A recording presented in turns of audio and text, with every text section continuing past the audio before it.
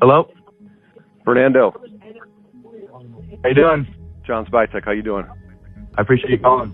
We're going to be thrilled to make you the first pick in the draft here and welcome you to the dark side.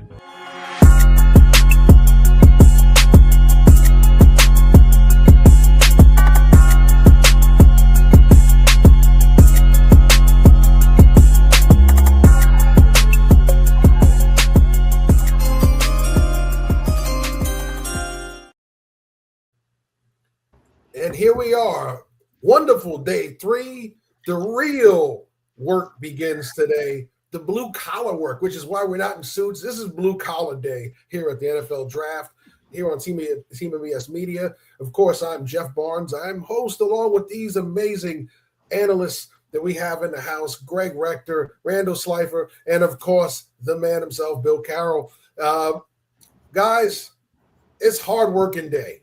Right? This is where the grunt work really is. This is where you grind out those guys that everybody hasn't been fawning over all year. Is this guy going to be pick one? Is it? Nah, these are the guys you find for your roster that really build it up in the base, whether it's in the depth, whether they're quality role players, whether they're special teamers, or they're development guys who you have a 2 or 3 year plan for. How excited are you guys for today?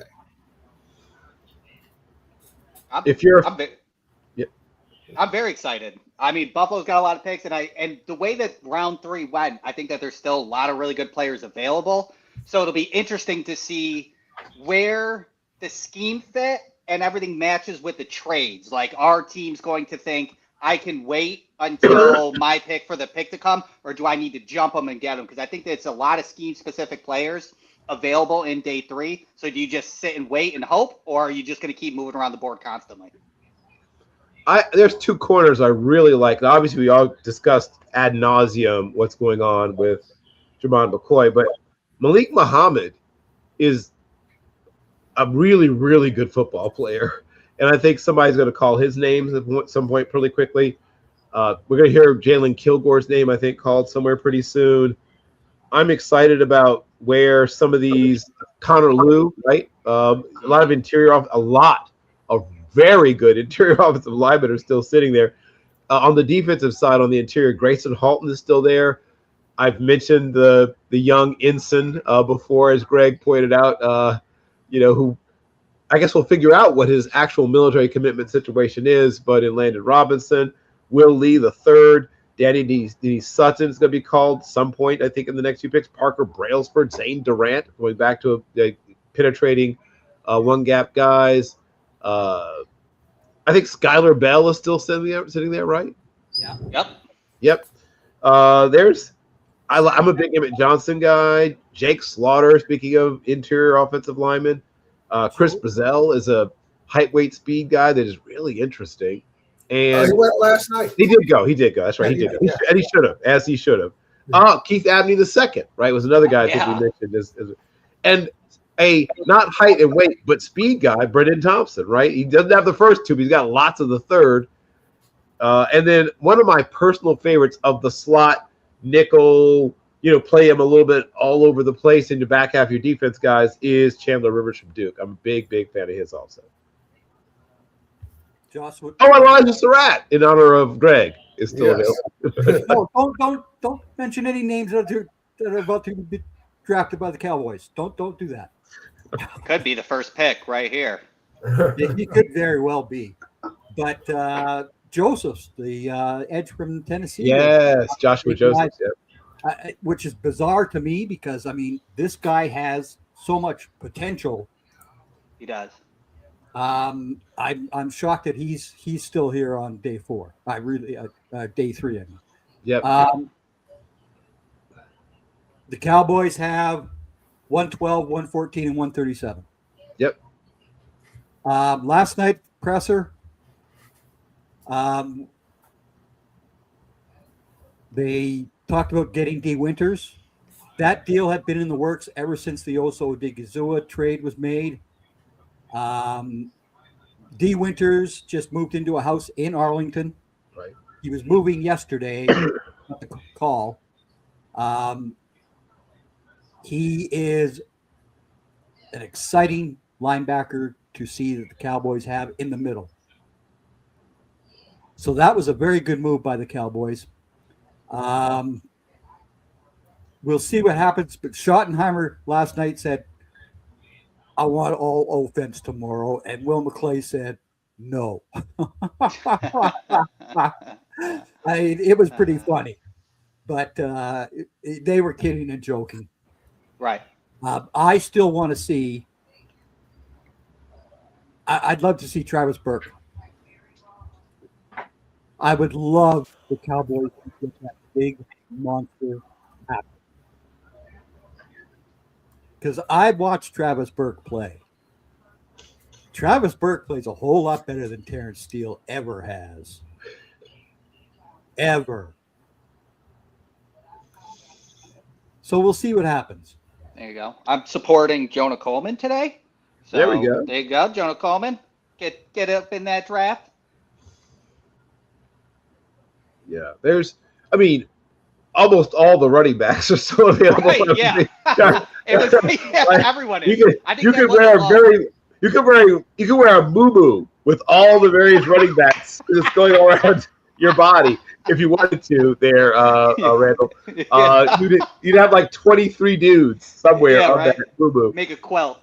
Yeah, you could, because there's if you're looking for like an explosive little third down back, there's a lot of those guys that fit that, like your Jamon Clayboards. If you want a bigger back, you've got Mike Washington Jr. There's a lot of.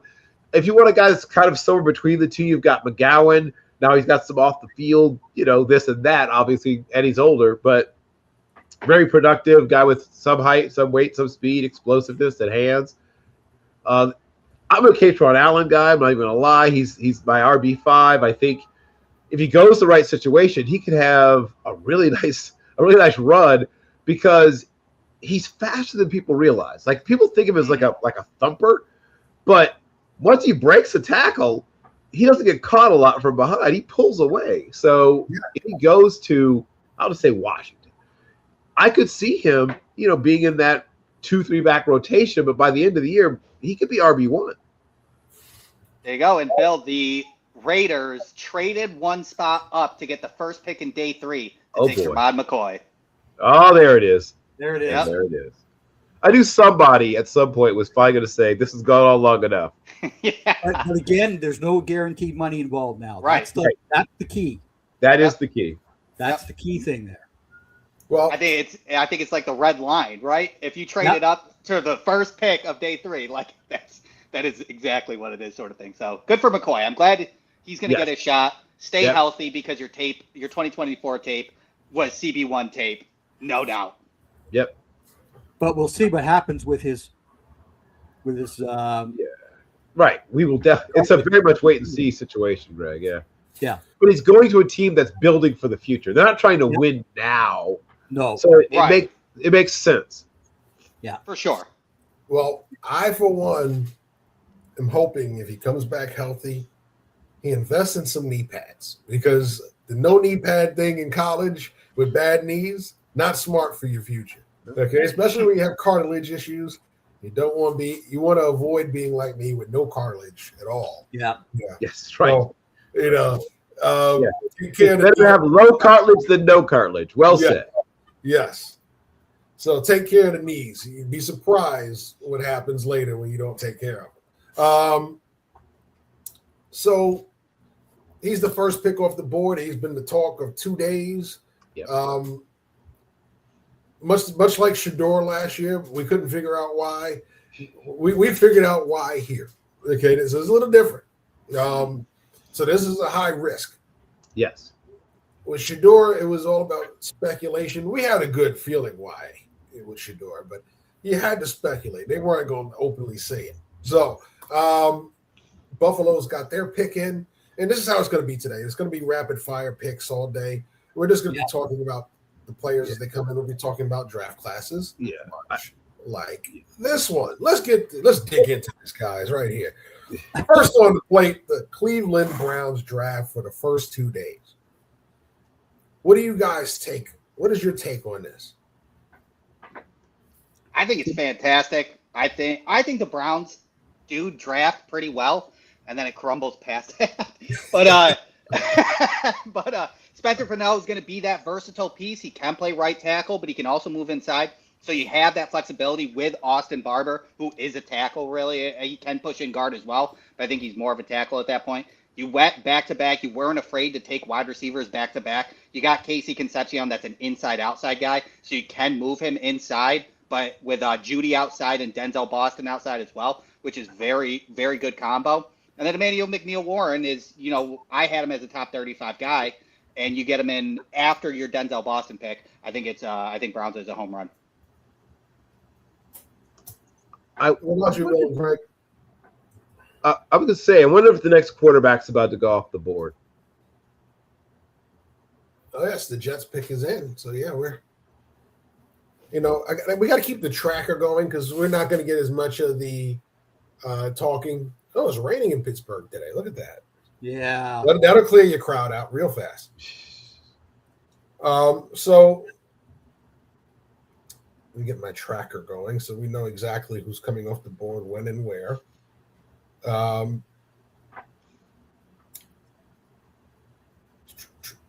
Jude Bowery, tackle, Boston College to the Bills. Yep. Powerful guy. Yeah.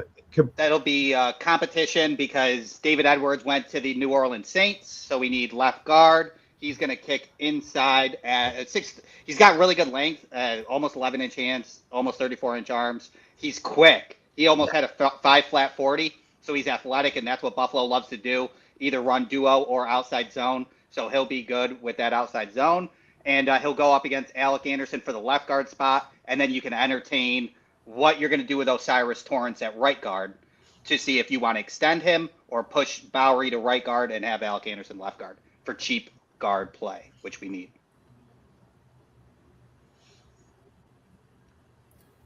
Very nice. So we dug into a lot of these guys last night.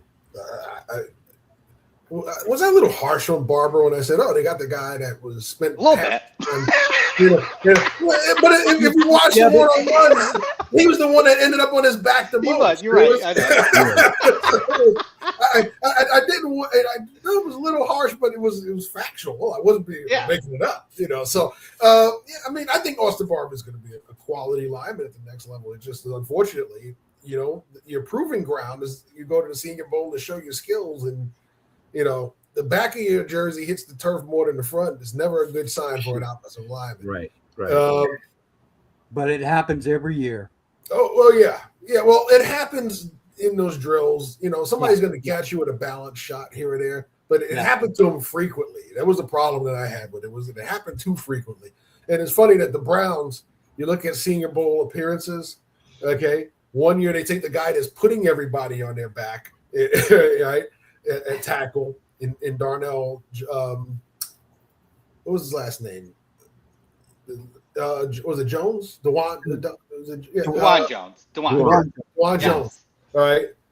Goes there the first day, abuses every defensive end in one-on-ones, and then shuts it down after that. Yeah. Right? And then you go to get the other guy who's the exact opposite. Gets abused a little bit, and then all of a sudden, here's your guy again. So, little opposite sides of the spectrum, but I think they see building blocks, which is what you want. Darrell Jackson Jr., Florida State, to the Jets. Yeah. And the Cardinals pick is in, so we'll dig into that a little bit. We talked about McNeil Warren last night. Fano, we talked about night one, and Concepcion. I see the heavy offensive influence. The difference is you knew what this offense was going to look like the last couple of years because Stefanski was the coach. It was his scheme, his style. What is Monken going to do this time with these two quarterbacks? I guess honestly, Baltimore was because of Lamar. Right? He didn't really build offenses like Baltimore outside of Baltimore. So it had Monken elements, don't get me wrong, but he geared that for Lamar. Mm-hmm. Right. What does he do with these two quarterbacks? And we talk about it.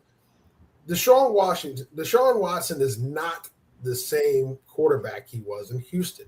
He's not going to be able to do all the stuff he did in Houston. part of that, the injuries, is because he kept trying to be what he was in Houston. As you age, your body changes, and he's starting. I think he's going to have to finally understand that I've got to master the pocket. I've got to master the line of scrimmage. I cannot hold the ball. I cannot scramble and try and buy too much time. My body doesn't allow for this for 16 games. And I've got to start trusting my eyes and making it easier on myself if I want to adapt and remain a starter. Or otherwise, you're going to have the young guy who can do all the other stuff take your job. So you'll be the highest paid backup in the league. So that's going to be something that has to be watched very, very, very closely, because plain and simple, that's going to be a quarterback battle. Yes, it's Watson's job right now, but come game time, Monken's going to want to win. And if he believes that the young guy in Shador is the guy that's the better option, but you're starting to see them adapting this offense a little bit with the offensive line help, the wide receiver help. I think it should be Shador. I mean, even the chance, even when you saw Deshaun Watson in the pocket, his second level throws weren't even that great. He looked like he just couldn't even see the field at all, and then his mechanics even looked worse than it was the Texans just because he hasn't played that long. So when it comes down to it, I think you throw Shador out there. You make sure that you get a good blocking tight end in this day 3 to make that 12 personnel for Monken, and then just let him sit in the pocket and go. Absolutely. All right, so we're going to get this off our screen. We're officially done with the Cleveland Browns class for now. All right, Caleb Proctor is the latest pick of the Arizona Cardinals, D tackle from Southeast Louisiana. Yes, FCS All-American. Yeah. Explosive, powerful kid. Productive. And I think it is not too big a leap for him. Like, I think the things that he did will translate. He has a good amount of talent. He's a guy who can move around also. You don't have to play him at just one position. You can play him a little bit up and down. He can play the 4-eye. He can play – you're not going to just line him – you want to have him shoot gaps. So, even like a 2-eye, 4-eye, and even out to like the 5, he can do all those things. Agreed. Good length. Yeah, 9 sacks, 4 QB hits, 39 pressures. First step is where it is. Like, if he's at a 4-eye, hit that first step, you can just penetrate through that interior real quick on guards. Big fan of Proctor. Chargers have made their pick, so we'll see who that is momentarily. And we'll start to pull up our next team as well.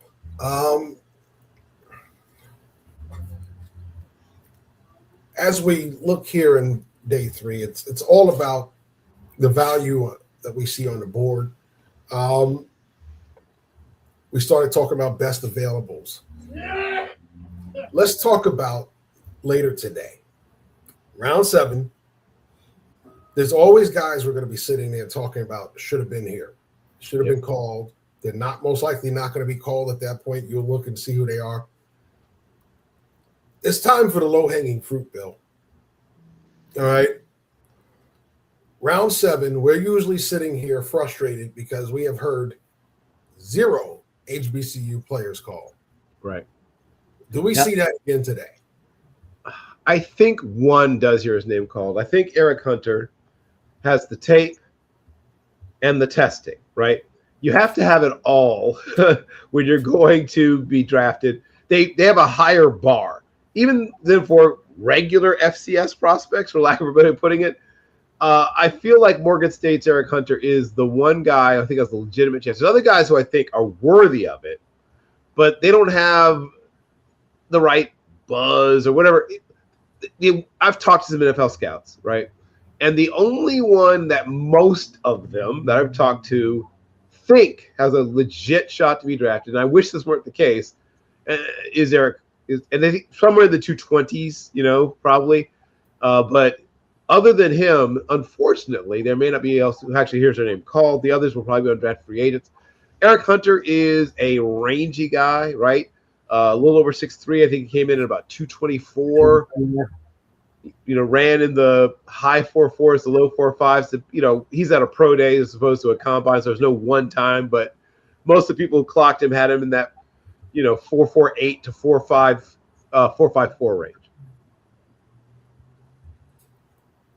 Yeah, that's always the frustrating part. We've sat here year after year. I've looked at a lot of HBCU prospects because I wasn't really working on the draft this year. I was working on another project that's coming to an end, and there are players that are good enough to be drafted. Yep. You see them break their necks to sign them afterwards, but they don't call them. And what they will call is we like to call in round 7 is my favorite term that I've coined, pile sprinkles, right? Yeah. Guys that you see the pile, and that's that last guy that jumps on top, somehow gets called in round 7, right? He's a pile sprinkle. He doesn't do any of the work. He's just on top, right? How does he get called in round 7? But the guy that had 70, 80 tackles, that had 6, 7 sacks, and has a lot of potential. He's still a raw prospect. The guy that had 50 touchdowns and 50 catches and 8 touchdowns, or 800, 900 yards rushing in a split backfield. How do these guys who show you the traits, who show you a lot of the things, but because you feel HBCUs or the smaller schools and lower competition level, you feel that they're not draftable, but you break your neck to sign them after the draft? Doesn't make any sense. Why fight over the guy when you can have him exclusively in round 7? It's low risk. Why do we fight over this? Give the dude the due. It's an honor to get your name called. We've even made the last pick a special title just because it's an honor to get your name called. We're going to see players that get signed afterwards. We're going to sit here on Twitter and we're going to scramble around waiting for their agents to announce where they landed and which camp they're either going to or which team signed them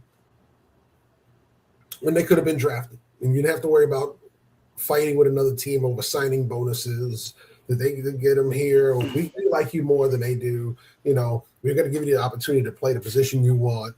All that stuff that you got to fight over, you don't have to do if you draft a kid in round 7. Well, Brennan Thompson was just taken by the Chargers. Yeah. There you go.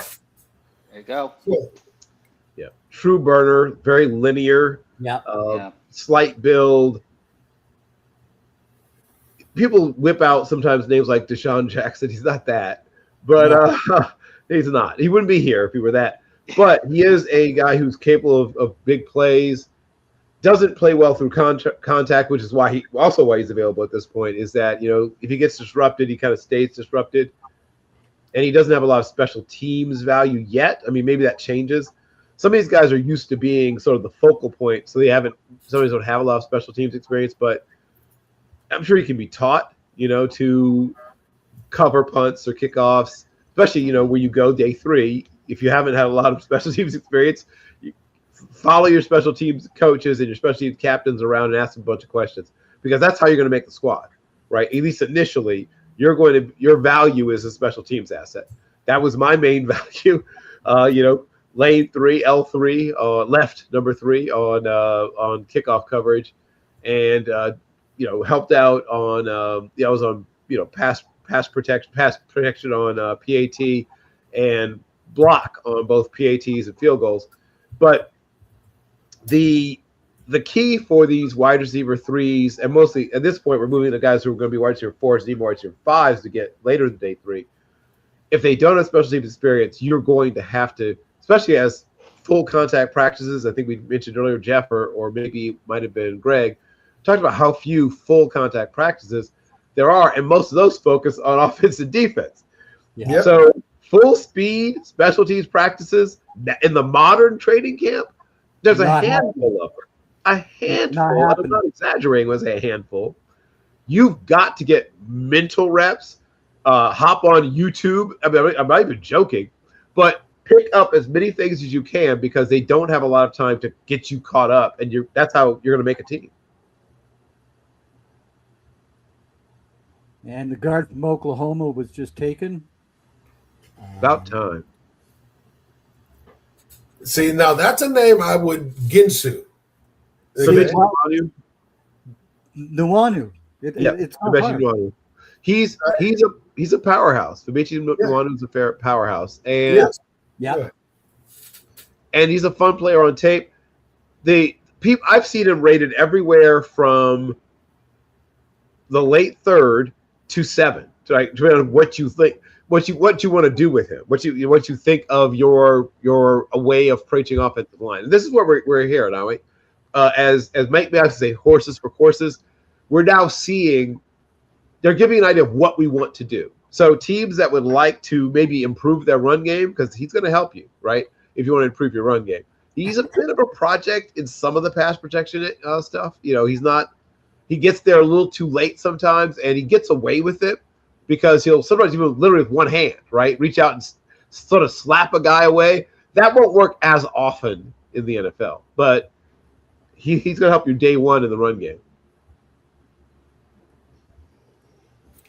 All right. So looking at the Niners pick is in. We got the Niners, Broncos, Chiefs, Bengals, Broncos I again. wonder if they are a landing spot for our friend Jalen Kilgore. Yes. So, Greg, we talked last night. We're coming up quickly on 112, 114. Right. Like I said, I think they stand pat there. And I think if they trade anything, it's 137. That the Cowboys will probably move back if they want those picks in those rounds that they left yesterday. We know that they still have plenty of holes to fill on that defense. And there's some depth issues they need to address on offense as well. So it'd be interesting. I think 137 might be the one that gets moved. Unless, like I said, they move back a couple of spots with one of those other two and stay in this round and add later picks. I don't think they want to totally trade out of this round unless it's at the back end of it. That's just my opinion. But haven't seen them work the board. It's very rare that they make huge jumps back. Yeah. Amongst my highest rated players still available, we just saw one of his teammates leave, and that was Grayson Halton, is another player that I have, rated in my top 100, and he's still available. Genesis Smith was in my top 100. Yeah. Yep. Jalen Kilgore, who I mentioned a moment ago, is someone I have in my top 100. Malik Muhammad is someone I have in my top 100 who's still very much available. It seems as though the NFL is a little worried about Kyle Lewis's size, because I thought he could have been top 100 potentially, but his weight is obviously in the question. But I think he is a dynamic, like a nickel option or a sub-package linebacker that creates turnovers.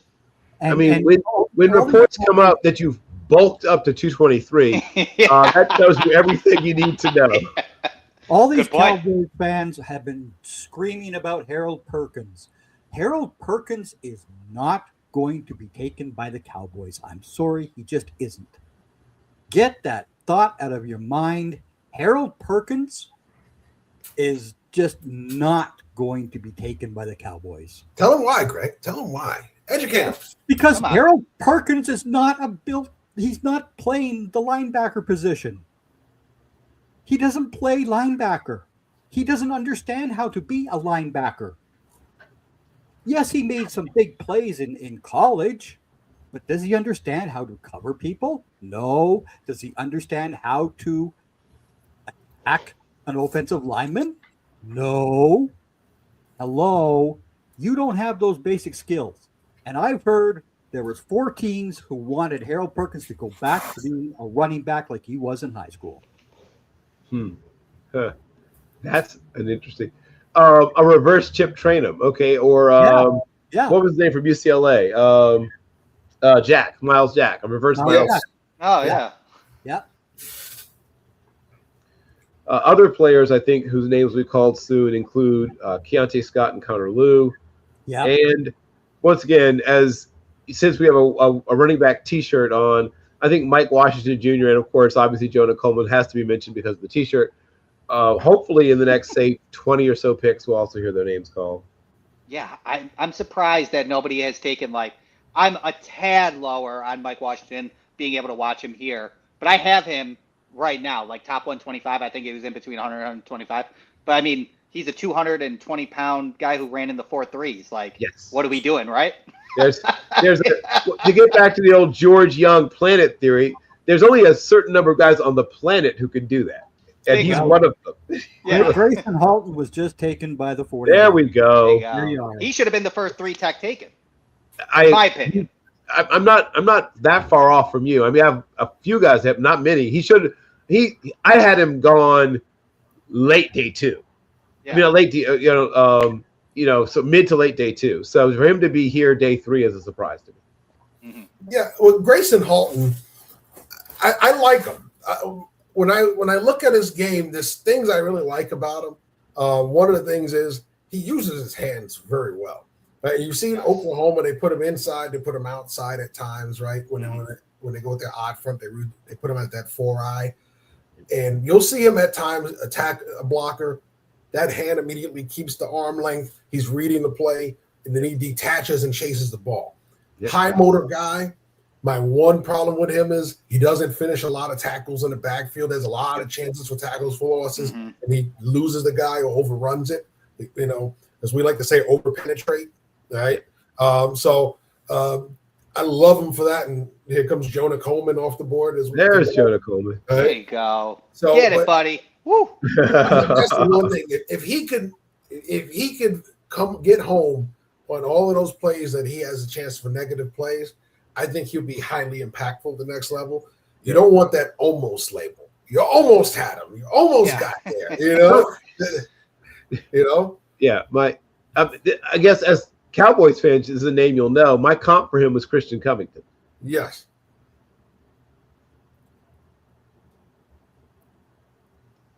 We try. Oh, I try. They do. I try. Still a lot of very good football players just staring you in the face. Yeah. Sure. That's why I had to calm all the Buffalo Bills fans down. Right, yes.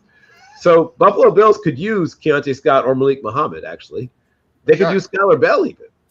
Yep. They could use Skylar Bell. We could use a nice nose tackle. We have 2 picks, 125 and 126. I'm not too concerned with how the board is falling.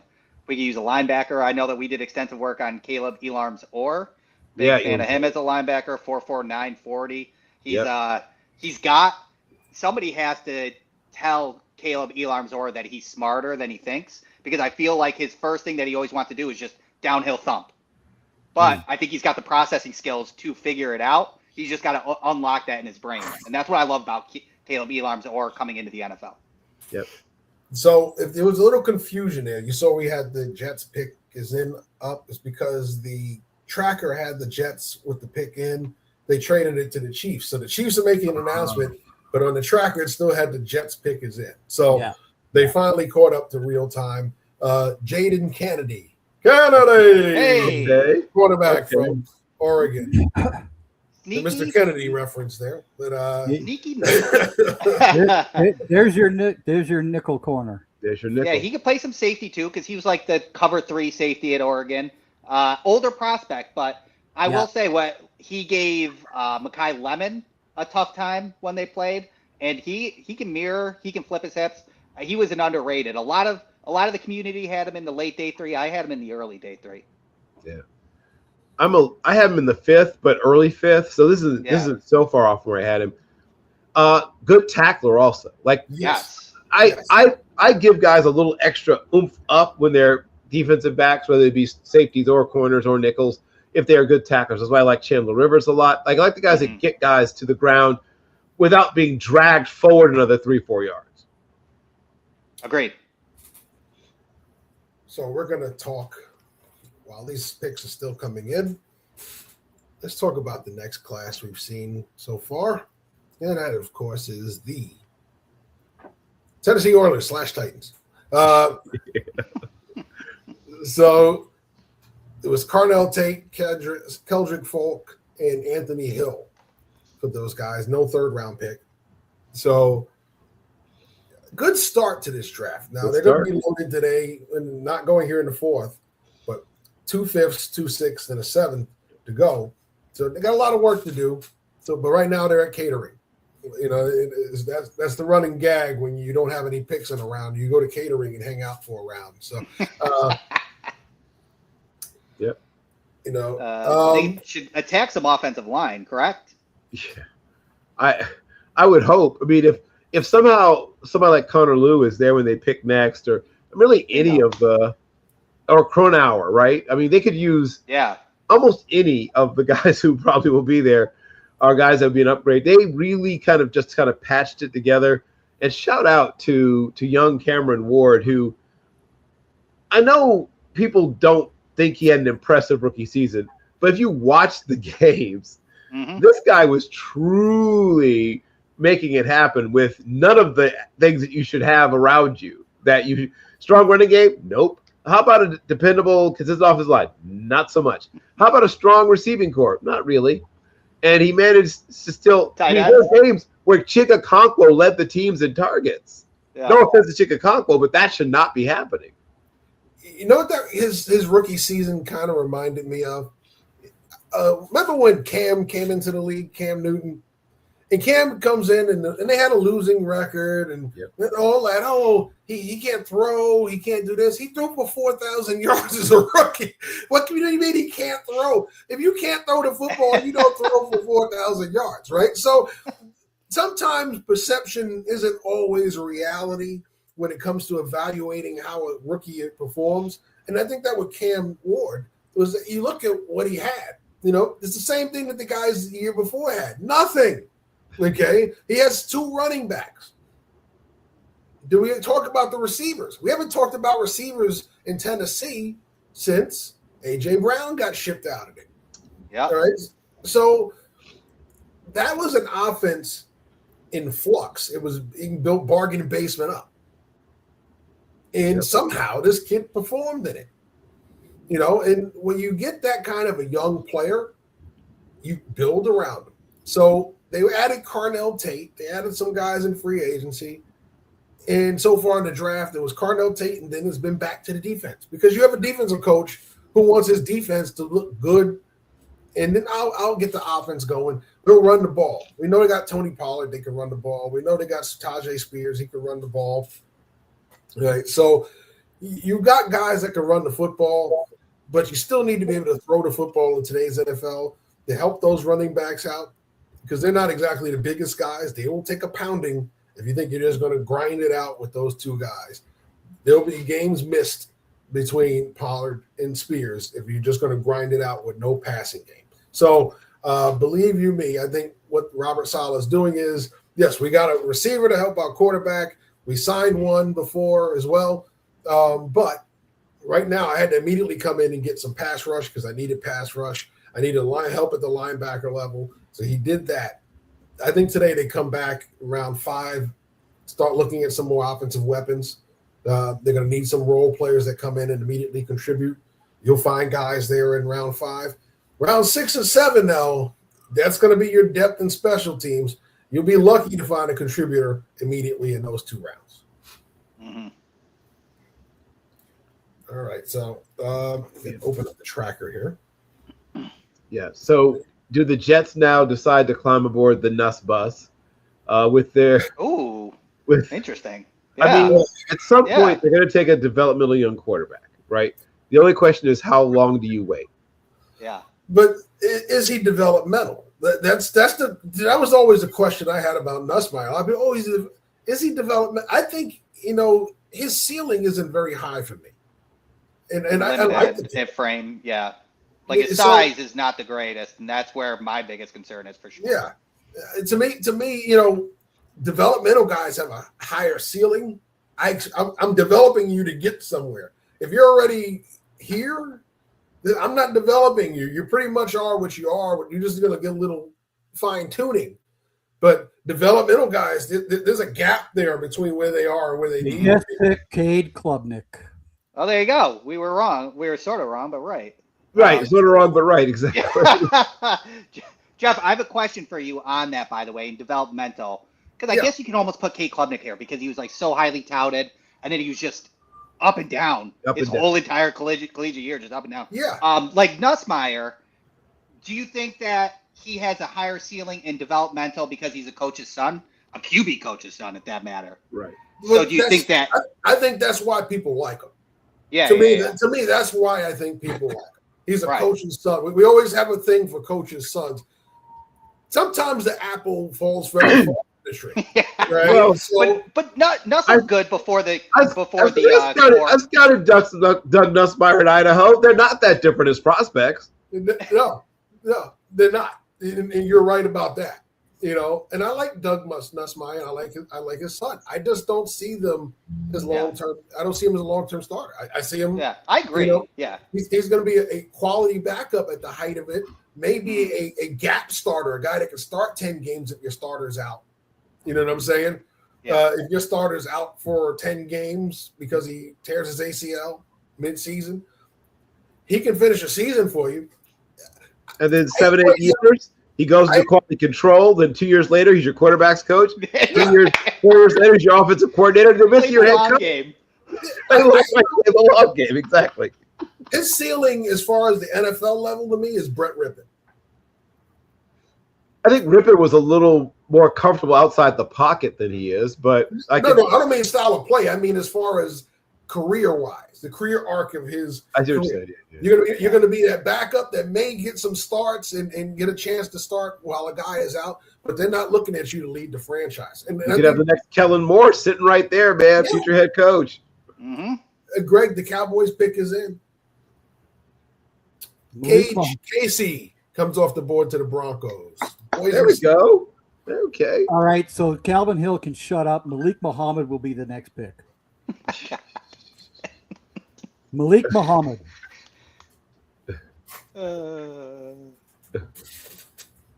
See, well, good. I like Malik, and I like Cage Casey too. I do like Cage Casey. I'm not as excited about Mr. Klubnik. I think that there's something there to work with. He played at a big time high school program, then went to a big time college program, was extremely highly touted, and never quite put it all together.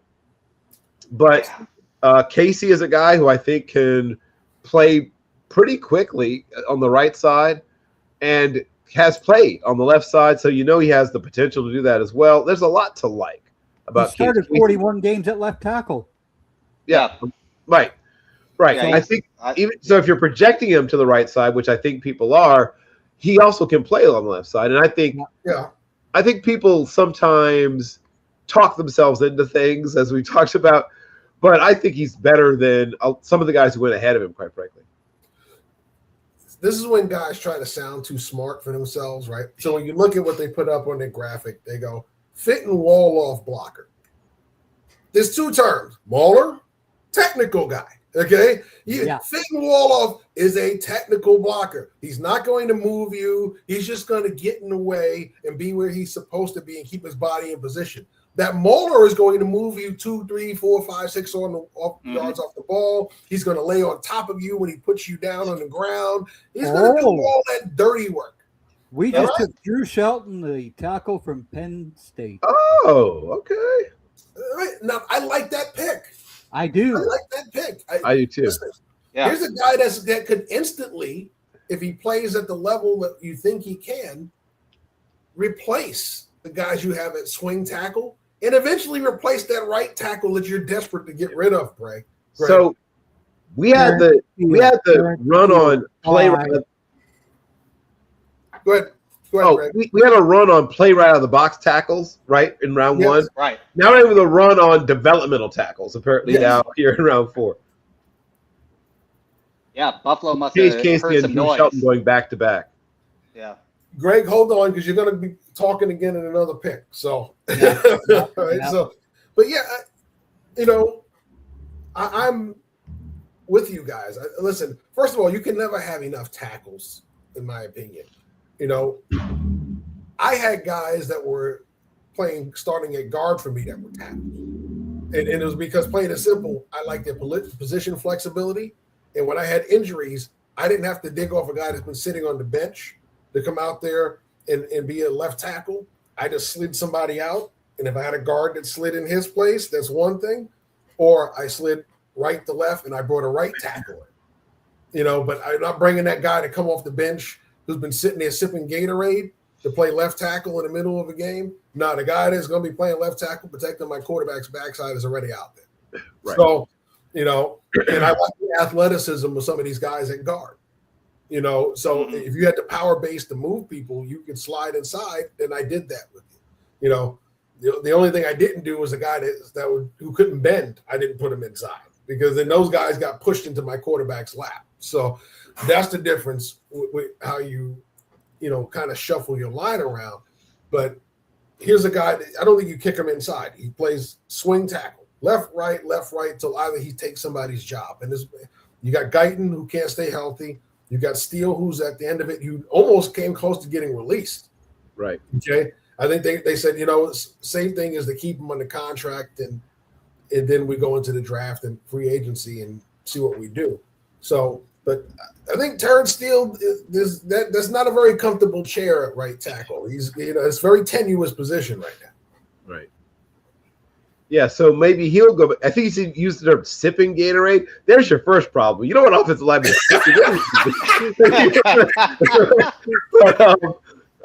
Yeah, that's an evaluation issue there.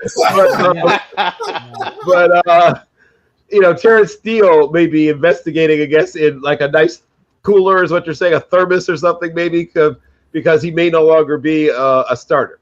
He may want to rent instead of own because he may not be in town for very long.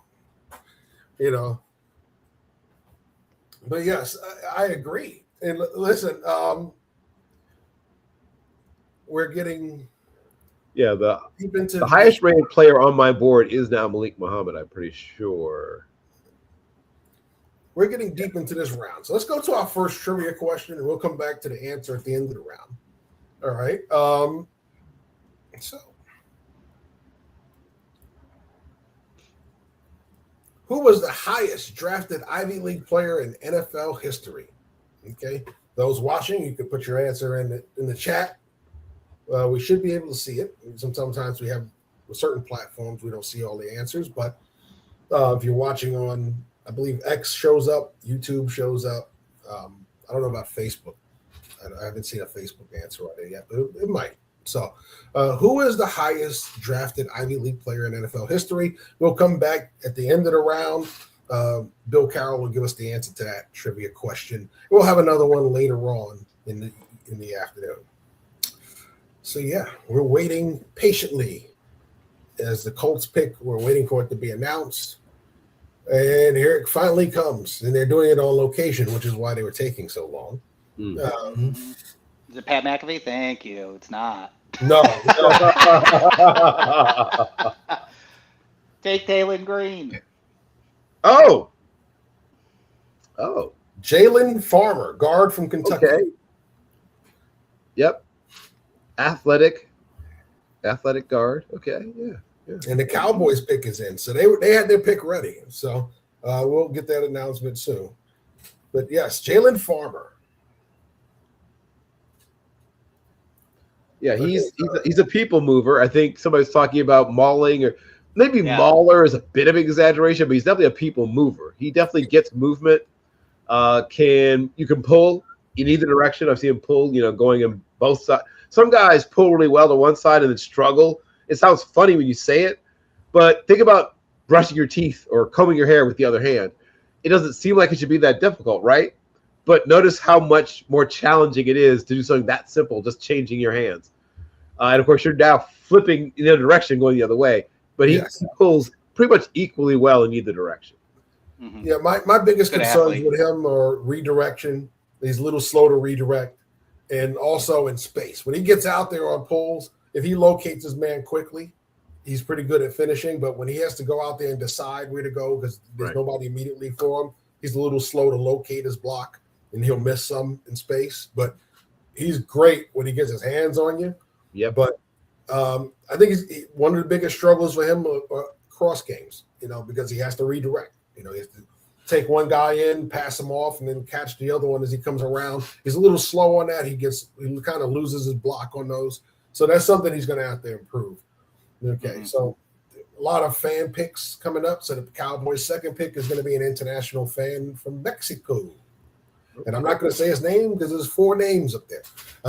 So Marco Antonio Tapatola Aguilar. There it is. Very, Nailed it. very simple. listen, man. Devin Moore from Florida is your pick. Oh, There you go. Top There you 75 tape, injuries, brought him back here. And you get him for no guaranteed money. But what you love Yes. about him is he is 6'3". You can't coach it, right? Nope. Yeah. Nope. Can't coach height. Yeah.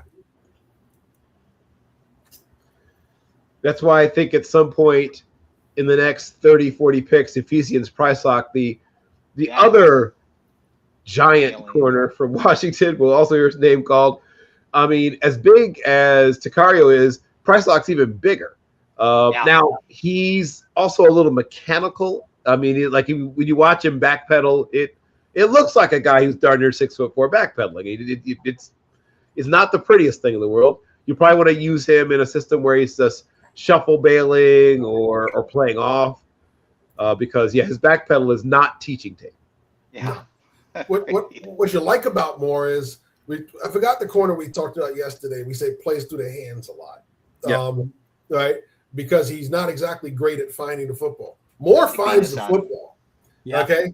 What you worry about Moore is when he's in trail, because he doesn't always catch up. No. So you're going to carry guys across the field. Oh, Greg, and 1 pick later, Elijah Sabat goes to the Ravens. Oh, well. Yeah, so he doesn't always catch up when he's in trail, and length may help him on the go routes, but it doesn't help you crossing the field. Right. So that's one of the things he's going to have to learn to make up for is to adjust and correct, recognize routes better, to not trail as much.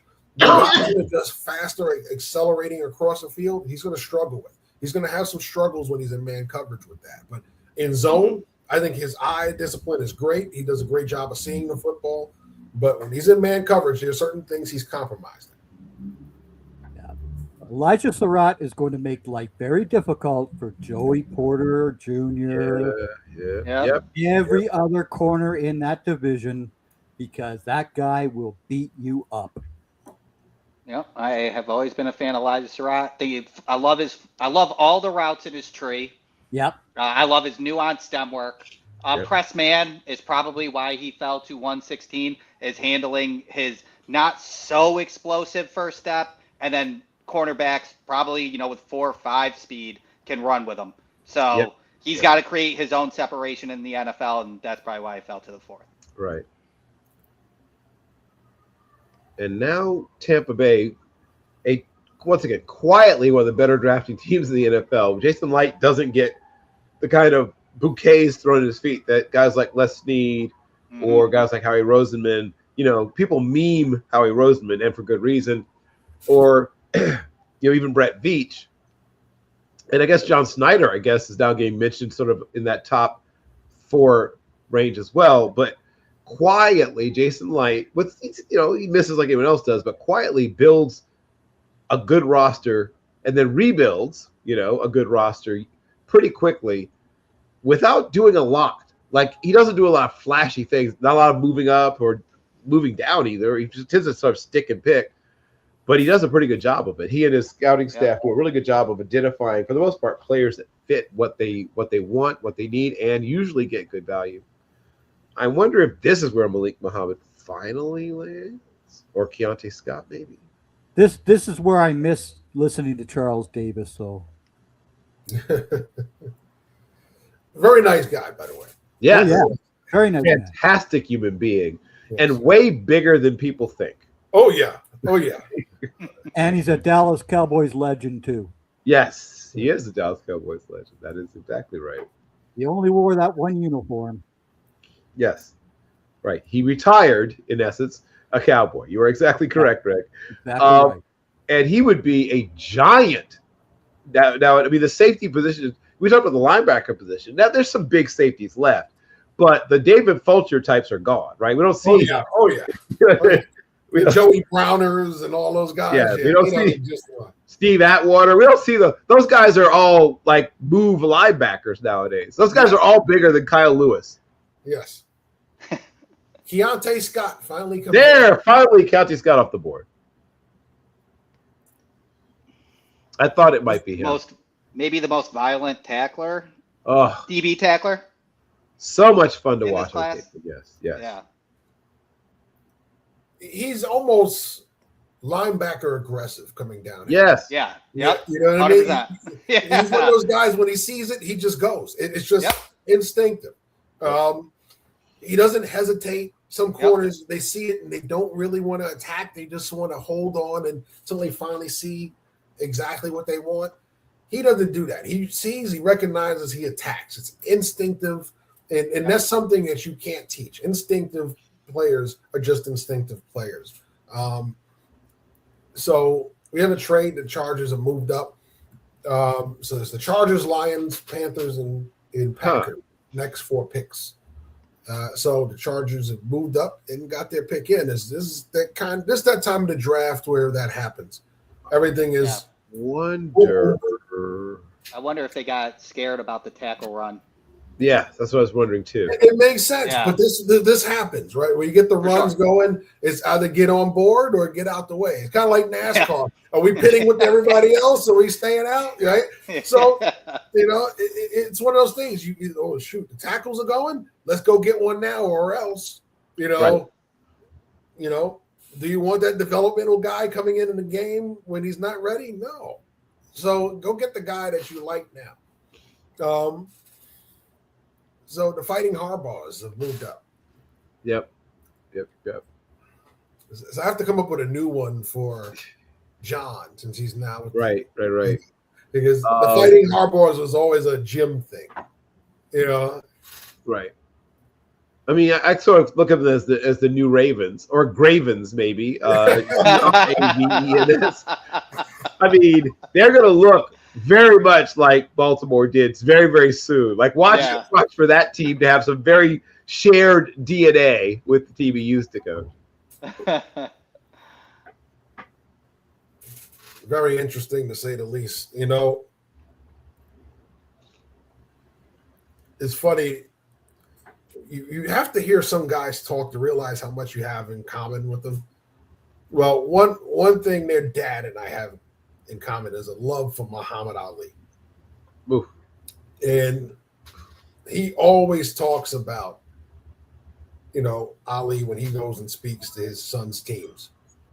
And he always talks about that Terrell fight. Already Terrell. And for those that are young enough not to have known anything about Ali, see, I was fortunate that cable was still new when I was coming up. So I got to see ABC's Wide World of Sports a lot. And I got to relive the old fights a lot, So I got to see a lot of Ali's fights through that medium, through that prism. And Terrell was one of those fights that I was amazed at because it showed you how great he was. Because it was a fight that, yes, he was better than Terrell. We all knew that. But he showed you that because he played with his food the whole time and told them about it. All because in the weigh-in, he called them by his government name, which he no longer went by. And and he told us, I want to beat you more than I've ever wanted to beat anybody in my life. And the whole time he's beating the guy in the ring, he's telling him, what's my name? Yeah, what's my name? What's my name? And I said, to be that good that you could beat somebody that bad toying with them. Not even at that point, the only serious part was that he wanted to make sure he remembered his name, so he beat it into him. Incredible. And then he apologized afterwards, which made it even worse. That he recognized, But John, their dad, what was it? Somebody J's. Is it? What was the dad's name? Is it John, Jim, Jack, right? Jack. Yeah. Jack. Thank you. Yeah, Jack Harbaugh's the dad. Yep. Yes. Yeah. So Jack would always tell a story when he would go to their practices when they had him speak, and it was just like, I worked with one of Muhammad Ali's daughters for a while, so it was like Jamia, Rashida, which one? Mia. Yeah. Okay. Yeah. And I didn't. We first started working together. I had no idea she was his daughter. She didn't let that out till later on. No. None of his children make a big deal about it. Yeah. Yeah. So, but yeah, it was we worked together in hospitality when I worked at the Intercontinental. So the Hotel Intercontinental, okay. Yeah, in Times Square. I opened that hotel in 2010.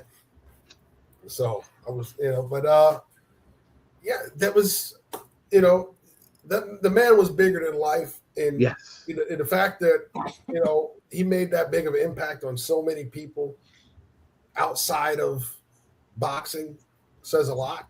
And, so seeing that their father shares the same idol, you can say, it was amazing to me. Jimmy Rolder comes off the board. Oh, Michigan. there he is. Good inside linebacker. Yep. Good athlete. 36 invert. Had a 7 flat 3 cone with a 4.26 short shuttle, which was great. Yep. Definitely just a thumper on that inside linebacker. That's his role. He has some pass rush to him with 2 sacks and 3 QB hits, but good. Buffalo was looking at him. I like Jimmy Rolder. Yeah. And then before that was Travis Burke, who is a large human. A monster. That's why I was saying Travis Burke. He is such a huge guy. Yes. Yeah. Played left tackle and right tackle too. And he played both tackles, exactly. Yep. Which Drew Shelton also has done, though. I mean, okay, so right. So yeah, we talked about that tackles, right? So now these are guys that aren't, immediately open the box and then stick them right in your starting lineup, but you do need a third and a fourth tackle, or at least a third tackle, and then a guy who can play tackle in an emergency. Yes. Some teams will only have 8 guys dressed. Some teams, a few very, very teams that are just playing dangerously, will just dress 7 guys, which I don't recommend.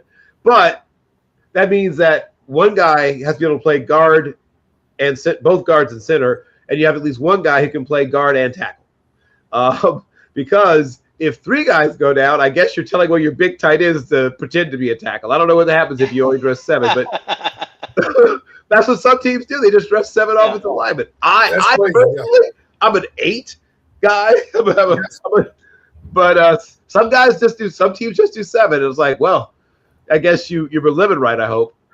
Well, not only that, some only keep 8 on the roster, which is very crazy. Also, not my flavor. I'm not a fan of that. No, you got to have at least 9, maybe 10. Yeah, I'm a 9 with at least one guy on defense who played a lot of offense, at least a couple years in college, maybe before he got switched over, so that at least he remembers, if in an emergency. Yeah. At least one of my D tackles played some guard until he was about 19, 20 years old. Somebody's got it, because you can't. I don't get. God bless them. Teams that just, dress 7 and only keep 8. Yeesh. Yeah, if I'm only dressing, if I only signed, 8 or even 9, I have to have at least 2 on my practice squad that I could elevate if there's an injury. Oh yeah. So yeah, there's something I don't think you ever go too light on the offensive line. Yeah, I don't recommend it. No, you can go light at receiver, because you can hide that with formation. Yep. You can go light at running back. You can hide that with carries and reps and formation. You can't go light on offensive line or even defensive line for that matter. Yeah, you get caught out there. It's Oof. Buffalo's good at offensive line, bad at defensive line. Last year we ended up having TJ Sanders out in the edge. It was not fun. Yeah, my first year as a DC, I had 8 defensive linemen. It was a nice rotation until the first game I lost 2. The second game I lost 2 more. And in the third game, 1 went down. So, so I played with I had going into that third game, I had 5. That's all I had. We couldn't sign anybody else at that point. So I had to deal with what I had to do. So guess what? I was using a lot of odd fronts in nickel situations in that game, because the front 4 were not effective pass rushes once I lost 3 of my guys, 2 of them for the season, mind you. Oof. So ACLs. Oh. Yeah. 4? No. Two start 2 ACLs in the first game. Yeah, because you had 2 down, then 2 down, went again. Okay, I was like, man, that is like lottery. One with a hand injury, so that took him out. And then the other one was at least just a hamstring. But Number 8 wasn't very good. He wasn't high quality at all. So he was just a body. And he wasn't even one that could hold up. He would get pushed into the secondary quite often. So, yeah, you better believe Dennis Sutton just went to the Green Bay Packers. Yeah. So now the run is switched to sort of project-type pass rush guys in both Wesley Williams and Danny D. Sutton. I would have swapped that. I would have taken Sutton over Williams. I like both players, but I think Sutton gives you a little more upside. But they're both powerful, bigger bodied. Long. That's what she said, not bigger, but long. Powerful and long with some developmental upside. Mm-hmm. Yeah. This is where a lot of people had Sutton in the top 80. I think this is where I would draft Dennis Sutton personally. Yeah. There's a reason he wasn't super productive. And it sort of goes back to, like, remember those guys the Ravens would draft every year, just based on looking like they should be good, right? They maybe haven't figured it out yet, right? Yeah. Right. There's a bucket of them, right? Dennis Sutton, Zane Durant is another guy that if you want to bet on his explosion profile and figure him out, that guy will get it done if he can figure it out, sort of thing. So yeah, agreed. Well, it's time to take our first break, guys. So what we're going to do is we're going to take our break. We'll be back more with our Day 3 reaction show right here on Team NBS Media. Hang tight, everybody. We'll be right back.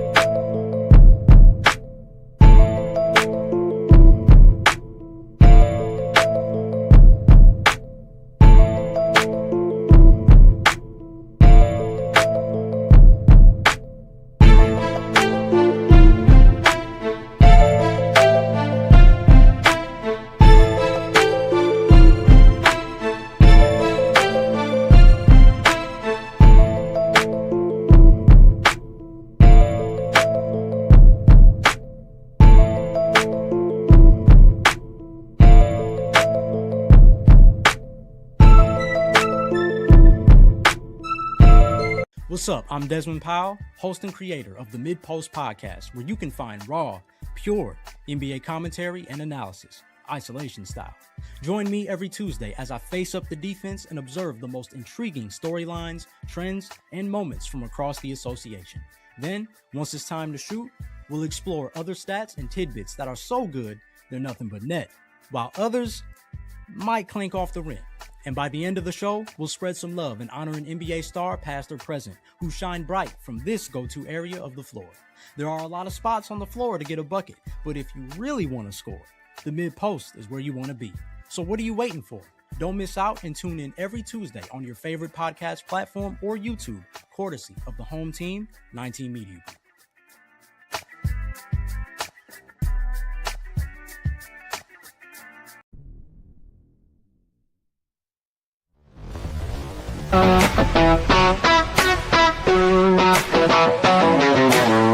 Mark and Joe will have order in their court. This is your final warning. Right, let's get this started. I'm your host. Welcome to the show. Emerging from the smoke, I am your host. Welcome to People's Court.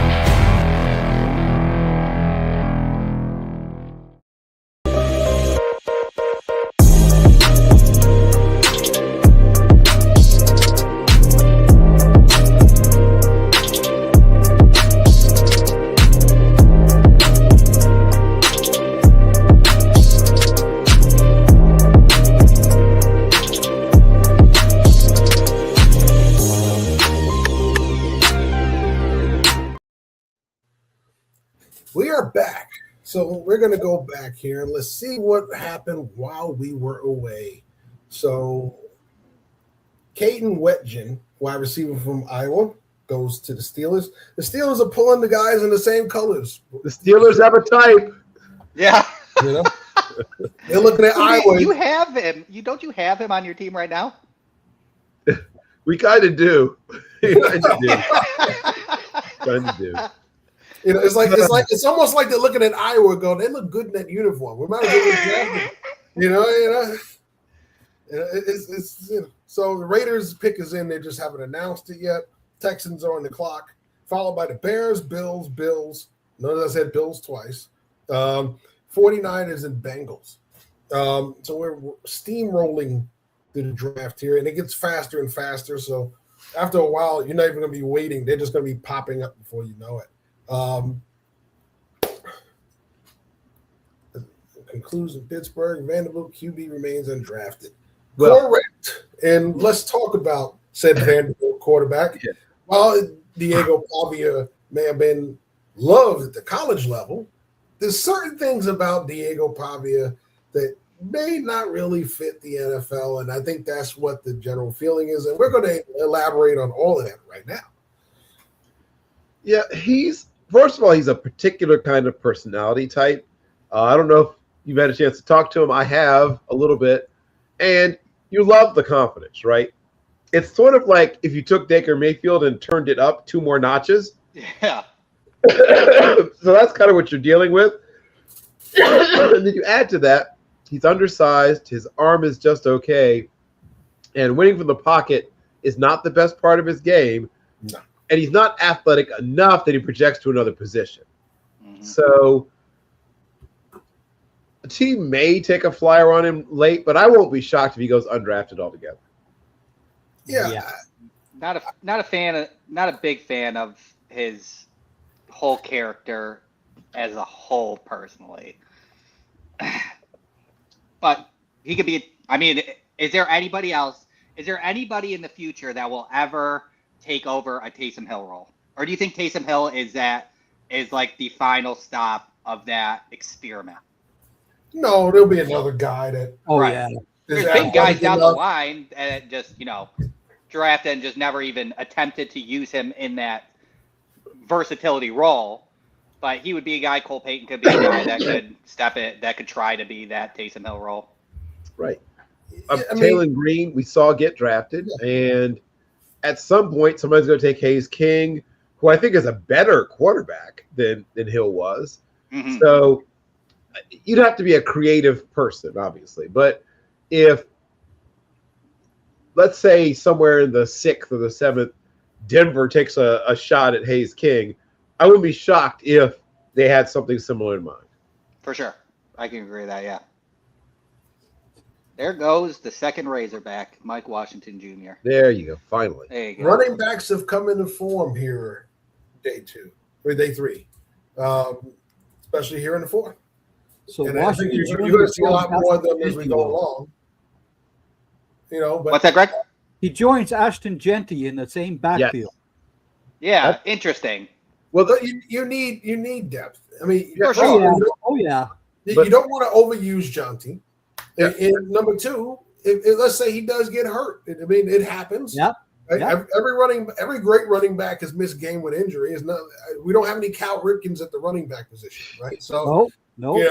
If you have small issues with Genty not being in the pass game, Mike Washington's a little bit better, but he's Correct. not fantastic at it overall. Yeah, right. He's got drop issues. His ball security is not the greatest. So I'd like Emmett Johnson here. I think would have been a great compliment to Ashton Jeanty, in my opinion. Yeah, agreed.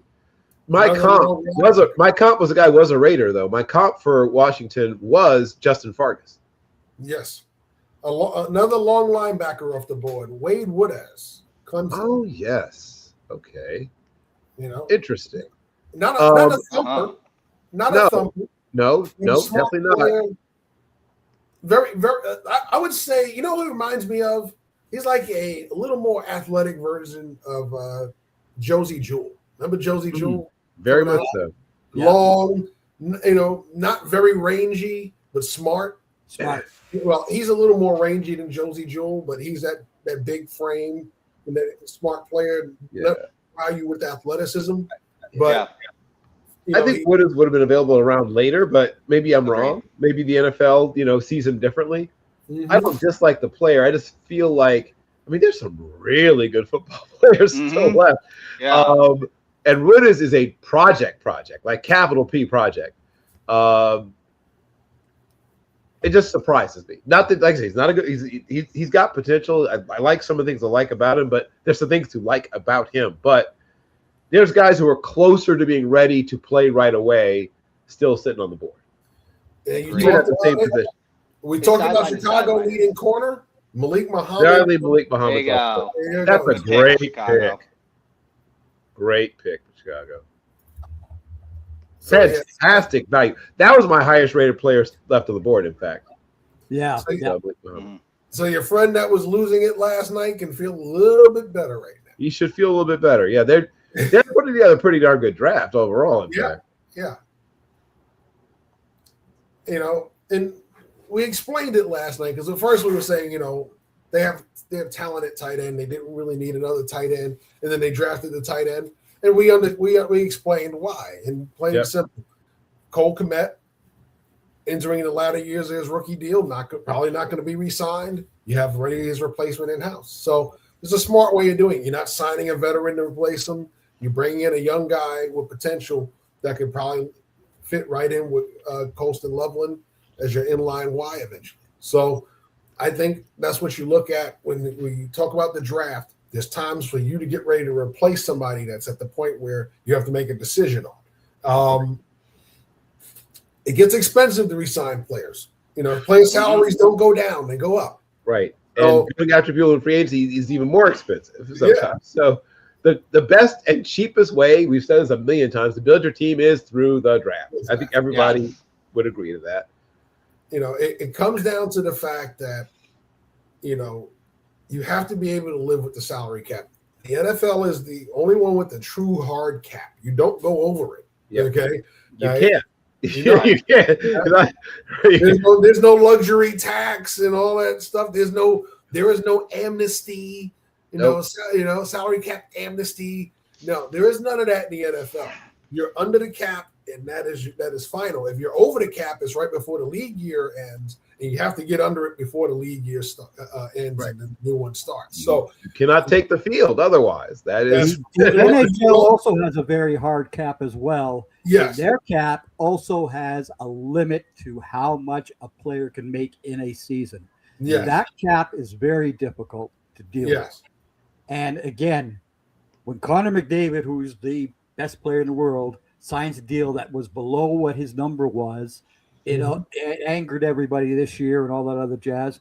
But he decided to stay in Edmonton, and that was that. Yep. But again, I would love to see that come into play for NFL quarterbacks. I really would. Boom, a hard number. That's all you're going to get. We're done. Don't discuss this BS. What settles that is what they did to the running back position, right? They said we're not paying any running backs. Right. And it reset the whole position. You could do that to quarterback. They won't do it. Owners won't do it. Right? Because they're not smart enough. But you can do it. It shows it can be done. You did it with that. You could do it with edge rushers. You could do it with wide receivers, because wide receiver salaries are really starting to get up there. Right? The trick is to come into the draft a bunch of guys and say, vets, we're not paying you that much money.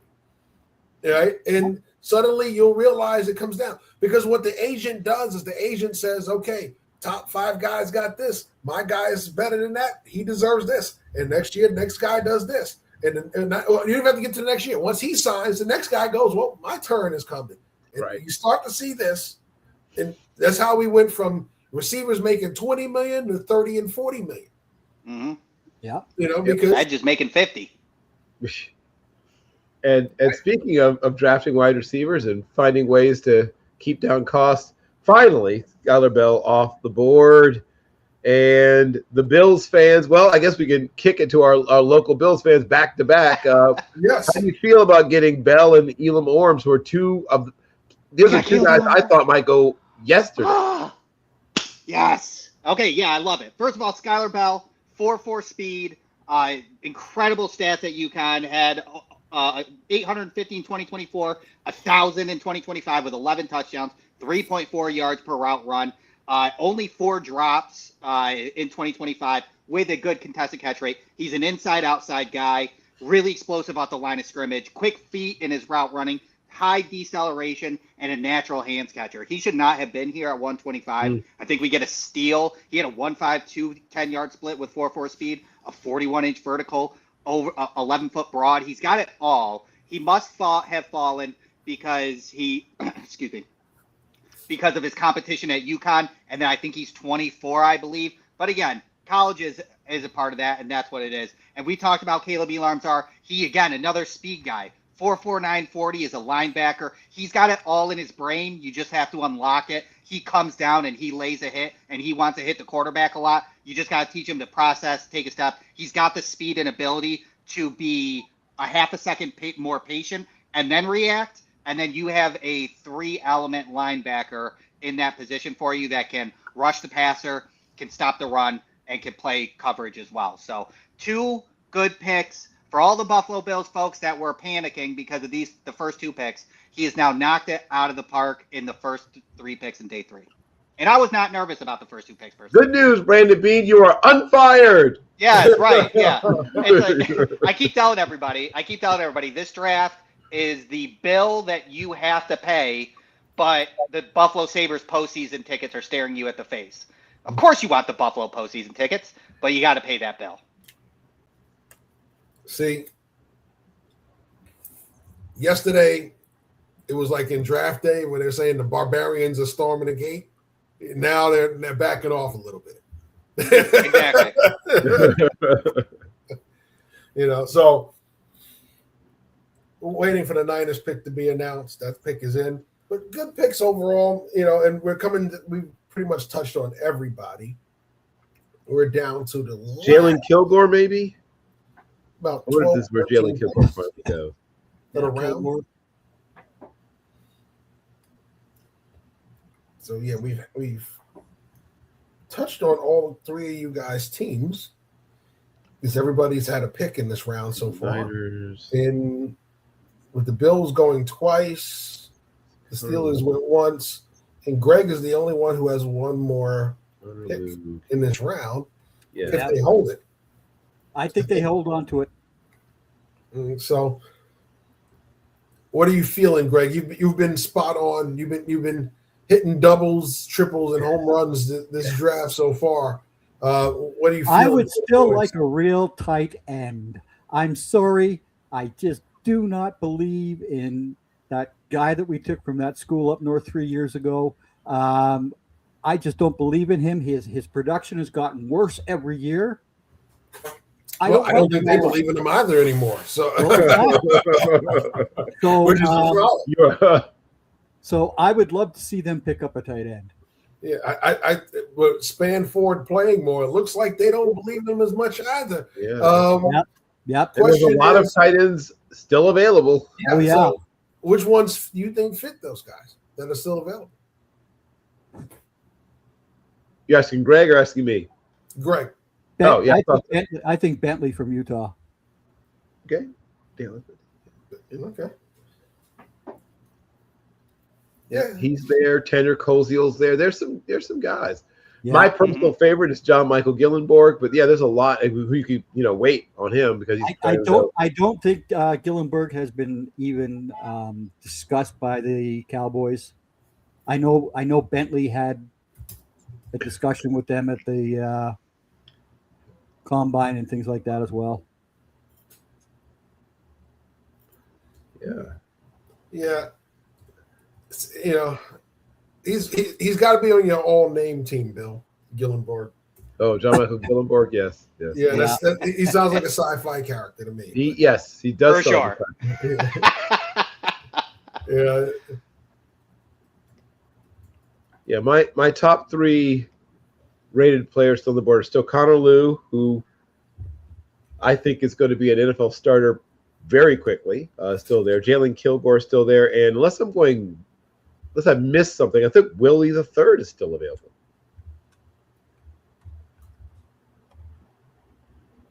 Those are all players I think will contribute pretty much right in the box. Parker Brailsford still sitting there.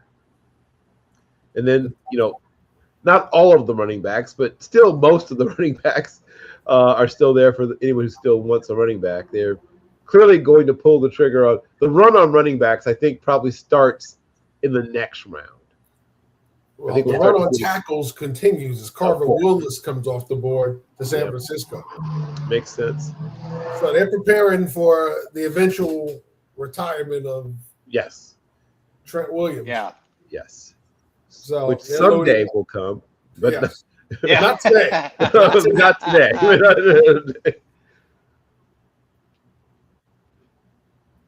Yeah. What an absolute. Who did the Eagles take a tackle? Oh. I'll tell you right now who the Eagles took. Okay, that could happen. Have they not taken offensive lineman yet? Oh, they did. They did, took right? Markel Bell. That's right. Yeah, Markel Bell. Right. So could they take Sam Hecht here, maybe? Yeah. Maybe. I mean, they need younger depth inside. They do. Yeah. They do.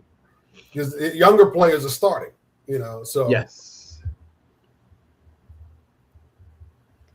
As I mentioned, Connor Lew is still sitting there. In fact, Hecht and Lew are guys that I would have taken a round earlier than this, quite frankly. Oh, easily. Mm-hmm. Well, one more draft class let's talk about right here. The New York Football Giants. Yes. The New Jersey Midgets. I got it. There you go. Yeah. So Arvell Reese, Maui Goa, Colton Hood came on the board for them yesterday, and along with Malachi Fields. All add value to positions of need for this team. They needed an upgrade at linebacker. They definitely needed one more tackle that's going to upgrade the position. They've had a lack of success with the tackles they've been drafting. Colton Hood is an upgrade from the corners they had. Malachi Fields, like we said, big body receiver, guy that you run play action. He's going to get open for you and create space. That's what he's best at. Not so much as far as burning you deep. I think they still have Slayton for that. Then, of course, Neighbors. So this allows I think Malachi Fields allows Neighbors to move around the formation. And I think that's why they I agree. Yeah.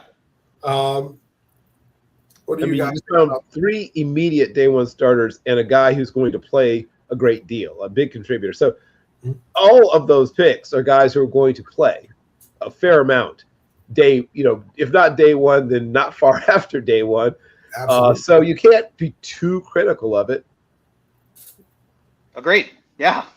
I can be. Go for it, Greg. Of course you can. Arvell Reese is a linebacker only. Yes. Do not put him on the damn edge. Do not put him on the edge. Well, the Giants wouldn't, right? Right. They had their edge guy. I don't know about that, Seth. And the reason why I say that is, who's the coach? Yeah.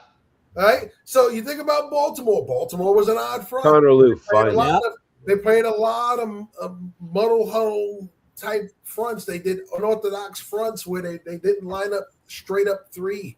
They gave you 4 looks. They gave you bear looks. They gave you every kind of look they did. So he's going to line up all over the front. Arvell Reese is not just going to be an off-ball linebacker there. Right. I just don't see that with how Harbaugh's defenses have been traditionally. He's a guy that's going to move. You know, he reminds me of Adelius Thomas. Adelius Thomas was that guy that came in. They moved him all over the place, used him everywhere. You know, unfortunately, Bill Belichick thought he could do the same with him. It didn't work. Right. But when he was in Baltimore, he was a force. He was. You know, he has that kind of body type. I think that's okay. I think using him in versatile pieces all around the place is why you draft Arvell Reese, personally. Right. You stick him just an off-ball linebacker, and he's just an off-ball linebacker with a lot of strength and speed, and can figure that out. If you use him in all versatile aspects, that's where you get the best out of Arvell Reese. Right. And they like the blitz. So he's not going to be a straight edge rusher. He's going to be blitzing and dropping and doing different things. So you're going to be playing to his strength, in my opinion. If what Greg was talking about, you make him a straight 3-4 outside linebacker where he's dropping and coming, and for the most part, you know what he is, you know where he's going to be, and he's going to have his struggles there because he's not really great at setting the edge when he is an edge rusher. He doesn't have the most built-up repertoire of pass rush moves, so if he doesn't win initially, he doesn't win at all. So there are things about him as a pass rusher that you say, he's not built for that. But if you're going to put him in those complex fronts, moving him around, he's inside over the A-gap 1 minute, he's outside on the next minute, he's stacked and looping around on blitzes. That's stuff that's going to be great for him. It'll allow him to play free. Yeah, 100%. Yeah. All right, so got to consult the tracker. Let's see what we finally Connor Lew off the board. Yeah, and Willie. So some of my top-rated players who are left on the board are coming off. I think Connor Lew was a top 5 player at his position in this draft, top 4, top 5 center. I think he's going to push for a starting job very quickly. Will Lee III is another one of those physical corners, can play bump and run. Doesn't always recovery speed can be an issue, doesn't always get into the right position sometimes, but if you keep it simple for him, I think he's good. And then Trey Moore is an interesting pick. I didn't have him coming off this early. I guess I'll have to ask somebody who's a bigger Trey Moore fan than I am what it was that pushed him, in my mind, pushed him up to this point. I had him as a guy who I thought might go around, maybe a round and a half later, but those are all players. Those are all I love 2 of those players, and I don't know, questioning a little bit the third, who I don't think he's a bad player, but he feels like another very developmental project. And while this is day 3, I know a lot of these guys are guys you're going to bring along more slowly. There are guys who I thought were close to being put together at that same position. So that's the only. So I'm gonna say head scratcher. It's probably too strong a way to put it, but there are guys I would have taken prior to him. I'll put it that way. If I were looking for someone to contribute as a pass rusher or even as a stand-up, as you said, like there are guys who just went off the board. I think, Jashawn Barham is still available.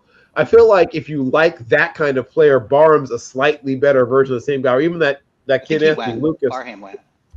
Oh, he did? Okay. Yeah. That explains it then. That makes more sense. Anthony Lucas then. Anthony Lucas is another guy who's sort of in the same mold, but I think has slightly higher ceiling. But yeah, the first 2 of those picks I'm a huge fan of both Lou and Will Lee III. Yeah, and Will Lee's going where he's supposed to. We talked about certain deficiencies in his game. This is where those guys come into play. Talented guys, but they're missing this. He's great, but he's a little undersized. Right. That's where these guys are starting to come off the board now. If these guys are coming off the board 6 or 7, you're wondering why. Because is the class really that deep that this guy's all the way back at 6 or 7? Or is there something wrong that we don't know about? Here, I can see why. Genesis Smith off the board to the Chargers. Here we go. There you go. Best range in the class, in my opinion, as a free safety. He can go sideline to sideline, cover 2 aspects. Only issue, 24. I always when I scout, and I always write down their missed tackle rate, because I don't think that that's a real thing that people are watching every snap. So you got to see if that's correct or not. Unfortunately for Genesis Smith, it is. He tackles at the shoulders, and people fly right by him. So last line of defense in the air, but don't let it be last line of defense on the ground. Yeah. I wonder if, I mean, he is a long guy. I wonder if that's a part of that, a byproduct of that, or is he a little stiff? Because I'd like to see him break down. He doesn't seem to do it very often as a tackler. He's stiff. Yeah. But he's got the other stuff. Yeah. Yeah, his range was so good. I still had him like right at 98 or 99. Yeah. So now the best player left on my board, now that they've started getting some of these guys off, is probably Parker Brailsford, maybe, or Zane Durant. Yes. So I have a couple guys who I still have third-round grades on. Keith Abney II, Chandler Rivers.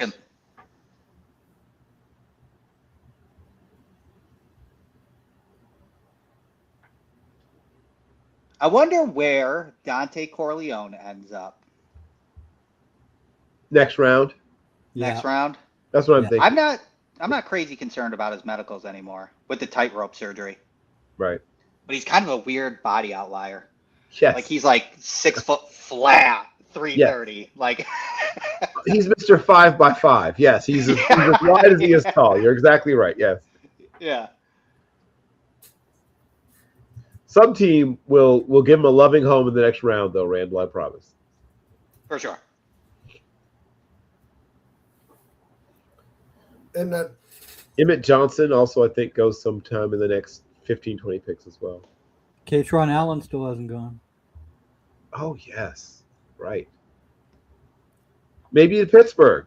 It looks like they're picking guys from Penn State and Iowa a lot this year. So he might be the next Penn State guy.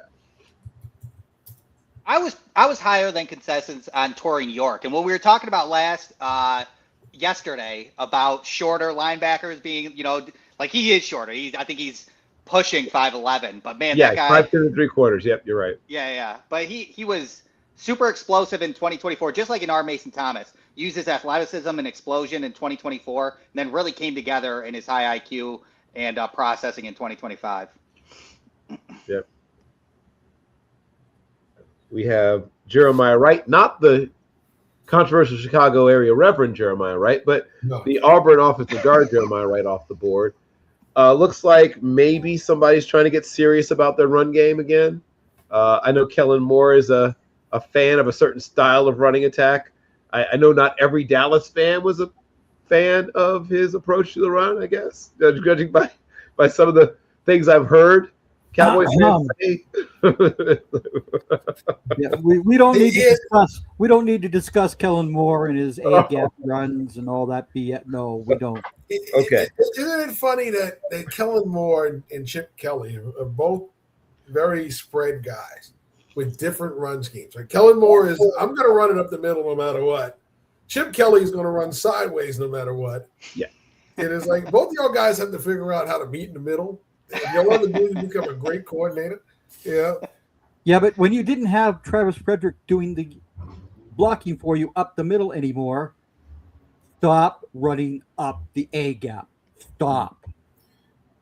But no, he just kept putting Ezekiel Elliott up the middle. It was just. Oh boy, the Ravens. Oh boy, the Ravens. Let's see the next. God, this could be Evan Johnson. Oh, okay. I was going to say the Ravens get Sam Hecht. Oh, because. Try to think of what great player will fall to the Ravens' lap this time. Matthew Hibner, SMU. Oh, tight end. Yeah, I can live with that. You lose likely, you got to replace him. Right. Mm-hmm. True.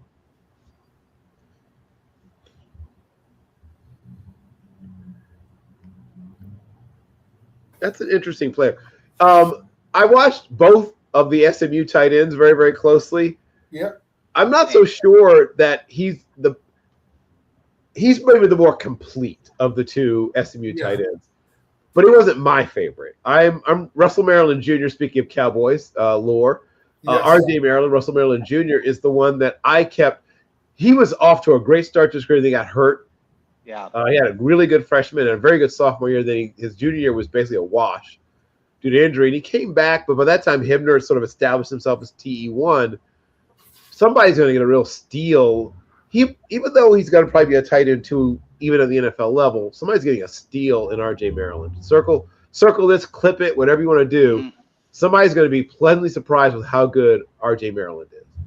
What I like about Hibner is he's going to be, and everybody's going to say, well, he's big enough to be an inline. His style of play is not an inline. Yeah. He's a move type, but he's a bigger move type. And there's nothing wrong with having a bigger move type. You know, inlines have to be great blockers because they're there to be your third tackle at the end of the line. However, they also have to be able to catch the football. But he's going to be a guy that you're going to move around. He's the ability to get vertical. His ability to lead block, right? Inlines are great at moving around in the lead blocks. They're going to be your kick out man on split zone. They're going to be your lead block when you're going ISO with the motion, right? With an arrow motion, right? They're going to be doing so many different things with him. He's your counter man on counter tray that comes along with the tackles, right? And helps on those kickouts there. So he's great for that. And then you can run the play action of it where he waggles out into the flat or he gets out into the 10-yard out. Right. Yep. So he does so many things he's going to be able to do for you blocking wise. They're going to help him as a pass receiver. The Falcons, they haven't announced their pick, but we see that war room. It's funny seeing some of these guys in the war room that I only see at like college bowl games and on the road at certain other events. So it's really interesting. Or at pro days. That's the other time I see some of these guys. Otherwise, you never see them during the season. It's the same area scouts. But Jalen Kilgore is my highest rated player on the board. I wonder if they are considering him. With the prevalence of big nickel, sort of becoming a thing almost every team does, and some teams do a lot. Jalen Kilgore is perfect for that big nickel role. Yeah, with the 12 and 13 and 11 personnels, you have to bring a faster body down for matchups. Right. So it makes sense. Here we go. Kendall Daniels, linebacker. Oh, Kendall Daniels. I did not expect him to go this early, but I mean, he is a versatile piece. He's that 242, as we talked about, nickel, that could also play, who played a lot of safety as well at Oklahoma. And he is great tackler. He's a great pass rusher. You put him in that nickel spot. He's a ball of clay because he didn't really have much of a position at Oklahoma, let alone what it'll be in the NFL. But he's going to be a great special teamer to start, and then you kind of work him into where does he fit. But I see him as a nickel, the way he operates. I mean, he pretty much operates like a linebacker, so you're just putting out, but he's able to cover with that safety quality. There you go. So Colts pick is in. They haven't announced it yet. Saints on the clock, and then it's back to your Cowboys, Greg. Yep.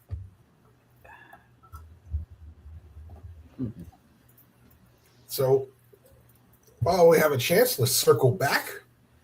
So the early trivia question was, yes, who is the highest Ivy League player in history that was drafted? And drum roll, please. And Mr. Carroll, educate us with the answer. Yeah, the answer is Concrete Charlie himself, right? War veteran, World War II veteran, and one of the last great two-way players, Charles Bednarik. That was too easy. I did not have the answer, Greg. Oh, because of course you're not old enough to understand who Bednarik was.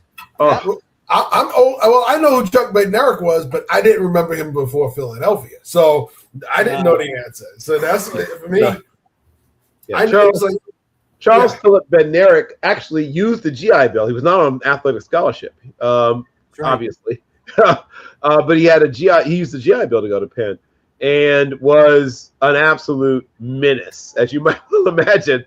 And then scouting was much more rudimentary in those days. Yeah. So you didn't have all the tools and everything you had in those days, but literally, the staff went up to a Penn game and said, oh, well, they had the first pick overall. They'd seen him be the best center they'd seen all year. They saw him play linebacker and saw him be the best. He played on the D-line as well in college, but yes, they said this is the best offensive player we've seen and the best defensive player we've seen in a while, and it was an easy pick for them. And so, yeah, he went on to have an extraordinary career, and for the first decade of his career played both ways. In the latter end of his career, he sort of got away from playing center as much, but he could have – he's one of those guys who play in any era. Now, he would be bigger now, right, because guys eat differently. It's, don't smoke cigarettes and don't have off-season jobs.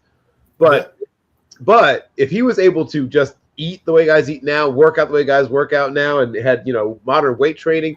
I mean, I saw Bednarik once when he was in his early 70s, and he still had a neck like this. And, and I thought to myself, I'm not sure I want to fight this guy now. He was an imposing specimen at a time when, your workout was like, planting trees and then cutting them down, on your property. I mean, that was what off-season workouts were. You'd have, guys would maybe have a job or have, working at a place where they might be unloading trucks. Like that was your off-season workout in those days. So he was just a special player, man. I would urge younger people, Randall, whoever, watch some tape of Charles Phillip, a.k.a. Chuck Bednarik, also as Concrete Charlie. One of the greatest two-way players in the history of football. And like I said, he wouldn't play two ways nowadays, but he'd play somewhere, probably be an undersized three-tech, or because the age of the big linebacker seems to be almost over. But he'd have a place. There'd be a place for him somewhere in any era of football, I promise you. So when Concrete Charlie started playing there, 1949 NFL draft. He played 14 seasons. Yeah. He knocked out Frank Gifford in 1960. It was known as the hit. That basically was. He was just a very, very tough man. But he also had a huge quarrel with Chuck Noll. And Bednarik punched Noll in an on-field confrontation after a game. It was not pretty. So Mr. Noll and Mr. Bednarik are not too well together in terms of Christmas card gifts and all that fun sort of stuff. But yeah, Bednarik was one tough man. Oh. Yeah. My memories of him are more recently. He's, and they always talk about him, and he gives his interviews, and he always talks about today's players are mamby-pamby ball players. Yes. They only play one way, and I just laugh. So it's like, yeah. And I haven't heard that term since my rookie year with the New York Bengals in 1995. When I had a coach that used to use that, these mamby-pamby ball players over here. So yeah. I said, man, the terms they used to use back then. Oh, yes. But yes, you think of older Eagles ball players. He's one that you talk about, and you just talk about the toughness. You don't talk about we talk about what happened with him and Noel after a game. Yeah. They don't ever call him the dirty one. They call Dobler the dirty one. Even Bill Berge, they would give him a little bit of dirty name, but you never really hear that about Bednarik. Bednarik was just tough. There was no dirty about it. It was just tough. Man, Bill Berge is a guy I also believe should be in the Hall of Fame, but that's a discussion for another time. So things have changed a little bit, I guess, in Indianapolis. We used to joke that, they would look at the top 3 or 4 guys at every position in terms of RAS score and just take whichever one was available. Now they're looking at straight up football players. Now, Bryce Betcher is a guy who is probably more highly touted until recently as a baseball prospect than as a football. Correct. Yeah. But terrific baseball player. But he's come a long way in a short amount of time as a football player. And I think this is a situation where he might actually stay, and eventually start. They have some room, right? There on their roster for a guy like him. And even if he's a reserve at first, I think he might eventually become a starter. And it looks like New Orleans just got a wide receiver on top of that. Yes, Bryce Lance, wide receiver, North Dakota State. So the Bison make an appearance. Yes. Love Bryce Lance. Yep. I love high character guy. Yep. Great vertical outside speed, 4.38. I think he ran that 40. My favorite thing about Bryce Lance is his ball locating and sideline control. He knows how to use his body on that sideline.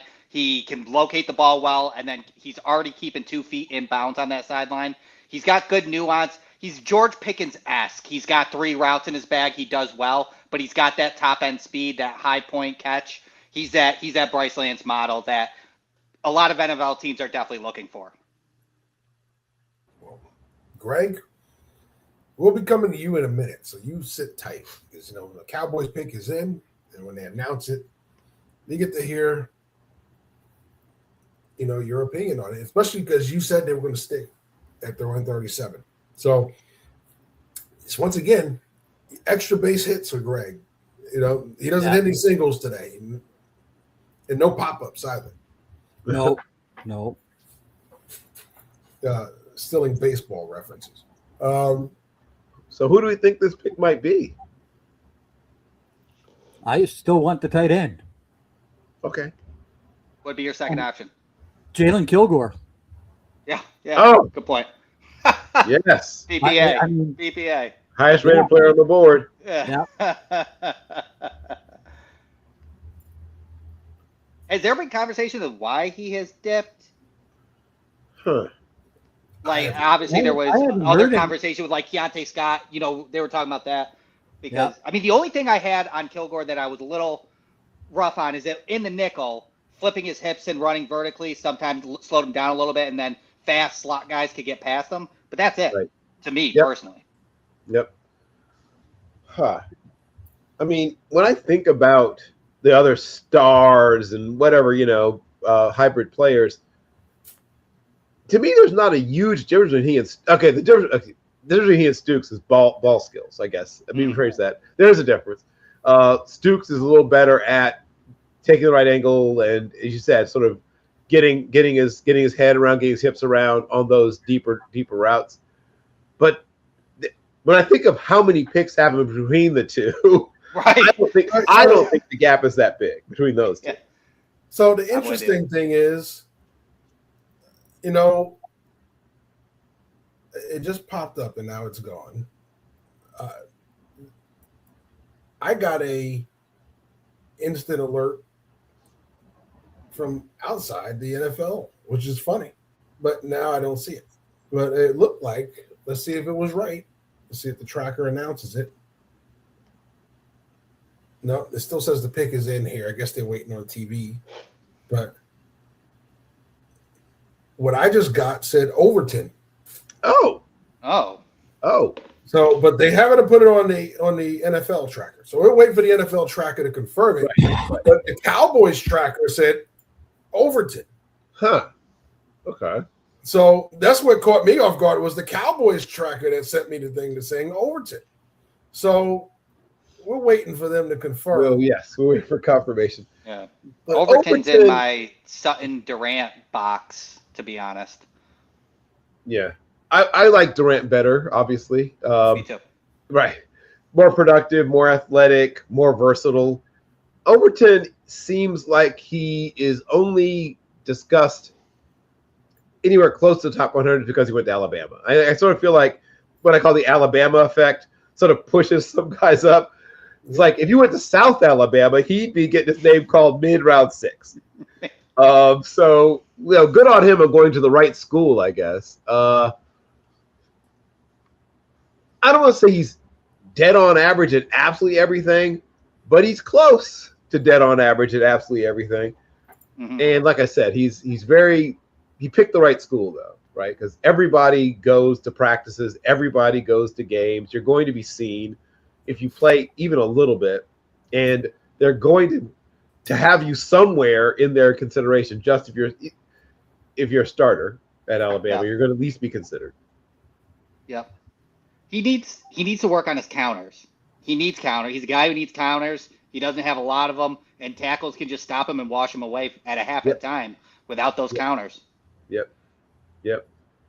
He needs like a quick little inside spin or a little chop rip or something that would, because he doesn't have enough pure athletic ability to just beat guys, right? That's not how he's put together. Right. So you're going to need to really, really deepen your bag when you're a guy like him, and he's probably more of a rotational guy anyway. But if he wants to do this for a long time in the NFL, because there's guys who manage to carve out a nice little career being that guy that can play a little here, can play a little there. But all those guys were technicians, right? Though you can't be not super athletic and raw. Like that's not a combination people like. So you got to get. You're unlikely to become a much better athlete. Like that doesn't usually happen. So the thing you can fix is becoming a better technician. Agreed. They still haven't announced it on the NFL side. So, and I don't see that alert anymore. So I don't know if they put it out too soon or if it was a mistake. So we'll see. We'll see. And, right here comes Booth. And finally we'll get the answer to our questions. It is left tackle Overton, LT Overton, yes, edge, Alabama. Think about the foresight to name your child left tackle, though, right? Okay, I was okay with the guy that they took from that school up north last night. I do not like this pick at all. I'm sorry, Greg. I do not like this pick at all. I think I empathize with you right now. He's not an edge to me. He's not. He's a 4-eye. And I know that they're going to the odd front, which is why they probably like him as the 4-eye. But, I mean, I wonder about a couple of things with him as a 4-eye. I still think that he doesn't have the bulk to hold up. That's right. At the NFL level. Yep.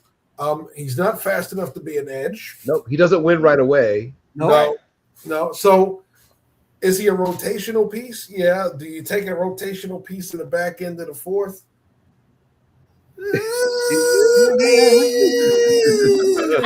So yeah, this one here, is a pick. I can see why you don't love it. I'm not happy with this pick at all. Mm-hmm. I'm just not happy.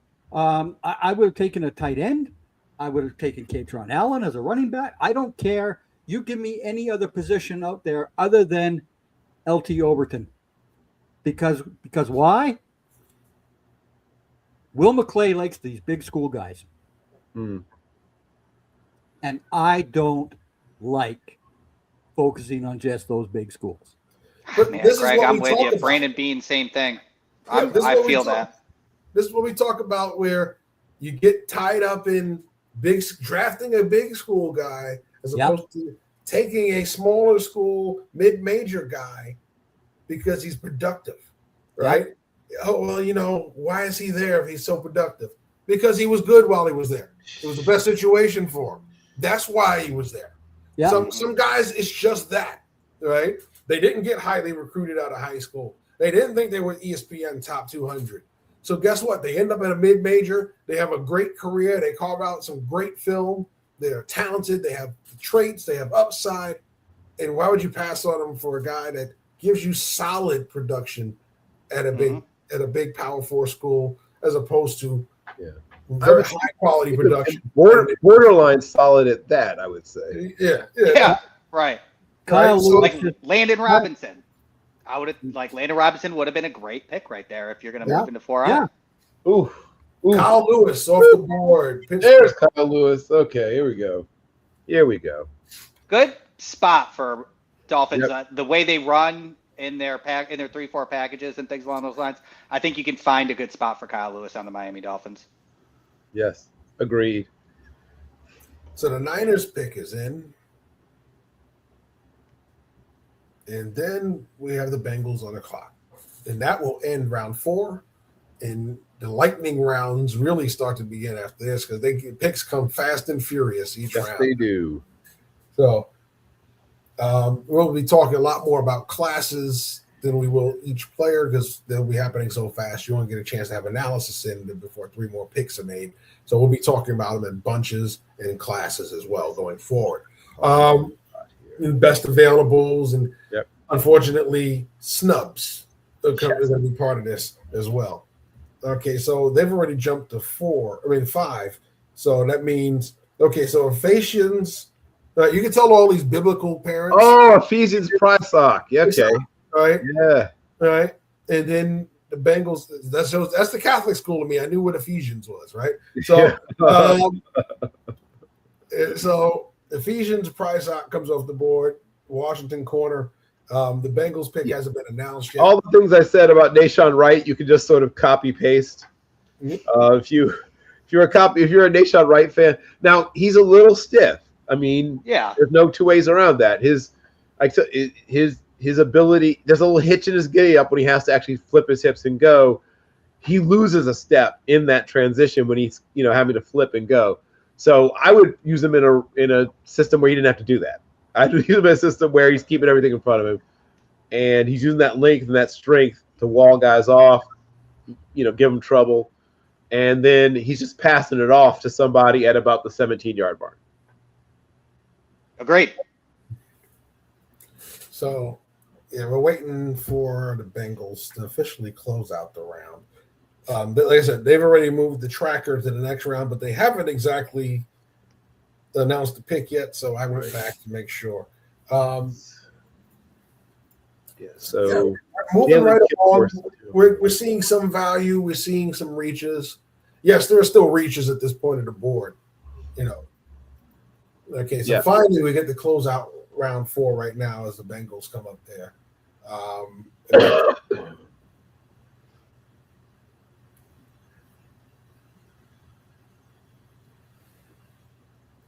An Aussie Bengal fan. Think about that. Yes.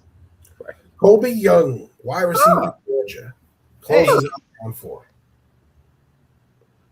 I will say I like Colby Young. However,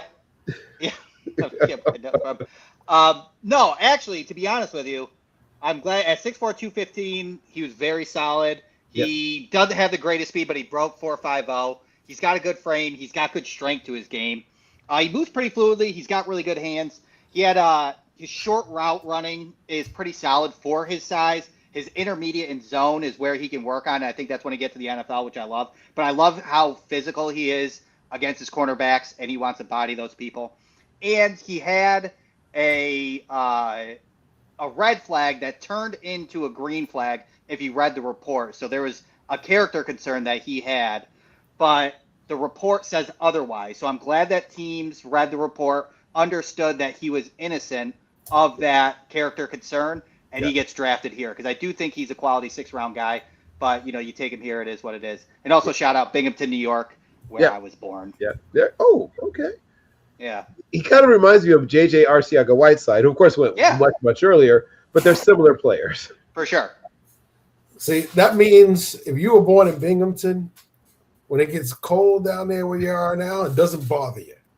Oh, no, not at all. We have about a month of cold weather, and then I'm just sitting there like, I'll take the yellow bus to drop all the kids off to school when it snows 3 inches because they'll cancel Arkansas for a week if it snows 3 inches here.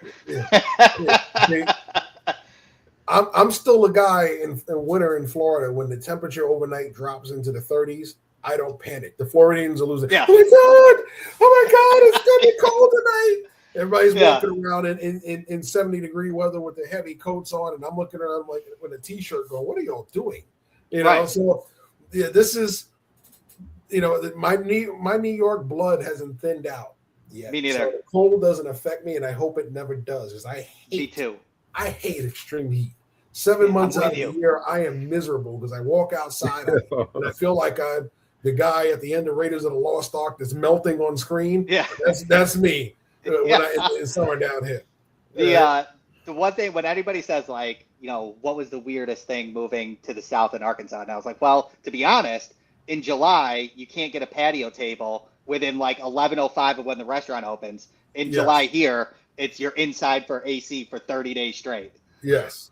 I hate it. I hate having to use AC in the month of July because New York is so beautiful. Yes. Well, we're starting round 5. So what we're going to do is we're going to let some of these picks build up so we can talk about it. Meanwhile, we're going to take a break. So we'll be back with more of the live reaction show here on Team NBS Media. Hang tight, everybody. We'll be right back.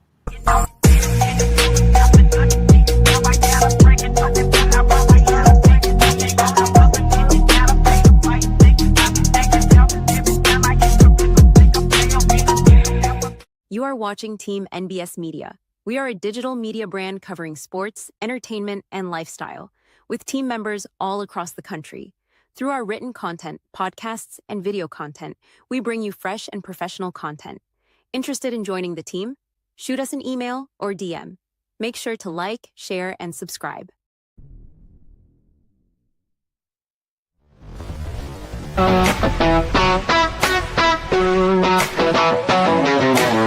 Mark and Joe will have order in their court. This is your final warning. Right, let's get this started. I'm your host. Welcome to the show. Emerging from the smoke, I am your host. Welcome to People's Court. What's up? I'm Desmond Powell, host and creator of the Mid-Post Podcast, where you can find raw, pure NBA commentary and analysis, isolation style. Join me every Tuesday as I face up the defense and observe the most intriguing storylines, trends, and moments from across the association. Then, once it's time to shoot, we'll explore other stats and tidbits that are so good they're nothing but net, while others might clink off the rim. And by the end of the show, we'll spread some love and honor an NBA star, past or present, who shine bright from this go-to area of the floor. There are a lot of spots on the floor to get a bucket, but if you really want to score, the mid-post is where you want to be. So what are you waiting for? Don't miss out and tune in every Tuesday on your favorite podcast platform or YouTube, courtesy of the home team, 19 Media Group.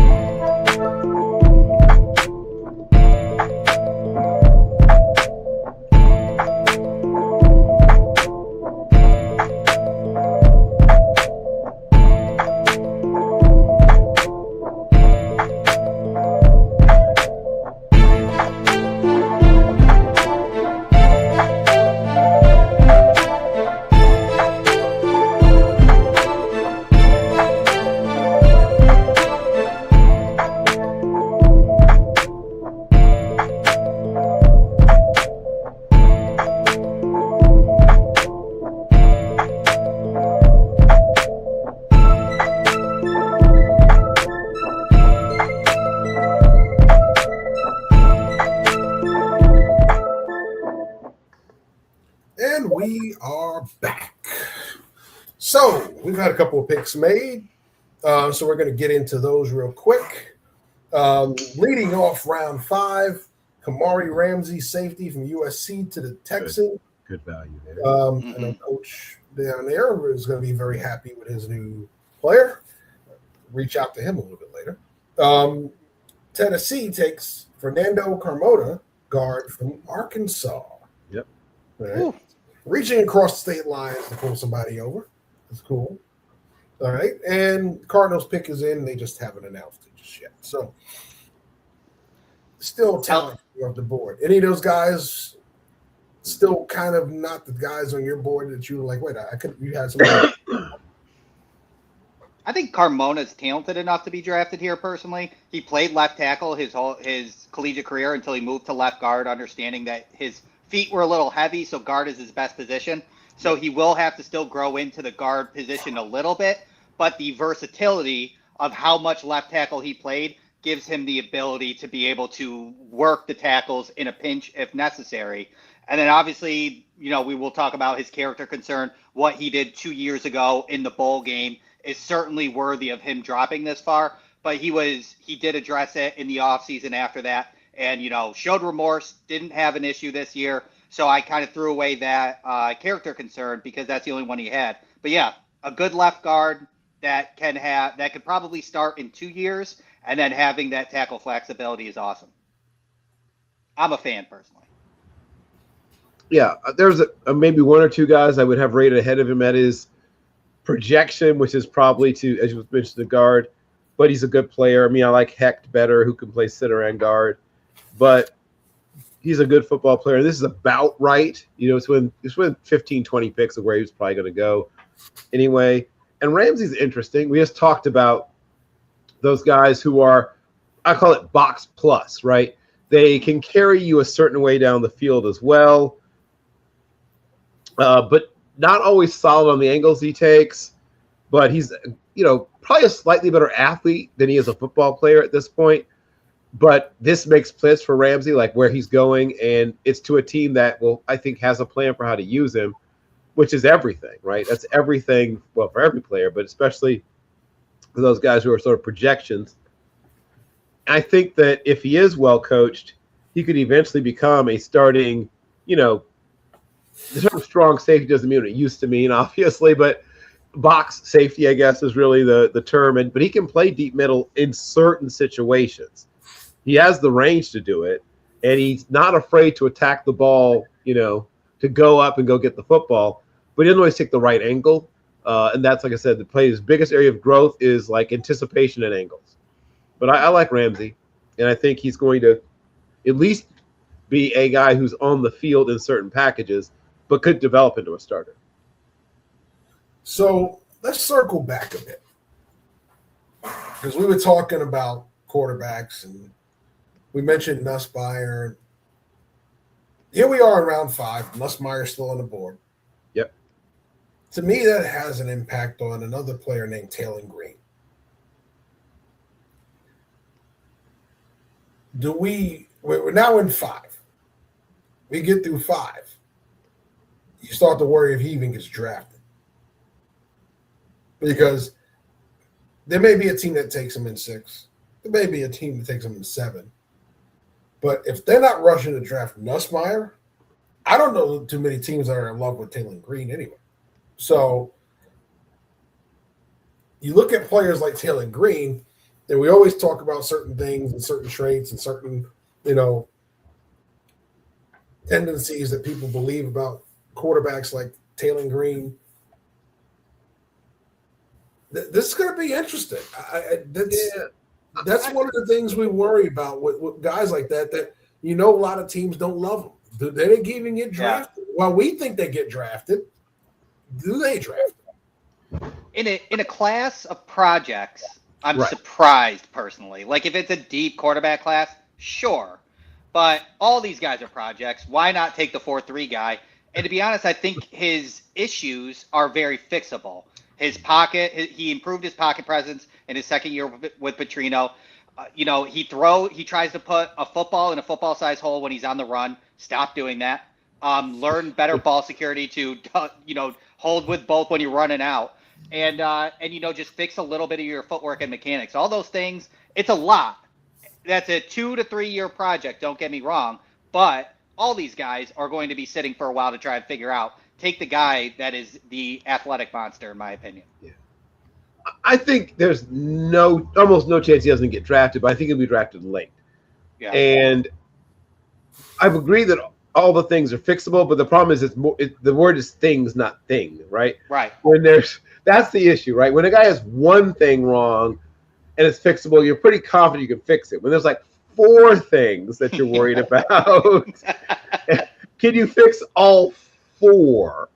And he's not super old, but he is 23 and change. So the good news is that the bailout is we can turn him into a, whatever it is your Right. imagination can come up with. But when a guy who's that size, to me, the ceiling for him is Colin Kaepernick. Like if everything goes right, you might get Colin Kaepernick out of it. And I know that people now have a very different perception of Colin Kaepernick, but he was a starting quarterback in a Super Bowl. I know people have somehow forgotten that, right? The memory hole has swallowed that piece of information up.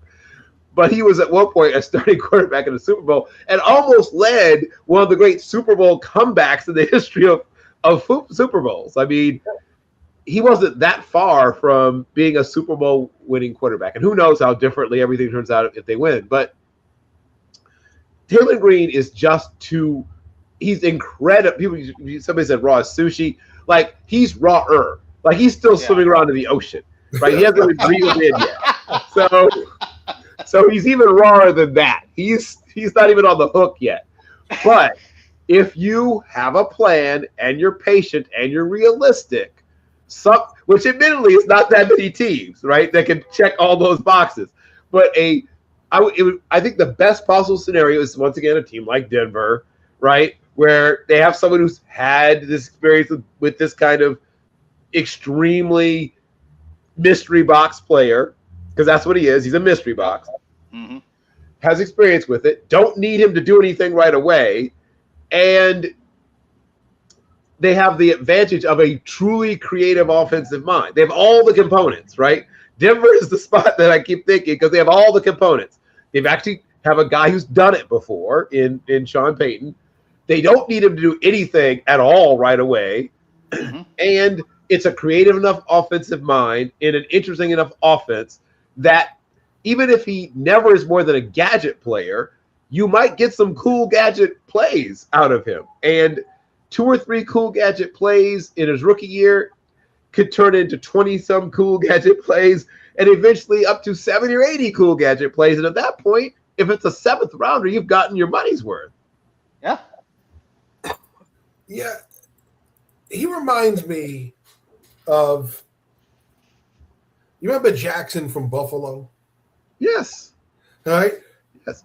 A guy that you way more athletic than him, but yes, I do remember. Yeah, you can see building blocks there, but the NFL went, we're going to try him at everything but quarterback. Everything but quarterback. It is like, you remind me of, Tarantino. You got everything but the glass, well, everything but quarterback, with Jackson. And he reminds me of that. I think they see him and go, well, we won't draft him. We'll bring him in and we'll try him at everything but quarterback. And it's like, why do you do that when there's stuff there to build on? There's stuff there to work with. Yeah. I mean, at least Logan Thomas got a shot at playing quarterback first, right? Yeah. And he's obviously way more athletic even than Logan Thomas, who's a pretty darn good athlete. Yeah. But we talked about this more than multiple times. The level of patience for project quarterbacks is at an all-time low, right? Let's be completely honest about that. It is at an all-time low. Terry Bradshaw would be on his 3rd team by the time he was 28 nowadays. I'm not joking. Like, guys who are in the Hall of Fame would have been on the 3rd team by the time they were 28 nowadays. They are going to pull it, partially because they pulled the trigger on firing you faster than ever before. You're pulling the trigger on players faster. Guaranteed to be there when he develops. Yeah. Right. The old Southern saying is fattening frogs for snakes. I don't want to be fattening frogs for snakes. Well, I recall there was a quarterback taken by the Dolphins last year in the end of the draft. I think he was the first $1 million NIL player. He was. Yeah. Quinn Ewers. Okay, if Quinn Ewers can be drafted in the NFL, Taylon Green needs to be picked. I'm sorry. Yeah.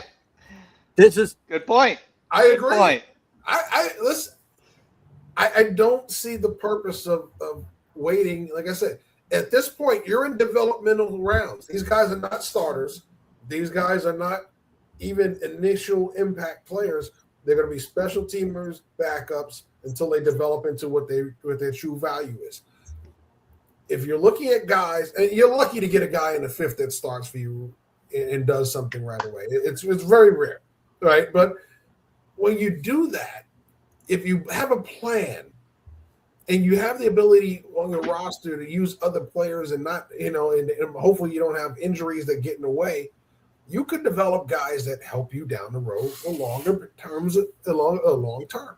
And what happens, we're not seeing that. We're seeing teams that we're losing, we're getting impatient, we're throwing mashed potatoes at the wall. Hey, kid, get in there and save my job. And next thing you know, the coach is fired, the roster changes, the kid is out of the league, he's playing in the UFL instead of the NFL. And next thing you know, you're going, what happened to this guy? They drafted him, he was supposed to be so good. And because there's no patience with the process. Everybody always says be patient with the process, except for the fact that ownership isn't always patient with the process. So this is why you have issues with developing young quarterbacks. You have issues with developing other positions because you may get impatient while you're losing and start throwing mashed potatoes at the wall because coaches are afraid of losing their jobs, GMs are afraid of losing theirs, and players, plain and simple, you're going to throw me out there. Well, I'm going to prove myself even though I ain't ready. Coach Schottenheimer's being interviewed on the NFL Network. Yeah. So we'll let him talk because we got plenty of talking to do. We have 6 picks to recap. Well, no, 4 because we did the first 2. So Reggie Virgil, Texas Tech, goes to the Cardinals. Your favorite, Sam Heck, goes to Sam Heck, good player. Carolina. Nick Barrett, D tackle from South Carolina, to the Chargers, to the Fighting High-Buys. And Parker Brownfoot goes to the Browns. So they're stockpiling young talent for that offensive line, whichever quarterback's going to be behind it. I now only have 1 player left in my top 100 left, and that's Jalen Kilgore. All the rest of my players in my top 100 are now off the board. So the Commanders' pick is in, just hasn't been announced yet. Seahawks are on the clock. We got the Browns again coming up. Oh, the Browns actually, who just picked Brownford, are going to pick again twice in the next 5 picks. And I think that's the last of their picks in this round. So it's going to be the Seahawks right now, Browns, Raiders, Dolphins, Browns, Packers for the next 5. I really like that Nick Barrett pick, too. I like him as a nose tackle. Yep. Good length. Big dude. Yes. Big dude, indeed. Yeah. So let's talk about Reggie Virgil. We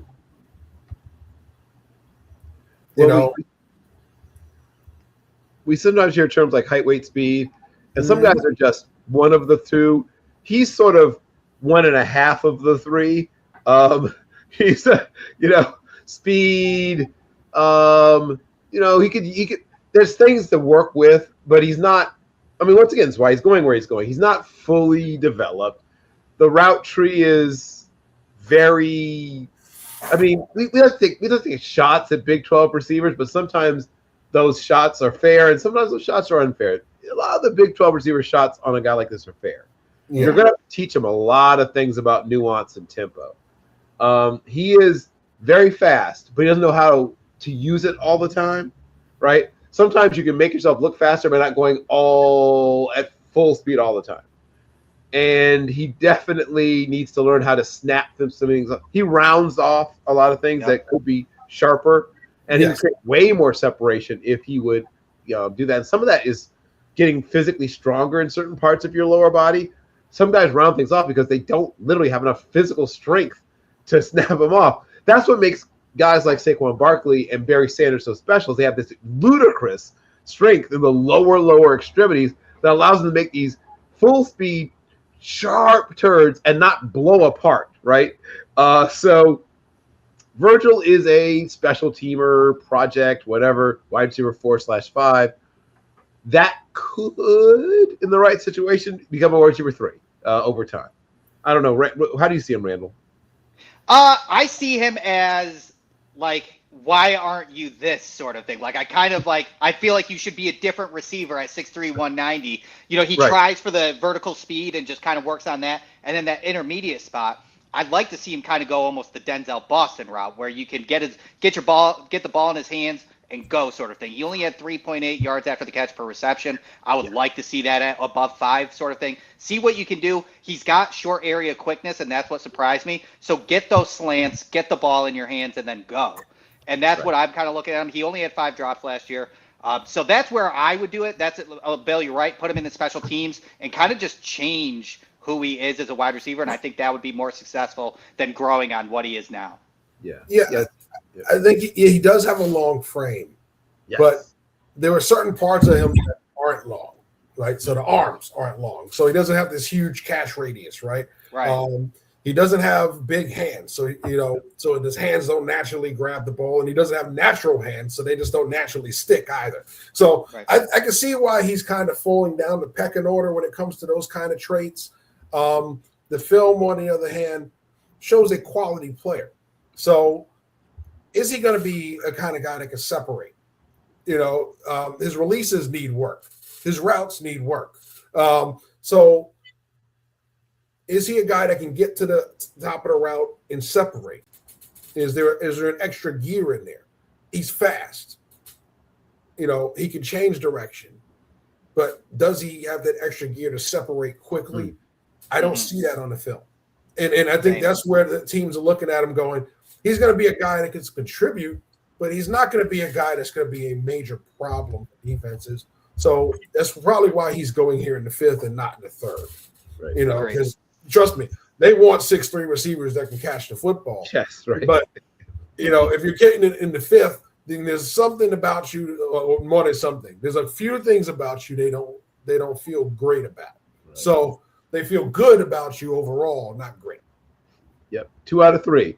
Not height, weight, speed, just height and speed. Yeah. Mr. Bill, check your private chat for me here. Oh, I can do that. So Bo Stevens, Iowa to Seattle, who actually jumped up for that pick. The Browns pick is in. They haven't announced it. Joshua Josephs went to the Commanders, edge from Tennessee. Oh, okay, good. Another tweener type. You're talking about 6'3", 242, right? Surprisingly good run defender in college, and I'd like to see that transfer out of the NFL because I think he's got 34-inch arms. So he uses that length. Quarter, yeah. He uses that's what length. Makes it. Yeah. Yep. Wingspan, baby. Yeah. I tell people, I said, I look at certain guys. When you see those guys with those long arms, you get excited, right? I had a kid. For sure, yeah. I had a kid that last year at the high school. They kept moving him from linebacker to edge, to this to that. So let him stay at defensive end. Why? Because he has the frame for it. He's got the long legs. He's got the long arms. He has been. If you teach him how to use it, he could be so effective. But we couldn't teach him. The guys that were there couldn't teach him. And, they made him a linebacker, and he was effective coming downhill. But unfortunately, your D-line wasn't that great. So when they got second level on him, he was getting caught on blocks. But, I said he would have been excellent in a fourth run at end because he was perfect for it. And you just had to teach him. And we just didn't have the guys to teach him, and they pulled him back to linebacker. But nevertheless, when you see guys with that 34.25-inch arms, 10-inch hands, and they know how to use them, then you go, whoa, this is a dude right here. The Don Brown term, that's a dude. Coach Don Brown, he always talks about the special players. That's a dude right there, And now we have 2 Justin Jeffersons in the NFL. Yes, we do. Linebacker, Alabama to Cleveland. So Cleveland goes center and linebacker. in the matter of 4 picks. Dalton Johnson off the board, safety from Arizona to the Raiders. Panthers are on the clock. So we're here in the middle of round 5. We always talk about post-draft. What is your post-draft tradition? I know Greg- yours, Jeff. Greg really doesn't have one. What is yours, Randall? I don't have much either. Typically, it is whatever I can figure out to do with my wife because she takes care of the little kiddo Thursday night, Friday night, and then all Saturday day. So so tonight we have a date lined up right after this is over, so we can go get some food and hang out. Just do whatever I can for the wife, to be honest with you. Good. Yeah. What about you, Bill? Usually it's trying to write a bunch of things about what just happened. That's usually my tradition. Shout out, though, to my beautiful fiance, who has usually at some point, she hangs around and sort of watches the first, day 1, day 2, and then she just leaves the house day 3. So shout out to Carrie, wherever she is right now. But I usually start writing articles about what just happened, best players, who are going to be undrafted, and I never try to grade, as Greg talks about, the draft, because you can't grade, but I do talk about who I thought made the best use of their opportunities in the draft, right? I can grade how you saw how other teams were moving and could you use that to your advantage. Shout out to Howie Roseman, wherever he is now. Not that he gets it right all the time, because no one does, but there's almost no year you can say he did not take advantage of opportunities where they were. He has that right blend of aggression and sense of what other teams want that he almost, with very few exceptions, almost never doesn't find some place to make something happen, make something shake, whatever term you want to use. This year, I'm happy that I have not heard that damn name as often. Right, not as often, right, as often. Man. Well, he gave us 2 4th-round picks. There you go. See, now it's all peace and love. Right. He also gave up the what have 3rd you done round for pick. me He lately? gave up the 3rd round pick this year to the Vikings as well, and Yes. next year's 3rd round pick. A guy that's going to harass your quarterback. The less we hear of Howie Roseman, the better. Okay,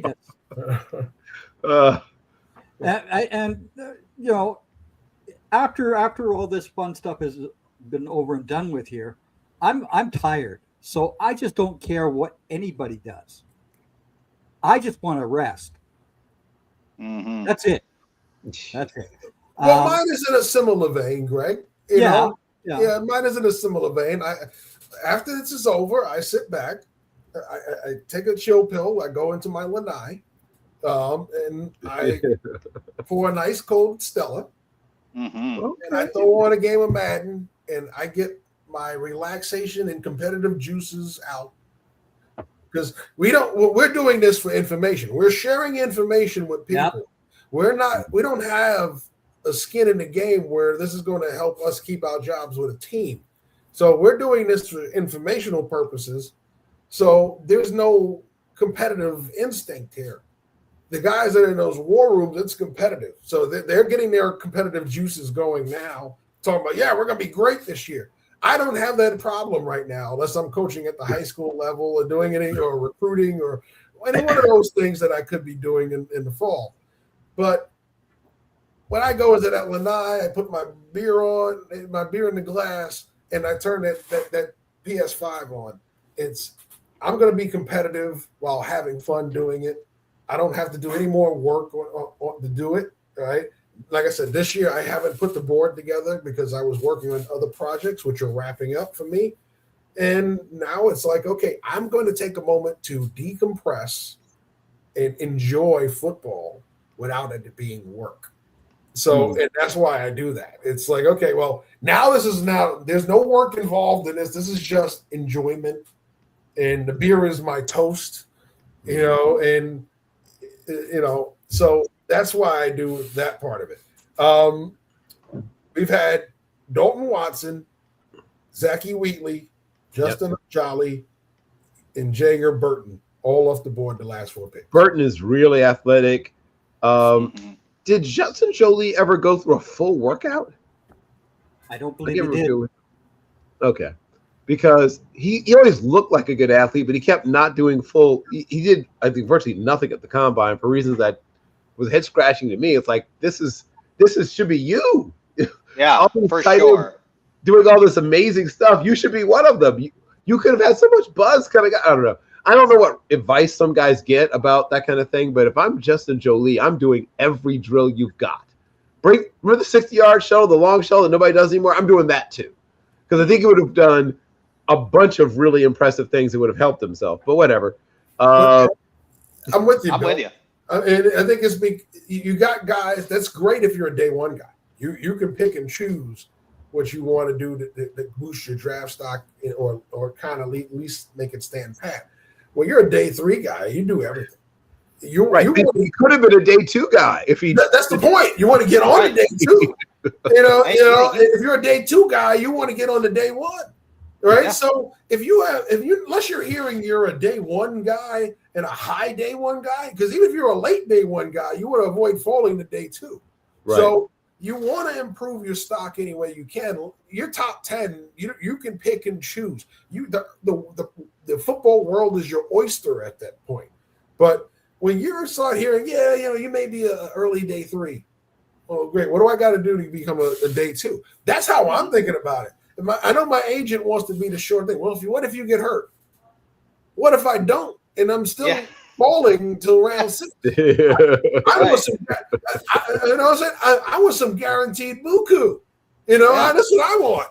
I don't sit here and tell me about we'll get a nice little signing bonus if we get drafted day 3. Yeah. I want some guaranteed loot. Give me at least $1 million guaranteed. I can sit there and I talk about the signing bonus then. So Bill, you're right. He was that guy that could have jumped up. I mean, I think in my contested catch tight end, high pointing the ball, red zone threat, 11 touchdowns the last 2 years, strong at the catch point, strong hands, that is highlight reel material. And that's what he does well. He improved his blocking from 2024 to 2025, where maybe he could block outside and on the run a little. Yeah. But his catching ability is super impressive. Super. Yeah. And I apparently he had a tweak of his hamstring, which is why I guess he never did really a full on workout. But this is about right, I guess, for a guy who's once again a little bit of a mystery box because you never got to see him do a full on workout. And when your whole thing is being an athlete and you never get a full athletic profile, I can see teams, kind of backing off. But Bo Stevens is a really good football player. Obviously the linebacker Justin Jefferson. We're gonna have to come up with talk about him so to avoid confusion. But he's another guy who's going to be the Alabama thing didn't work as well for him, I guess, of pushing him up the board. But he's a solid old school. What was the teammate of AJ Klein that got drafted with him? What was his name? The Browns took him. I can't remember his name now, but he reminds me a lot of that guy who was a teammate of AJ Klein's, and they got drafted, I think, the same year, and the Browns took him. But I could see him in my mind, I can't remember his name, but a old school kind of not boring. What's what we're looking for? Basic old school linebacker. Nothing wrong with that. Dalton Johnson is another guy that's better. Closer you get him to the line of scrimmage, the better he is. I'm a big fan of Wheatley and frankly thought he might have gone around before this. And let's see. Who else went?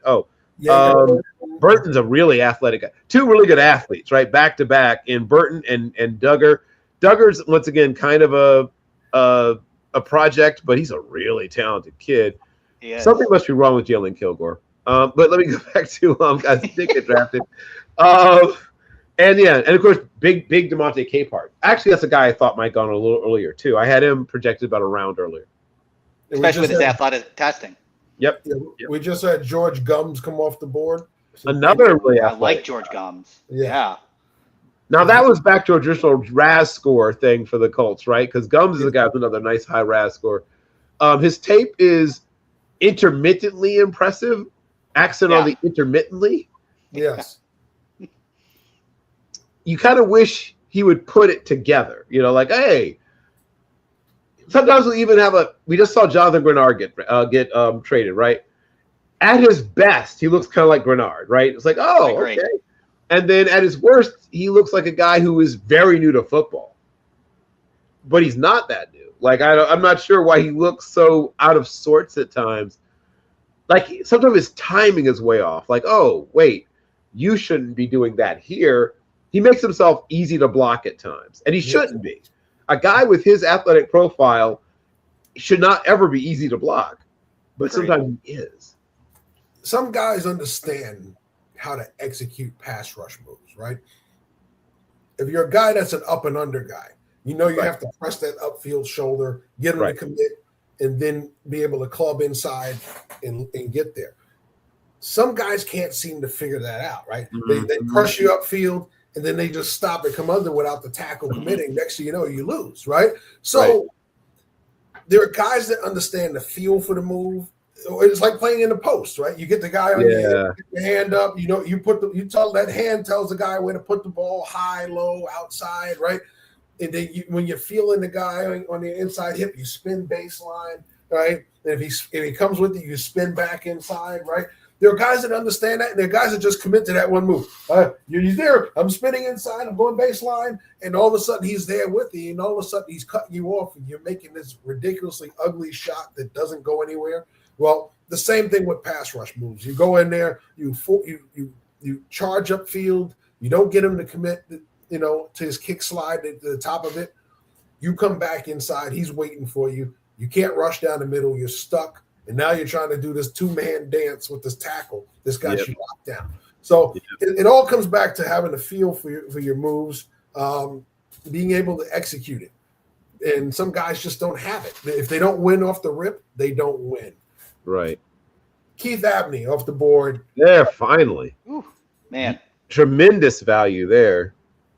Yeah, he was weathered and tethered in college. He had 152 targets in the last 2 years, so it's not like he hasn't had his fair share of reps to get in the NFL. Yeah, Cornerback 5. I was a fan of Abney. I'm a fan of Abney. I'd have him quite as high as you. I think it's 8 or something, 8 or 9 for me, but still I like him. Yeah. And he can play in the slot also, which, I mean, we're saying that a lot about guys because the slot's where a lot of things happen nowadays in football. And there are some teams where that's the only real weak spot on their defense, and yet that's enough, right? If your slot is a place where people can constantly pick on you, that's what they're going to do. Yeah. Now whoever lines up in the slot is going to get all the targets. And I've seen teams basically get dismantled just because of that, because they just can't figure out the slot.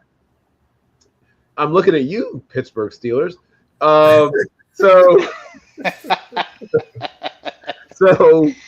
So nowadays in modern NFL football, it can't just be some dude, right? No. You better figure this out. And I would almost say that if your slot player, defender, whoever we're going to call him, isn't a top 5 player on your defense, you may come to regret that. It was back in the day. It was your not as good corner, right? He comes in the nickel packages. Yeah. Now, teams, like we said, it's matchup football. You put a bad matchup out there, a good offensive coordinator finds it and exploits it. So if you're putting a weak player in the slot, just because, you have an extra DB, we got to put a corner out there. Well, guess what? If that guy can't change direction, you're going to get that little slot receiver that hits you with a 50 moves off the line of scrimmage and then hits you with that whip route. Before you know it, you're 5 yards in trail, right? Mm-hmm. So, or you got a guy who's, good at moving around and changing direction, but he's short, and they put that big 6'3" receiver or move tight end in there, and they body and wall him off. Yeah, and all of a sudden you're going, man, he's all over him, but he can't break up the play. We've seen Travis Kelce take over football games from the Unpredictable. Like, it's not like it's like nuance to what Kelsey's doing. It's the same thing over and over, and he just does it. But no one can stop it. Right. Well, the undrafted, the walk-on from the Texas Longhorns, Michael Taft was. Oh, I like that guy a lot. And since we have a Bills fan on, my comp for him was the Great Gazoo, which is the nickname for Mark Kelso. Remember Mark Kelso? Oh, yeah. Yes. Yeah. That he reminds me so much of Mark Kelso. Yeah, I get that. I was a big fan of Taft. I think he was 5 or 6 safety. But I mean, the walk-on was where he was. I loved it. Solid free and strong. He's a good tackler. Can do both. Really instinctual and does commit to the ball immediately. I mean, he's a dog. Great pick. Yep. He's a super nice kid. In fact, once again, I got to talk to him twice at the Senior Bowl, and he understands football at a high level. Really, people sleep on him, right? He's more athletic than you think he's going to be. He's tougher than you. All the things that I don't know if it's because he kind of looks like an accounting major or what, but I think people sort of get tricked by his physical appearance. But he's a really, really, really good football player, and I think he will at some point become a starter. I agree. Well, while they haven't picked yet, what we're going to do is we're going to pull up the most recent picks for the New England Patriots. They're due to pick in this round. They didn't have a 4. So far, this is their work. Lomo in the first. Nice. Instant upgrade for that offensive line. Instant. Sure. Yeah. Jacobs comes in, helps add to that pass rush. Yeah. Eli Raridan helps an aging tight end room. Yes. So very good picks in my opinion. What's your guys' idea? I know, it's a division rival for you guys, Randall, but nevertheless, as long as they still beat up the Bills in the playoffs, I'm fine with whatever. What is your deal? You just decided this draft that you were going to harp on the Buffalo Bills. I would like to say that I have receipts and DMs of him rooting for the Buffalo Bills and doing well for the Buffalo Bills and praising my knowledge of the Buffalo Bills. So don't listen to this mask that Greg is putting on right now. It's a lie. Do you not understand? I picked the Bills to be in the Super Bowl last year. Yeah, exactly. And what did you guys do? You didn't listen. Listen, Randall, don't feel bad. When he roots for another team, it is transactional. There is something in it, Greg. Okay, so there's you got me on a Saturday show.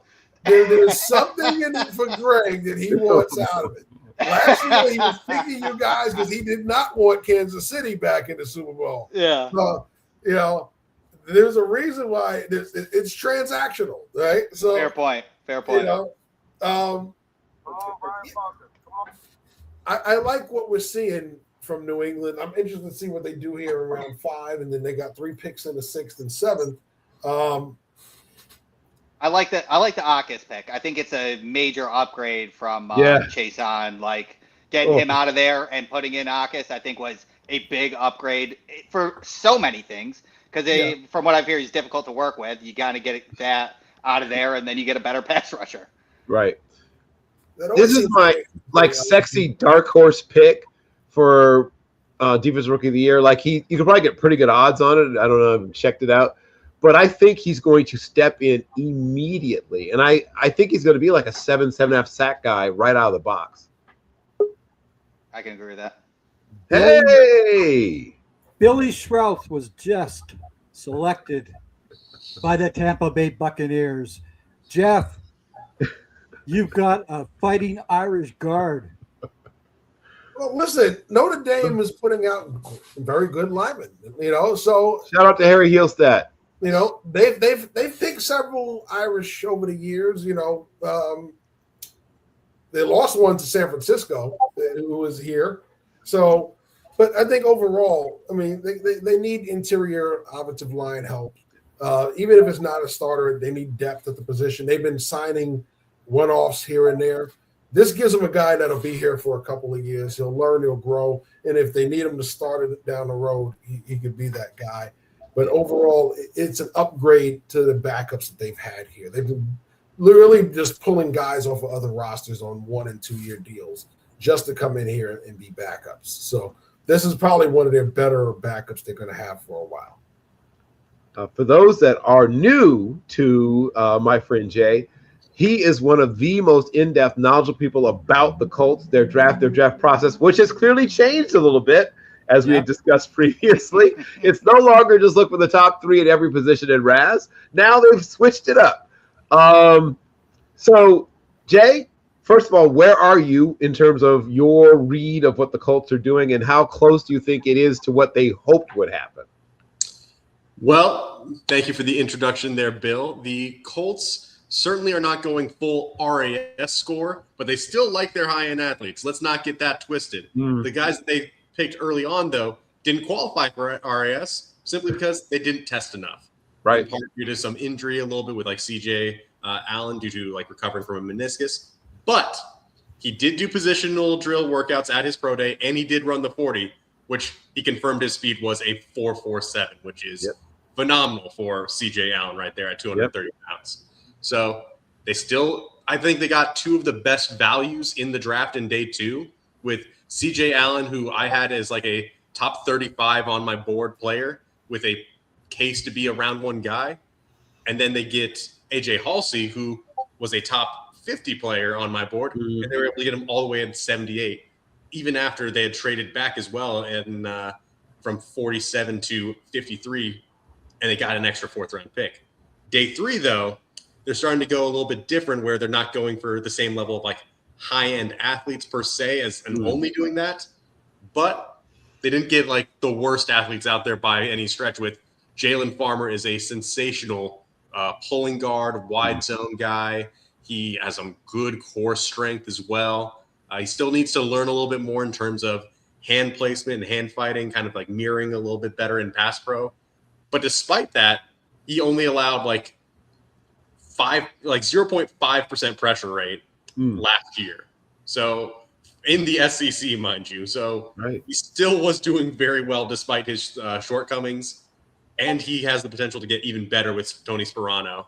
So the Colts wanted to get a guard potentially to move Matt Goncalves over to the right tackle, or just have some depth just because they had quite literally no one behind Quentin Nelson and Goncalves. So he'll be an interesting guy for them. They got Bryce Betcher, a linebacker out of Oregon. Not the greatest athlete. He's the one guy who, if you look at it in this class and say, oh, the Colts went away from RAS, it was Betcher's just because he was in like the 7s there. And they previously only went for 9 and above in a lot of draft picks as of late. But he was the best pure coverage weak side linebacker of the class at that time available, just because I think a lot of teams, including the team that eventually drafted him, you'd Kyle Lewis instead of a weak side linebacker as like kind of a robber, a strong safety, occasional nickel player, rather than keeping him kind of in the box as a weak side linebacker. So with him kind of moved around a bit, that brought Butcher up a little bit more for weak side. Very good coverage instincts. He really likes the violence of the sport. And he had a very nice quote about that, where he's like, man, I just love that we're able to go over here and inflict pain and hit people legally. So very important addendum at the very end. I am excited to see how Lou Anarumo and the new administration sort of changes up certain things and affects certain things. The thing that I did also still see, you guys still care about football. I mean, everybody cares about football character, but still the Colts are one of those close to spotless football character. Like that seems to matter to them a great deal. Some of the guys where you ever question, no matter how talented, if you question motor or commitment, never seem to show up on the Colts draft board. Once again, Caleb Banks is a guy that a lot of people, embraced, but a team like the Colts, I would think, would, even with some of the needs they may have on that defensive interior, would look at him and decide to pass. Do you think I'm right when I think that? Yes, I agree 100%. They are looking for not just these high-end athletes, but they're looking for true high-character football guys in terms of commitment to the team, work ethic, being in there day in, day out, last guy in, or first guy in, last guy out kind of mentality. They don't go for guys who have off the field concerns very often. Like there's only been a handful of guys I've seen with like some off the field concerns taken in the Chris Ballard era, and they almost never were taken in previous eras. So yeah, they really, really like guys who are really committed to the game of football, have this constant work ethic. And CJ Allen certainly encapsulates that. AJ Halsey encapsulates that. Farmer seemed like he was a very strong worker at Kentucky. Betcher as well. I think Betcher, if I'm remembering correctly, he might have been a team captain. But if not, I know he was hustling all around the field. And the one guy that I haven't even talked about, their most recent 5th round pick, was George Gums Jr., a wide receiver, tight end guy who then converted to defensive end very late in his career. Yeah.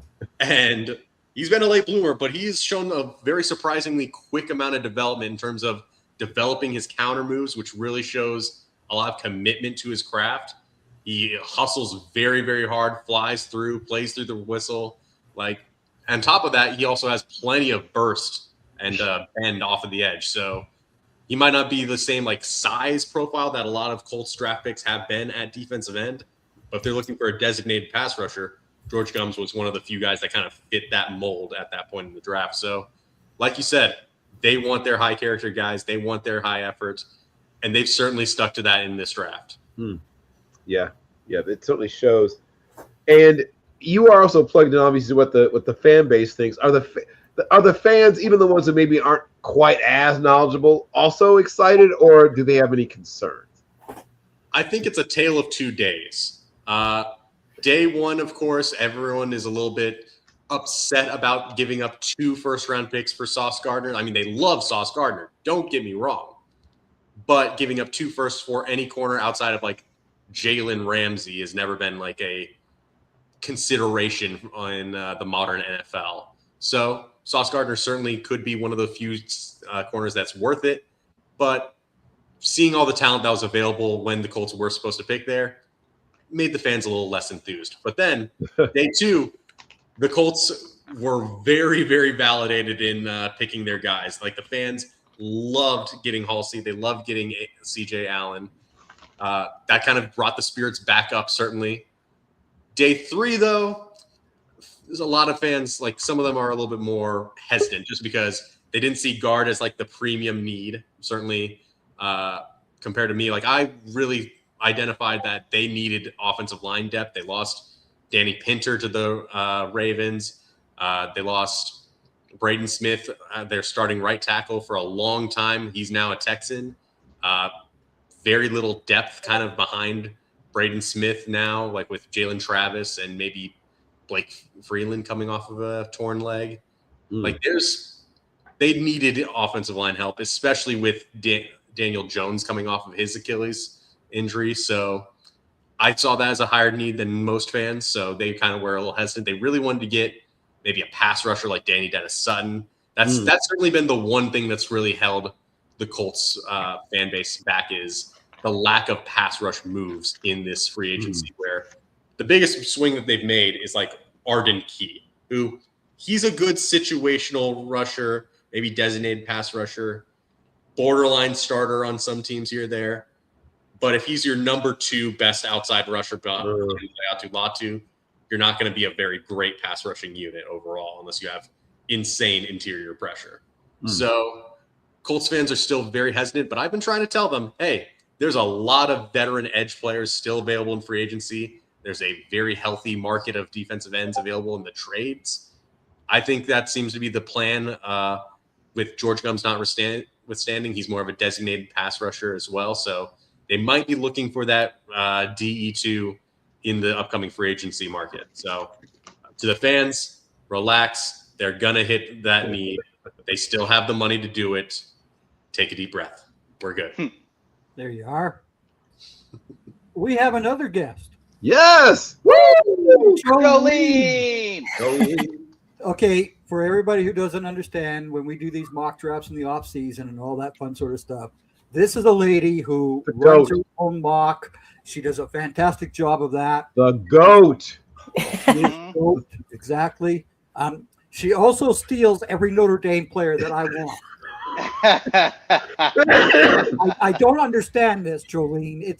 You do this every year to me. What are you doing? But okay. You're easy to snipe, once you figure out someone's flavor. Yeah, but you're always sniping me. I mean, we both have very similar big boards or something, because I tend to go BPA. You know that. I know. But again, That's funny. What do you make of the Broncos draft? I like it. I like all the players that they've been picking up. Just trading up right now for Justin Jolly of NC State. I like that move, actually. Yeah. He's one of the players I've been kind of hyping up during the off season, so I'm all for it. Jonah Coleman, he was literally my RB2 in this class. Me too. I'm rocking Jonah Coleman. Yeah, buddy. Right. Jolene, my comp for him was CJ Anderson. That's true. Yeah. And dude, CJ was so good in that Super Bowl run in 2015. Yeah. I mean, if the defense hadn't gone off like they did, CJ would have been the MVP of that game. So just saying. Yeah. Here's the offensive all player. Respect to Von Miller, but man, CJ, without him, might not have had that ring. So, but yeah, no, I've actually enjoyed this draft. It's been kind of weird since Denver did not have a first round pick, so it took forever to even get involved on this one. But whatever. Jay can relate. Yeah, I'm right there with you, fellow horse fan here. We also didn't have a first round pick, but patience was rewarded for both of us, so we can be thankful for that. True. This was a year though where, the Cowboys only had 12 first round grades on their board. 12. Now normally they've got 16 to 20 guys on a board. Mm-hmm. They only had 12 this year.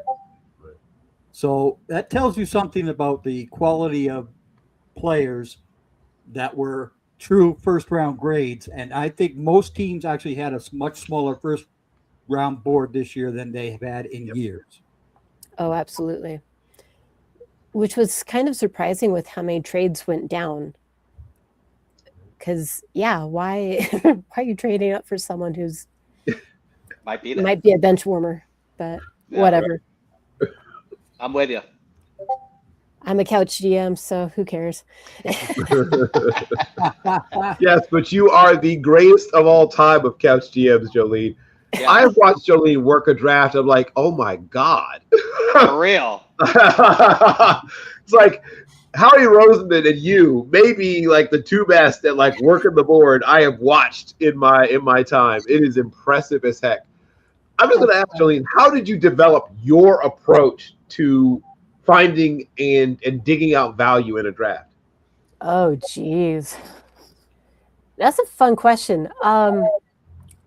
Honestly, it starts with week 0 and watching the games, and whoever starts showing out, I'm going to go and look at that guy. So I'll pull up PFF just for starters, find out what they think about them, get some stats, pull up a previous year and start watching more about that guy. And as the season progresses, my list gets a little bit longer. Mm-hmm. I do go to different simulator sites, and I'm looking at how they're stacking people. I'll be like, okay, I can agree with that, or finding new people to add to my board. So I use every tool that's out there to create my board. So, Excellent. Great.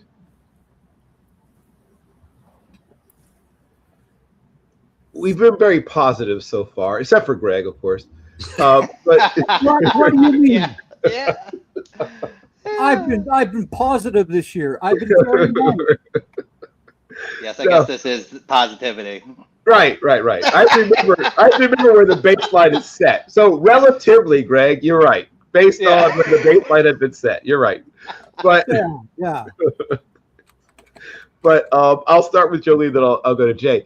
Was there ever a place where you saw a player you really wanted for your team, and they, even though you may have liked the player they went for, you thought there was somebody you would have preferred to see at that slot?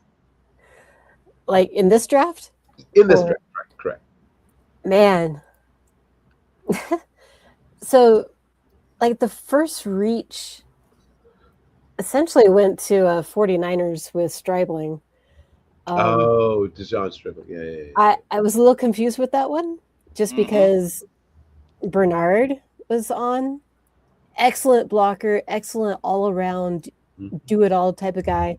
Right. Versatility off the charts. Great athleticism. Like I would have gone Jeremy or Denzel Boston was there, or just so many other wide receivers. I didn't have Stribling going until maybe the end of the third. So first pick of the second, that was a shock to me. Yeah, that's just one. That's fine. And then same question for you, Jay. Is there what was the one that made you take your ball cap off and scratch? Well, I think I am kind of on the same boat with a lot of Colts fans where they did not like day 2 absolutely was exactly what we were kind of hoping for. But then day 3, I think there were some good picks, but maybe not the picks that I would have taken. For example, very first one, Jalen Farmer, I agreed with the pick. It's kind of right around where I graded him, was like middle of round 4. So getting him as like the 13th pick in round 4 is pretty much right around his value. And guards and offensive linemen have been flying off the board in this class. So I understand the urgency of wanting to get him, especially to try and add to this offensive line. But if we're going purely best player available at some need positions, there were some interesting wide receivers as well that I was interested in. I mean, Elijah Surratt was there. I know a lot of Hoosier fans would have loved to have Surratt stay in Indiana as like a bigger like possession receiver with some very nice receiving polish and some great contested catch ability, even if he doesn't get separation. I was a really big fan of Skylar Bell, kind of as an inside-outside threat. The Colts kind of probably keep him at Z more often than not, but still stops on a dime really quick, some good burst. I really like some of the yards after the catch ability that he has, and he can stack vertically pretty well as well. So I really liked him. If we wanted to go a weak side linebacker before getting Betcher, Caleb Elarms-Orr was one guy that I really, really liked for the Colts. So he was definitely on my target list before Jalen Farmer. With Bryce, I think that one makes sense as well. I could have also seen them go at wide receiver like Bryce Lance as well. We did talk about, Kyle Lewis then being more of a safety guy, so that kind of disqualified them from trying to go after him after AJ Halsey. But also, they still could go nickel, and we haven't really addressed that yet because Kenny Moore II is on the trade block. Jalen Kilgore was an interesting guy for them. Chandler Rivers, Keontae Scott as well. Like plenty of guys that I had higher on the board that were still at need positions that are starting level for the Colts. Yeah. So I don't hate the picks. I understand them. They fit exactly kind of what the Colts are looking for. But at the same time, and for my personal board and for best player available, there were just a few other guys that I would have preferred. Wow. Right. Yeah, I love that you mentioned 2 players that Buffalo took. I was pretty jacked up for our 4th round picks, and then you just got me to now 11 out of 10 for mentioning Caleb Elarms-Orr and Skylar Bell. Oh, yeah. You guys, Bills have done a very good job on day 3 off of my board, so they're going to grade out very well when I do my post-draft grades. Shout out to you guys. Well done.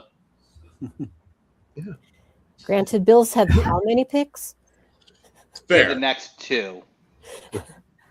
They have 12 total? I think 12, yeah. We had, I think we went up to 9, but we had 7 to start, and then Brandon Bean traded back 3 times in round 1 to add to his bank. Yeah, getting 3 4th round picks certainly helps. Yeah, for sure. Yeah, that move from 1 168 to 101 was significant in that trade back. I really like that. That was sneaky. Yeah, and you still got TJ Parker after all that, which is very impressive for you considering he was outside of round 2 at that point. Right. And I'm still happy that the Cowboys move up into the 4th round instead of sticking with those 5th round picks.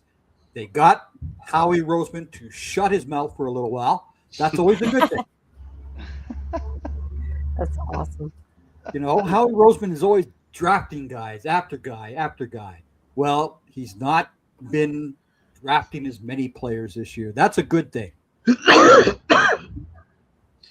I mean, Howie always likes to steal the absolute bells of the ball every single year.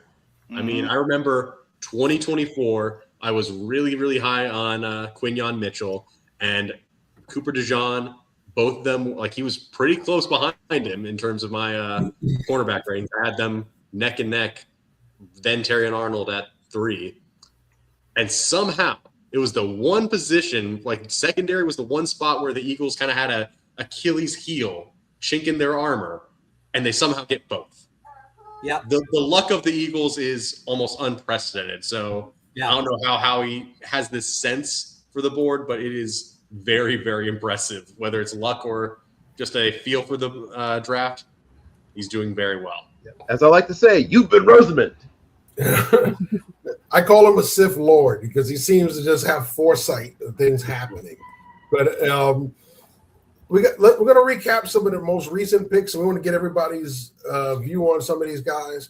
The Chiefs took Emmett Johnson, running back from Nebraska. Chandler Rivers, cornerback from Duke, went to Baltimore. Charles Demings, corner from Stephen F. Austin, another Senior Bowl guy in Minnesota. Tanner Koziel, Houston, Jacksonville, so another Jacksonville tight end.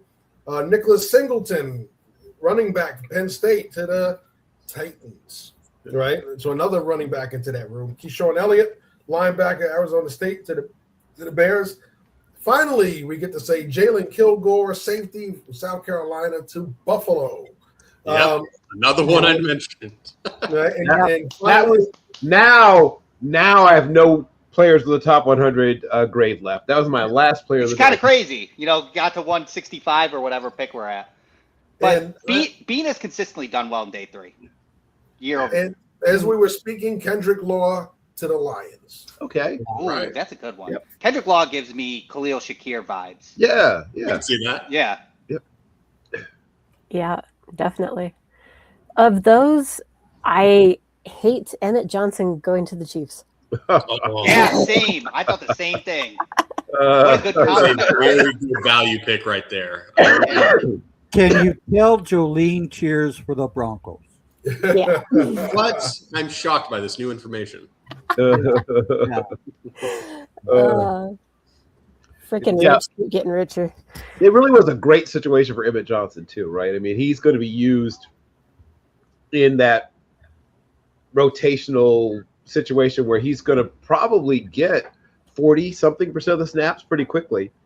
And I could see him doing a lot with those snaps.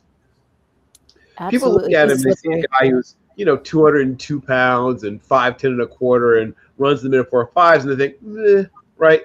But he's very, his vision is amongst the best in this whole draft class. He sees cutback lanes faster than almost anybody in this class, maybe faster than anybody in this class, but like really close to the top. Great feel, and he breaks tackles. Even though he's not the biggest, strongest guy in the way, he breaks tackles consistently, at least partly because he knows where the weakness of the tackler is, right? Like he really gauges how to attack the tackler in those short areas in such a way that he can break a tackle that you would think a guy who isn't all that big or that fast would be able to do.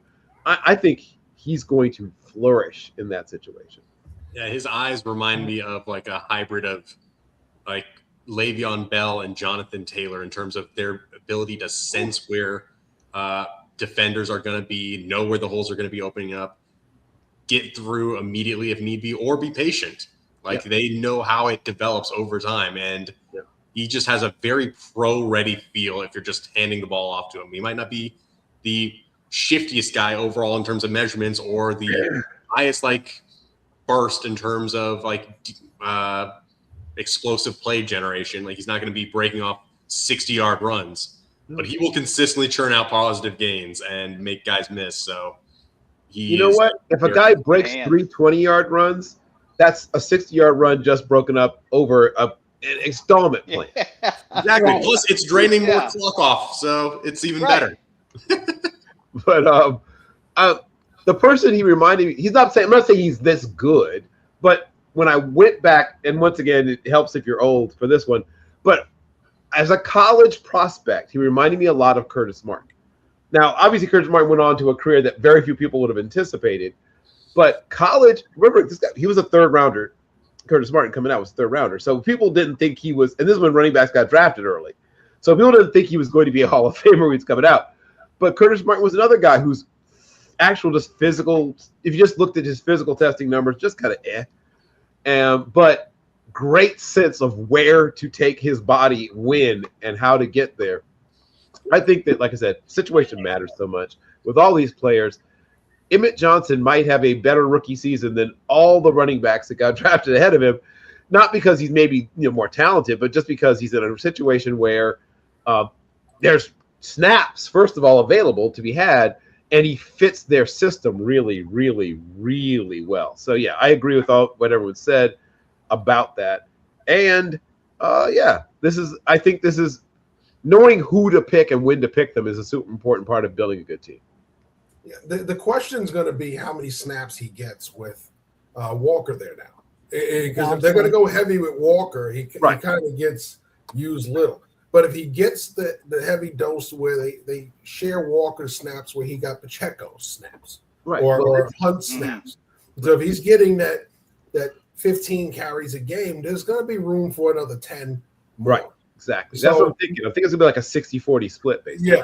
Yeah. So, and if they have a third back, then that takes away from him. It's not going to really take away from the guy you just paid a lot of money to. So I'm a little – I think it's a great fit. The question's going to be the share of the loot, per se. Who's going to – They drafted their RB3 last year, right? Yeah, well, they've drafted running back every year virtually, right? And if they haven't, they signed Edwards-Helaire, honestly. Yeah, right. It was like, but Edwards-Helaire got the lion's share until he got kind of pushed to the side for Pacheco, right? And Pacheco now was moved on via free agency, and they went back. They had Hunt last year, who took away most of Pacheco's snaps, and he came back from injury. So you went and spent big. And it's going to depend a lot more on Bieniemy. I think they're going to go heavier run because I think they want to keep Mahomes healthier. It's not going to be so much as Mahomes throwing 40, 50 times a game. I think they're going to scale back on that. It's going to be Walker running the football, whatever other backs they get into the game, working play action, working quick throws, and not making it where Pat Mahomes has to run around and make plays with his life every play anymore. I think that's where Andy Reid really wants to be. He wants it to be like when he had that peak Donovan McNabb. You had Westbrook, you had another back, and you had another back after that. And those guys were able to do a lot with McNabb throwing the football. Yeah, and their running back 3 that they drafted last year was Rashard Smith out of SMU. So he projects more as a third down kind of receiving change of pace back. He's the speedster of the group. So he's not going to take as much of the rushing workload per se compared to Emmett Johnson, but he still is going to eat into at least the snap share comparatively. So I think you can see that like Emmett Johnson might get like up to like that 10 to 11 carries a game, or maybe it might be a little bit later, but ultimately end of the season, that's could be racked up anywhere from like 120 to 170 carries in a rookie year, which is not bad for a rookie running back taken in round 5. Yep.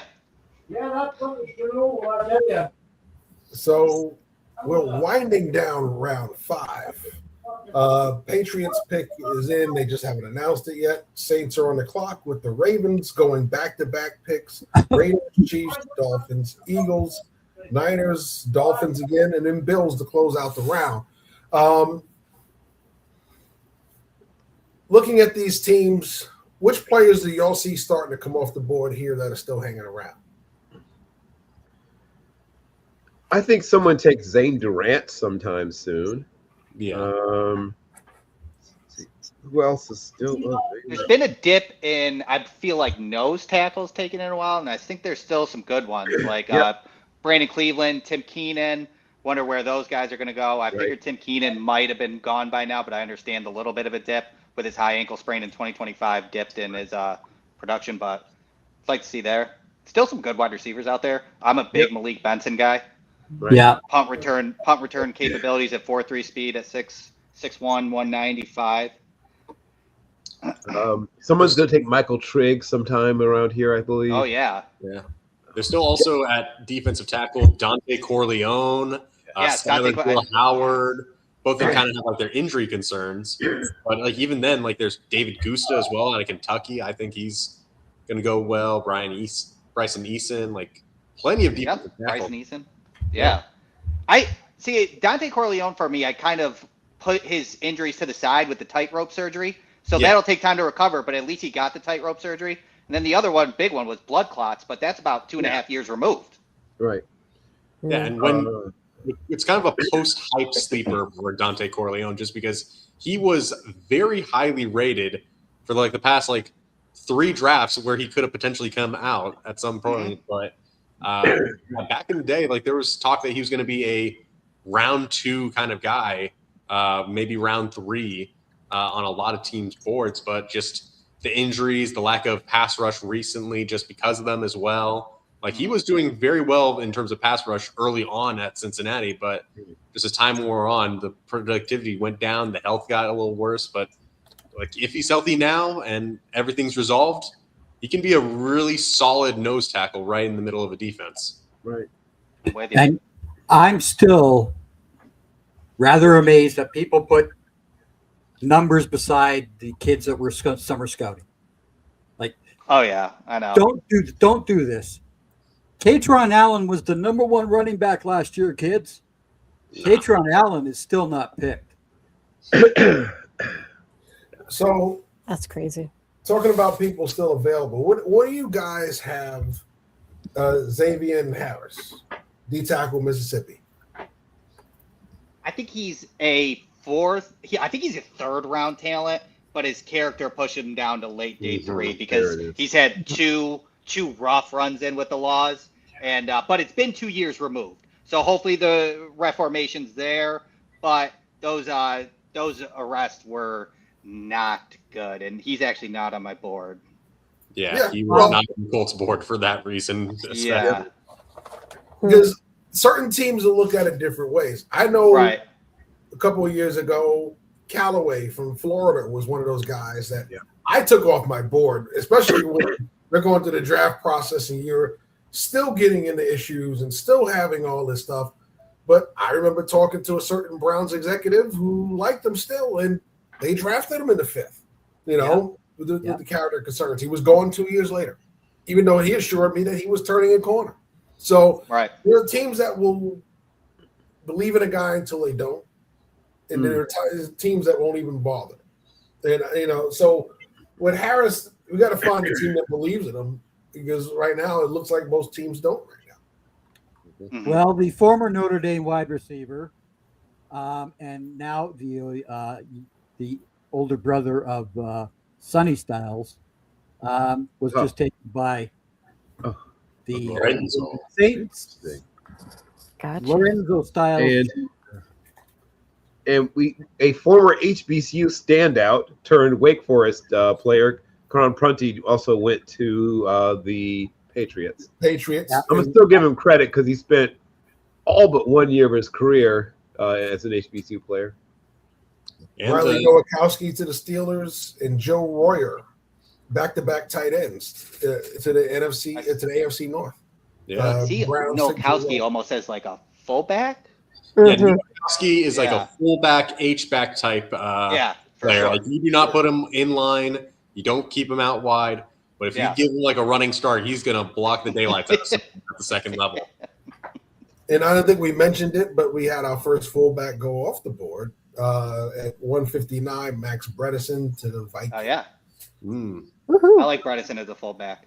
Yeah. Yep. He's so fun to watch. Yep. He is. You're right. Even though he's from that school from up north. Yeah, we got back-to-back Ravens picks on the board right now. Yes. So one is in there, about to make the other one as well. But Styles coming off the board here seems right. Yeah. He's got to learn the position a little bit better, and his fluidity and his hips are a little stiff. But yeah.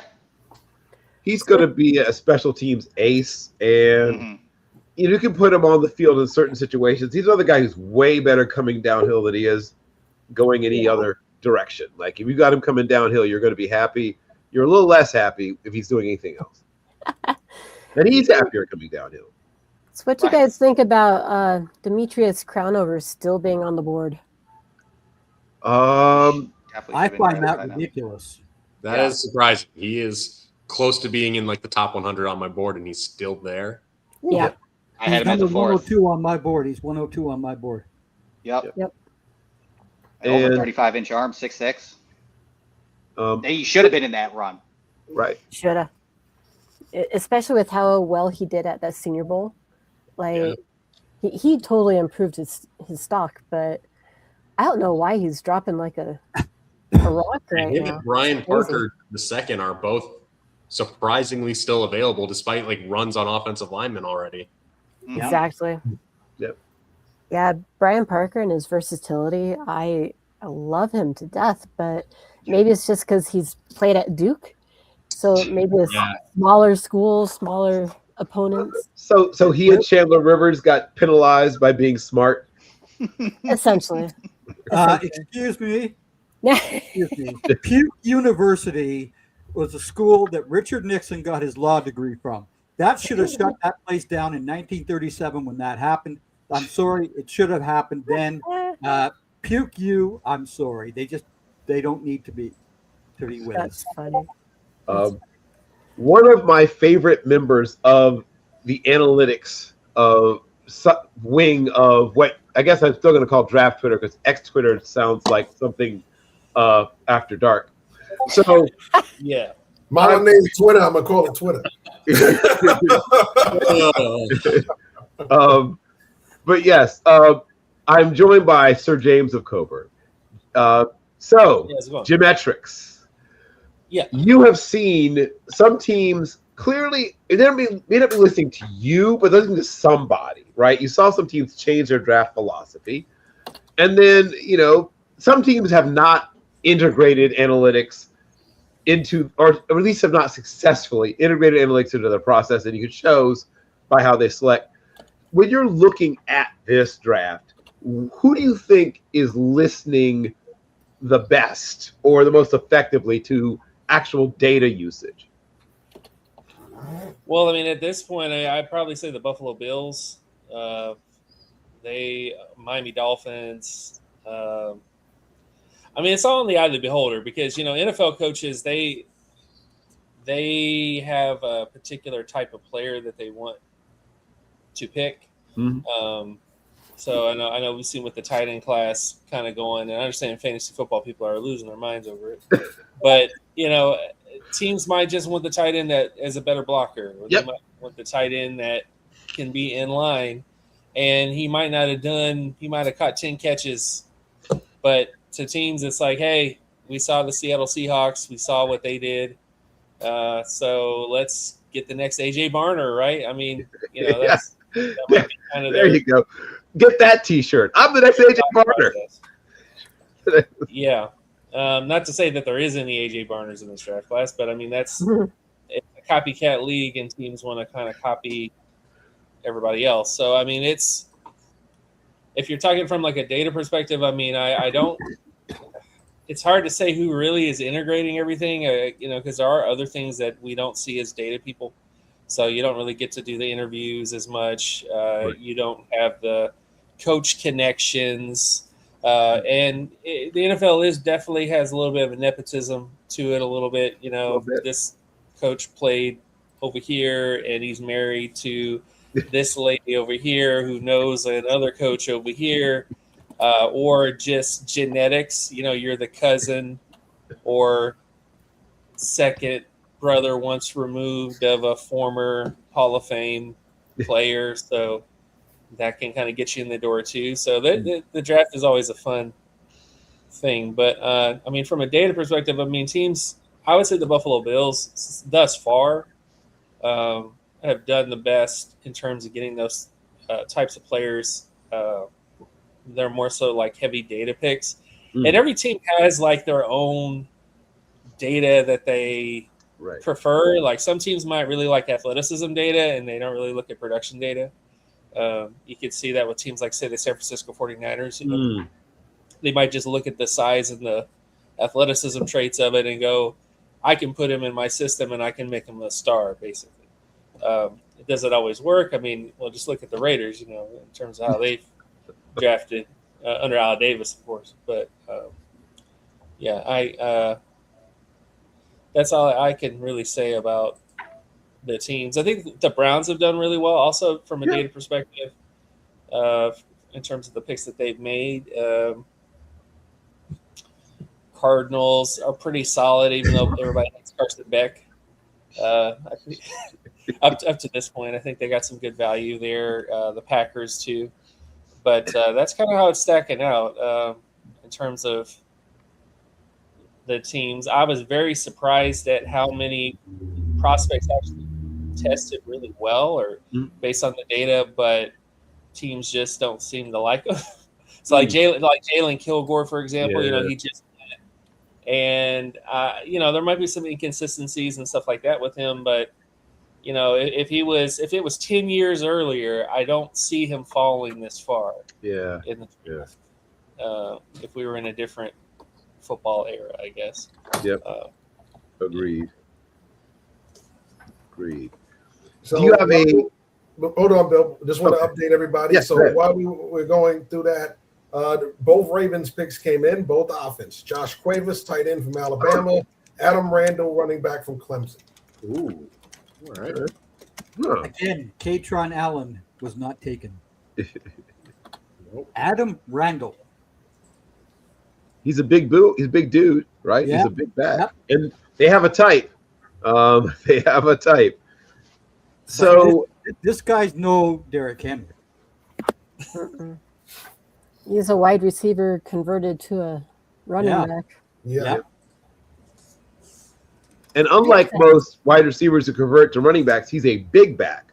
Most guys that convert from wide receiver to running back are like scat backs. Yeah. Adam Randall is the least scatty back I may have ever seen in my life. Yeah.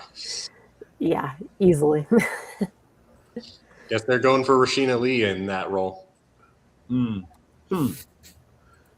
was going to ask Jim, who are your based on what you do, your best players still available? At the moment, so just looking at the board, I know some of the guys have already gone off.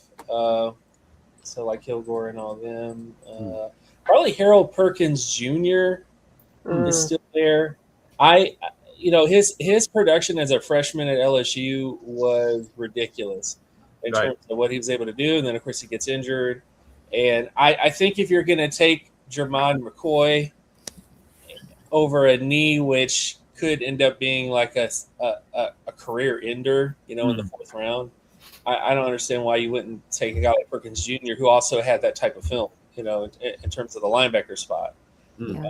I think there's a lot of things there to like with him. Caden Curry is there as well. I know he's kind of gets lost in the sauce. There's a lot of really great Ohio State defenders this year, but I don't think he gets enough credit for what he was able to do in that bunch, in terms of being really productive, but also having all these other monsters around him as well.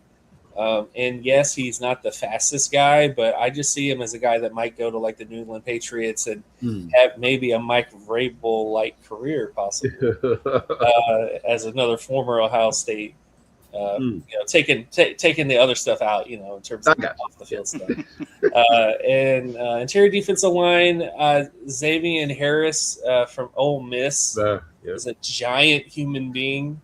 Was actually pretty productive for being as big as he is, and I think any type of a 3-4 defense would definitely want him on their squad.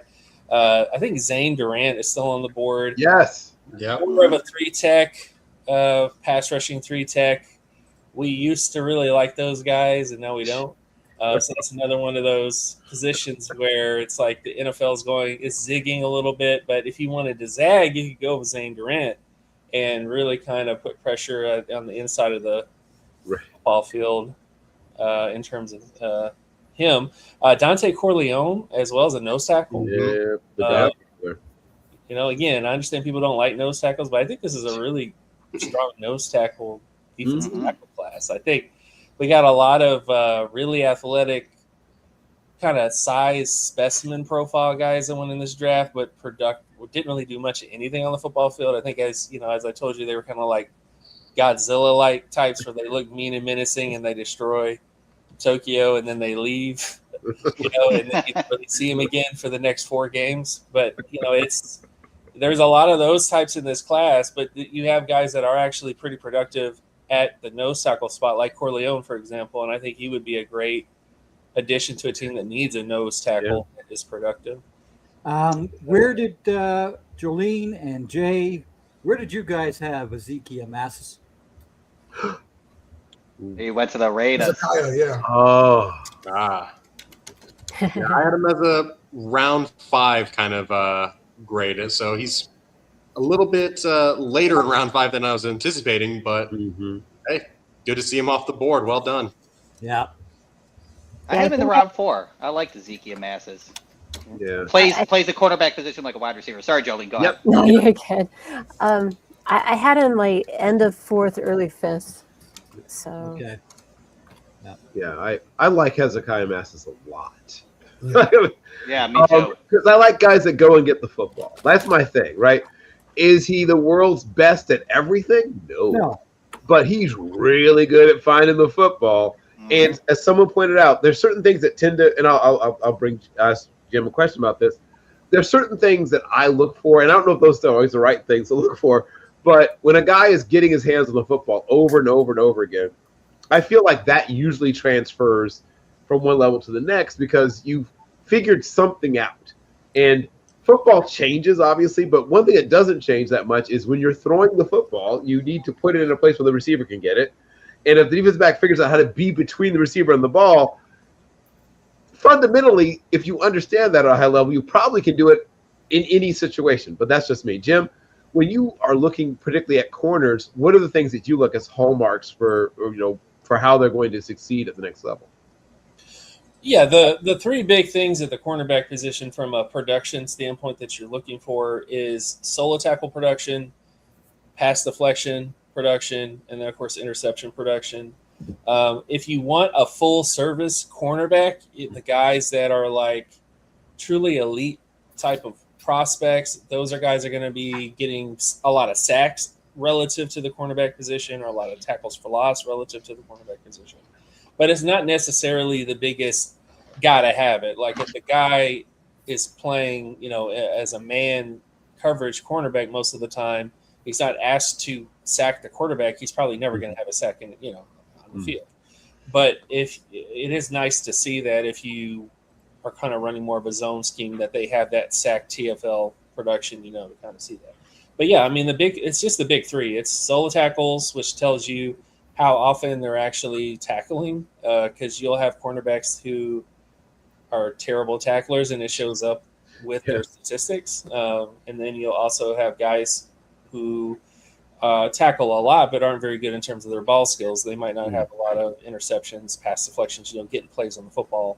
But yeah, with Massis, he was really, in terms of those particular areas with his profile, he was about 100 percentile in terms of his interception market share relative to cornerbacks since 1989. His 83 percentile in terms of pass deflections, and then 93 percentile in terms of forced fumbles, in terms of forcing fumbles relative to his team.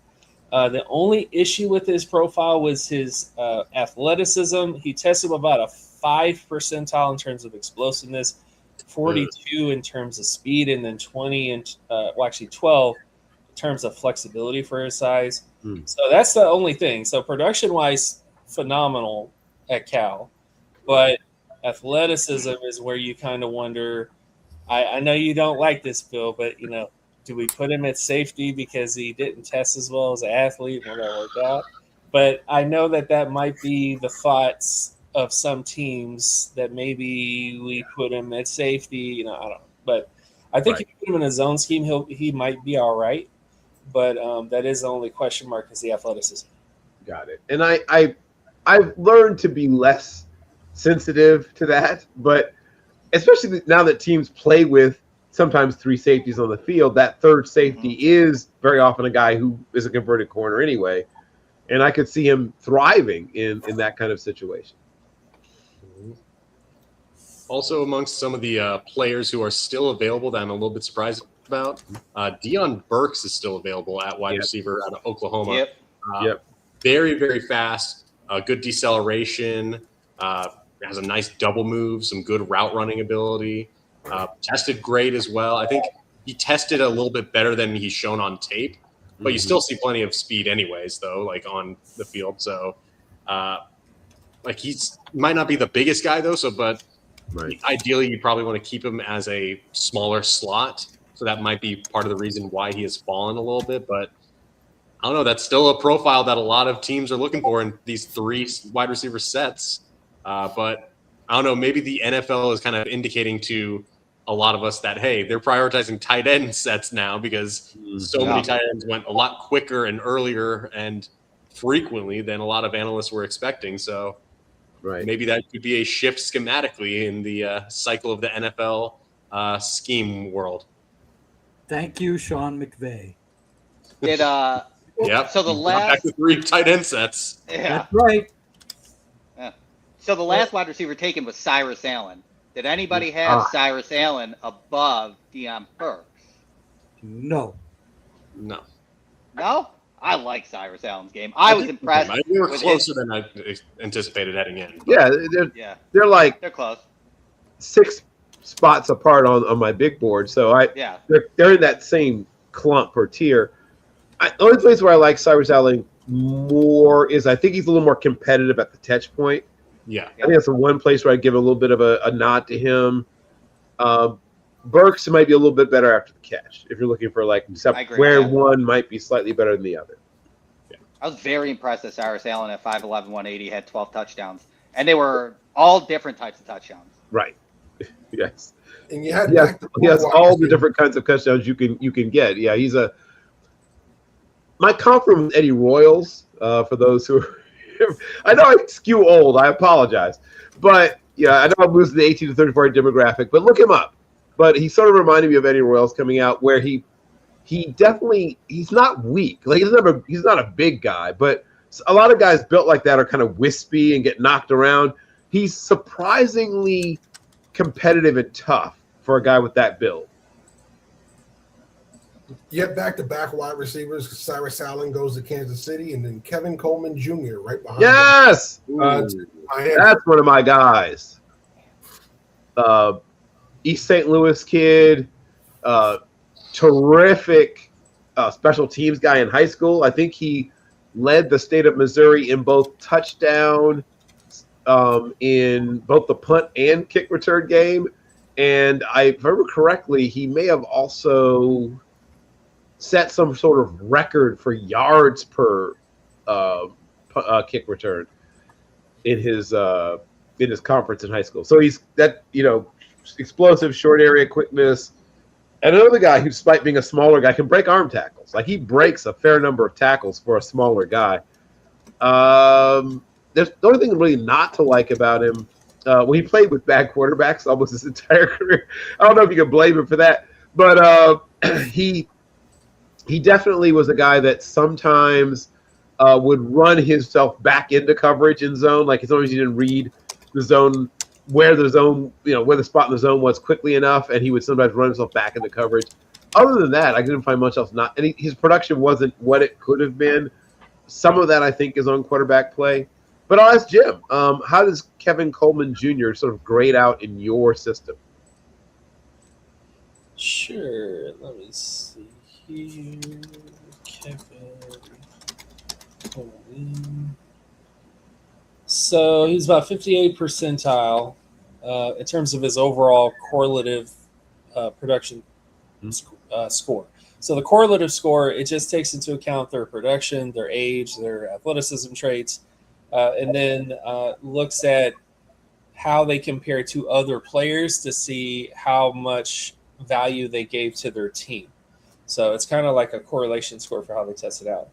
Based on his data, he's a good athlete. He's about the 54 percentile area in terms of speed, 66 in terms of flexibility for his size.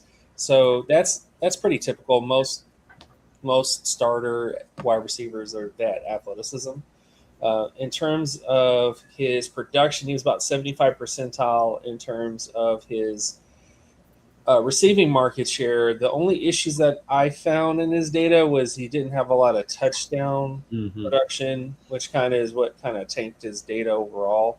Was his TD percentage was a little bit low. His yards per reception was low. But, I think in terms of like outcomes, I mean, a starter is a possibility there. I mean, that's kind of where he's at. Okay. Thank you. So we're a couple of picks away from wrapping up now. The 5th will be in round 6. So Jim, Jolene, Jay, each of you guys, I'm going to let you guys tell us so far around 5, which has been the best value, which has been the worst value in your opinions? Honestly, best value is the pick that just went. Cole Payton, QB, North Dakota State, to the Eagles. Pick 178. Dude, I had him going in the 3rd. Oh. I like Cole Payton a ton. His arm, his recognition of plays. He's a very high IQ player. I can't believe he's fallen this far. I'll be completely honest with you. So, yeah, he's my pick. My other pick, if I was given the chance, would probably be Kilgore.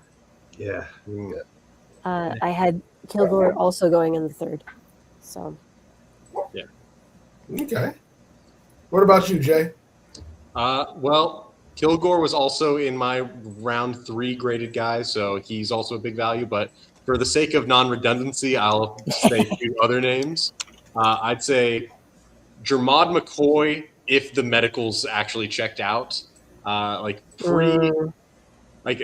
clear that the medicals have had a major effect on his draft stock, and it's warranted if the ACL is as bad as what people are saying.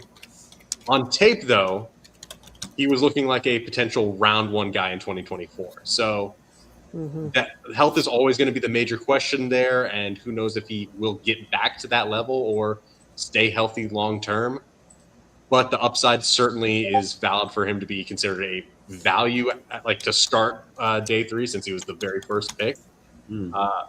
I'd also say, I've mentioned it before, but I'm going to say it again, Skylar Bell, who's a top 75 player on my board, and he was available right in the middle of round 4. So congratulations to Randall's Bills for that snag right there. So, yeah, it's been very, very interesting to see, well, the Bills in particular get a lot of value, but Bell, yeah, he just had a lot of versatility, being an inside-outside guy, good route running. He had some nice short area quickness, some good ball skills. He knew how to create separation and stack vertically if need be at times, but I really, really liked him after the catch in particular. So the fact that he was available in 125, about at minimum 50 picks later than I was expecting.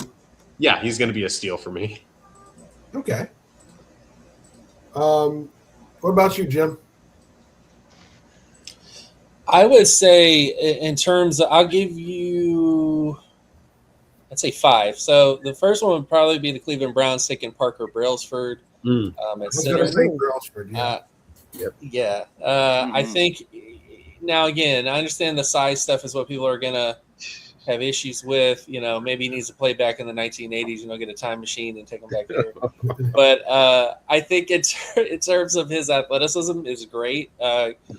he was a great part of Alabama's system. I think in terms of zone blocking schemes, I think he'll fit well with what the Browns are trying to do there. So I think he's a pretty solid pick for them value wise. You got a potential starting center in the 5th round. I know everybody mentioned Kilgore already. I know I mentioned him a little bit, but he's a pretty solid pick here.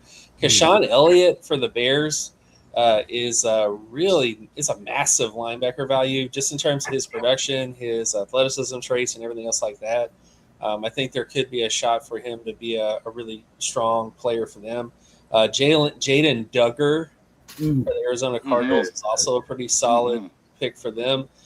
Consensus boards had him sort of like as a UDFA, but if you look at the production for him, the film, everything for him, I think it is a solid pick there too. And I think the Packers also with Yeager Burton at center is another solid pick there. And I think I'll throw in some DBs here because I know Bill's a DB. Keith Abney the second to the Lions. I don't understand why he fell this far. I understand he's more so of a nickel in terms of like his size, but tremendous value there in terms of what he's able to do. And Kamari Ramsey to the Texans. I don't know what it is. I don't know if the NFL just wants the Texans defense to be better than it already is. But you get the best nose tackle to him, and Caden McDonald, and then you got Kamari Ramsey going there. So I don't understand that. So that I think that's a great value too in the 5th. Yeah, I agreed with you, Rails. For one of the reasons is I know people beat up on the size. I think 6'2" you can get away with at center. It's the 289 that draws a lot of, but he has the frame to add another 10, 15 pounds. So you can get him up to 305, 300, and he'll be effective as long as he can maintain the speed. That's 1 pound over what Kelsey weighed at the combine. Jason Kelsey came in at 288.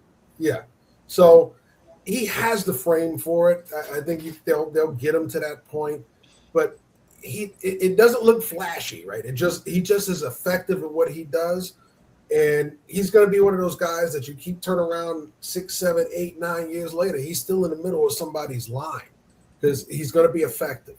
Like I said, it doesn't look flashy. This isn't some of the guys we see coming out in the middle that are mauling people and the Nelsons of the world who are yelling at guys as they're plowing them into the ground. He's not that guy, but he's a guy that's a technique blocker more than he is a mauler.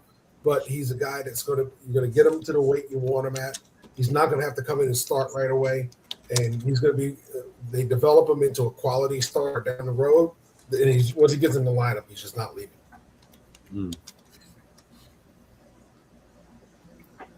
All right, so we're down to the last pick, which is Randall's Bills. Randall, there was a question for you, so I want to get this up before we get too far away from it, and I don't see it in the chat. So since the Bills Owen, my guy, he's been going through it a little bit with the Twitter community with the first 2 picks on Buffalo, and I've just ignored it and then muted the people that sound a little ridiculous. But the Buffalo community was not the happiest camper with Igbinosun in round 2 and TJ Parker in round 1, which is crazy to me because TJ Parker is a first rounder, got at 35, so full stop there. And then Igbinosun, they just know that it's, again, as I've said, Igbinosun is the bill that you have to pay, but you don't want to. We have 0 cornerback depth. Harrison had 2 injuries, and Benford had 2 concussions 2 years ago. After that, there's nobody there to fill in that role. If somebody got hurt, you're looking at a quarterback just salivating and throwing 4 go balls to our backup cornerback, and then you lose a game, a la the Broncos when they went out, and then you got targeted immediately, and you saw how Dane Jackson just fumbled, and that's the reason why we lost that game. So, it was a non-sexy pick, but a good pick. But yes, since Skylar Bell has been drafted and the Buffalo community has wanted Skylar Bell at pick 66, and we got him at 125, I'm sure the Twitter sphere has calmed down greatly, and they love TJ Parker now.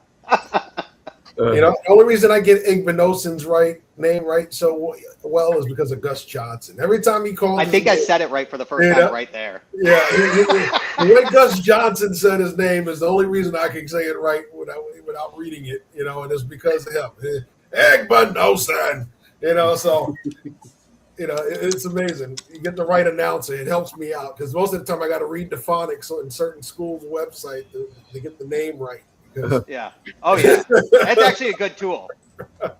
Or he just says Bill or Greg do the name. Well, come on. Those are the long, international names that got all the different consonants and vowels thrown together, or a Polynesian name where you got to hit every vowel in the name. I'm like, come on. Yeah, I'm gonna butcher those. Those are gonna get ginsu. I'm gonna like a sushi chef on those.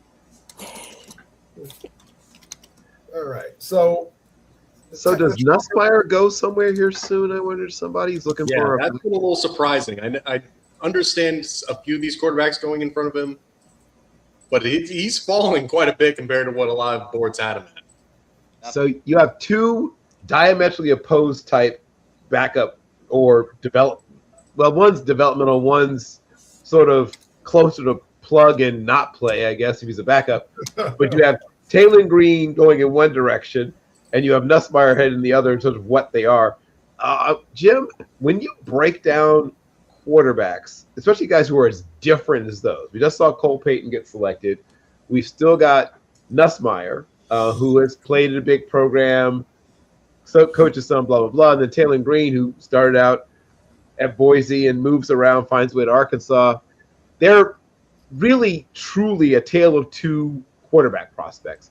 In your system, how do guys who are that different get stacked up? Well, it's all about what you want as a team. So I created a system with the data. It's called the expected mobile quarterback score, which takes into account like their mobile ability, their rushing ability, and then of course you have the passing EAV. And I think it's kind of it when you think about it. So like guys that would grade out well as a passer are guys like Tom Brady, Peyton Manning.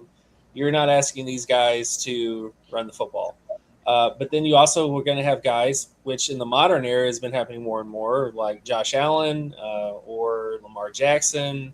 Those are guys who passing efficiency wise is not always the best. That's the biggest Achilles heel for most rushing quarterbacks is they are really dynamic in terms of what they do, but it's the passing efficiency, and especially in terms of critical situations for them. And based on the work that I do, the main things I look at is one, their passing efficiency in college relative to their peers for the era in which they played. And then their mobile composite score, which takes a look at, their mobile ability. And then their career passing efficiency is also an indicator of their success, it's because you don't want a one-year wonder, a guy that was just terrible for most of his career and then he peaked as a senior. The data doesn't really shake out well for those types of guys. And then situational, that was the biggest thing that really has opened up the well of projection for me is looking at the situational statistics such as their sack rate, sack avoidance, red zone efficiency in production, third down efficiency in production. These are statistics that really matter at the NFL level. If you're consistently getting third down conversions, consistently getting red zone conversions, you're winning more football games statistically. So if you're not doing that well in college, it's going to show up at the NFL level. And I think between the two, Garrett Nussmeier, who I actually saw in I think he was playing South Alabama, not this year, but last year. I got a chance to see him there. I wasn't really that impressed with him. I felt like the running back and the defensive line was a little bit more impressive.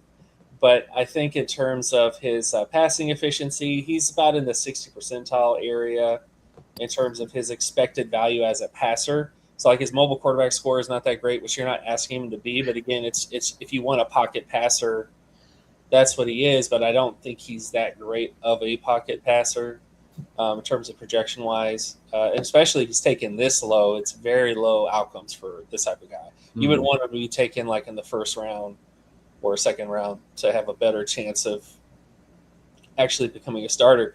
With Taylor Green, it's kind of the opposite. His passing efficiency is nowhere near. So, like, just for example, Taylor Green had a 98 mobile quarterback score for obvious reasons. But when you look at his passing efficiency, his best passing efficiency season was about a 32, and his career was about a 30. So he's never quite, even at Boise State, he's never quite had or put a large swath of being very efficient when it comes to red zone situations, third down situations. He's just really inconsistent. But when you watch the film, I mean, the guy's amazing. I mean, he's athleticism-wise, he's just – it's crazy what the guy can do, you know, as a rusher and as a mobile quarterback. I think he would be the type of guy that if he ends up with a coach such as thinking like Jim Harbaugh, you know, not to say he would turn into a Colin Kaepernick, but Kaepernick was a little bit more efficient though at Nevada. Like his passing efficiency was to me was a little bit underrated, but I think that's sort of that's the dream, right?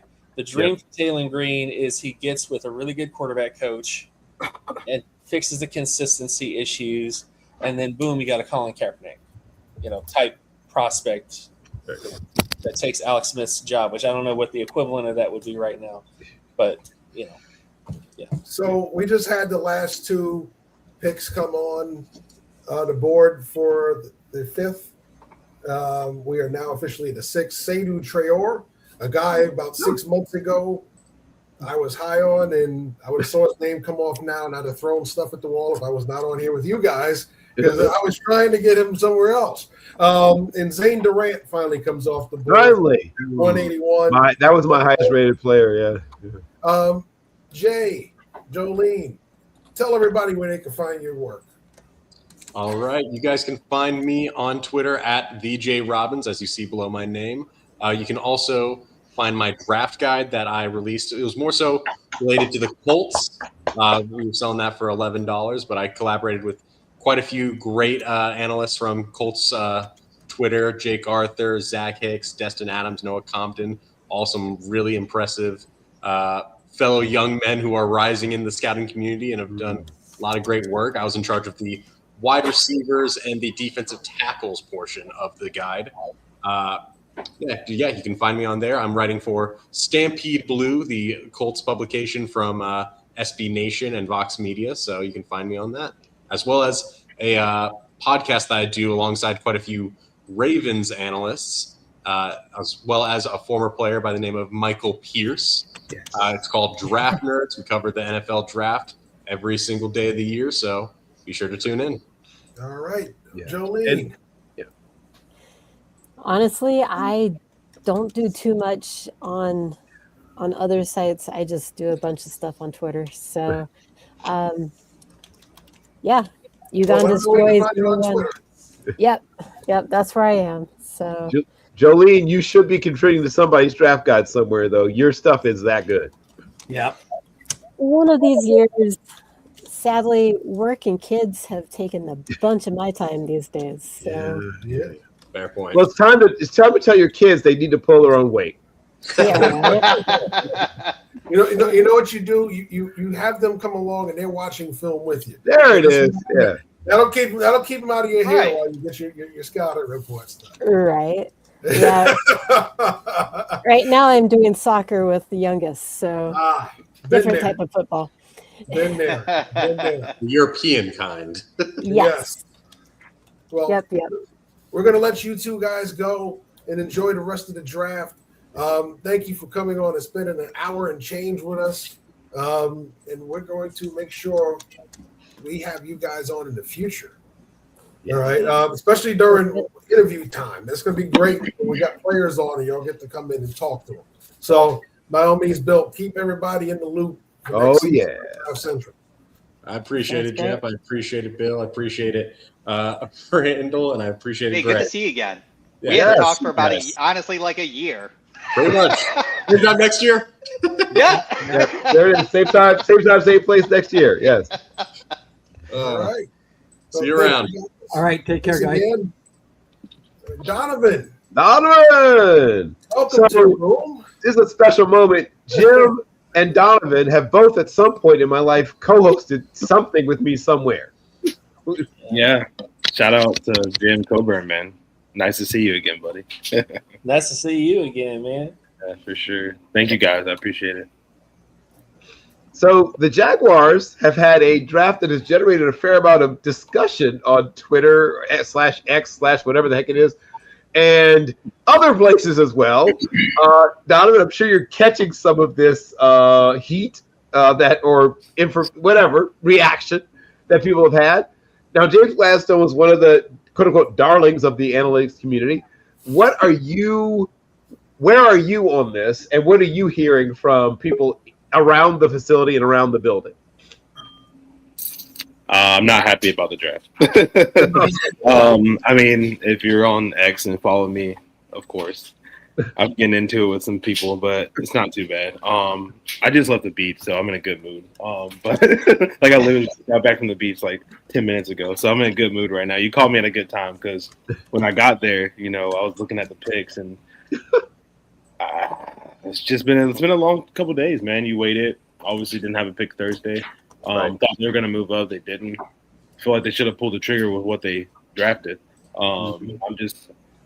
I don't see a lot of guys that are going to be on this roster in 2 years. I see probably like one or two at most right now. So, yeah, I mean, they still got picks to go.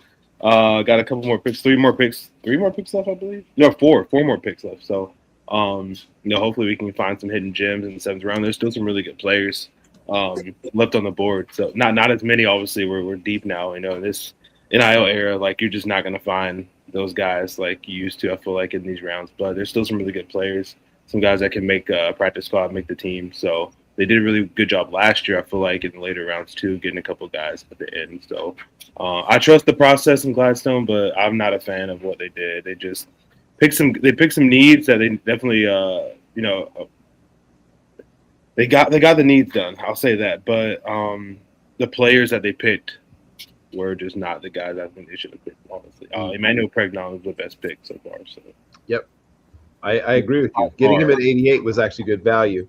Yeah, I mean, it's by far the best pick to me. As far as like what I'm hearing, I heard a lot that they were going to move up in the first and move up to get, in the early 2nd round. They never did. They never did that. They didn't make too many moves like that. They didn't make any trades. They didn't really do much this offseason, to be honest. So it's just kind of been mid, as the kids say, honestly, coming back, this is a young team, though. This is a really good team. This should be a playoff team. But I'm looking at teams like in our division, like the Colts had a really good draft. They didn't have a 1st-round pick. The Texans are amazing, man. What they did this weekend is great. For what they already have, it is amazing. So we got to compete with those guys. And Tennessee had a pretty solid draft. I still think they're, a little bit further away, but they still had a good draft. So it was a little disappointing, but I trust Gladstone. I trust those guys. I trust the process. I trust the coaching staff, Coach Cohen, all those guys that they retain a lot of that staff. So I'm excited to see what they do at the end. Bill, and you guys that know me, Jeff, everybody, Greg, I work with a lot of these guys this offseason, so I'm just happy to be a part of the process, man. It's been a lot of our guys got drafted, so I'm happy. There's still a couple guys left. I'm fingers crossed. So I'm just looking at my phone. Sorry if I'm looking at it so much, but that's all right. I invested a lot of my time into a lot of these guys getting drafted for what I do now. So, we'll see what happens. But as far as the Jags, I'll give them – they're not done yet, but like a D+, C-. We'll see what they can do in the next they got 4 picks, though. So you don't draft in the 1st round. You come back, you get Burkitcher, who I see Cade Otton similarities. And since he coached Cade Otton and had success with Cade Otton, I can see his attraction to Burkitcher, but with better tight ends on the board. Were you disappointed in that? That's the most disappointing pick. I'm not even that. The Albert Regis pick, I was like, okay, we could have waited to got him too, but that's not that bad at 81. And then the Jalen Husky pick, he's solid. Could we have probably waited to got him too? Yeah, but okay. But yeah, That pick, that you were waiting all day on Thursday for trade up and nothing happens, and you wait all day pretty much.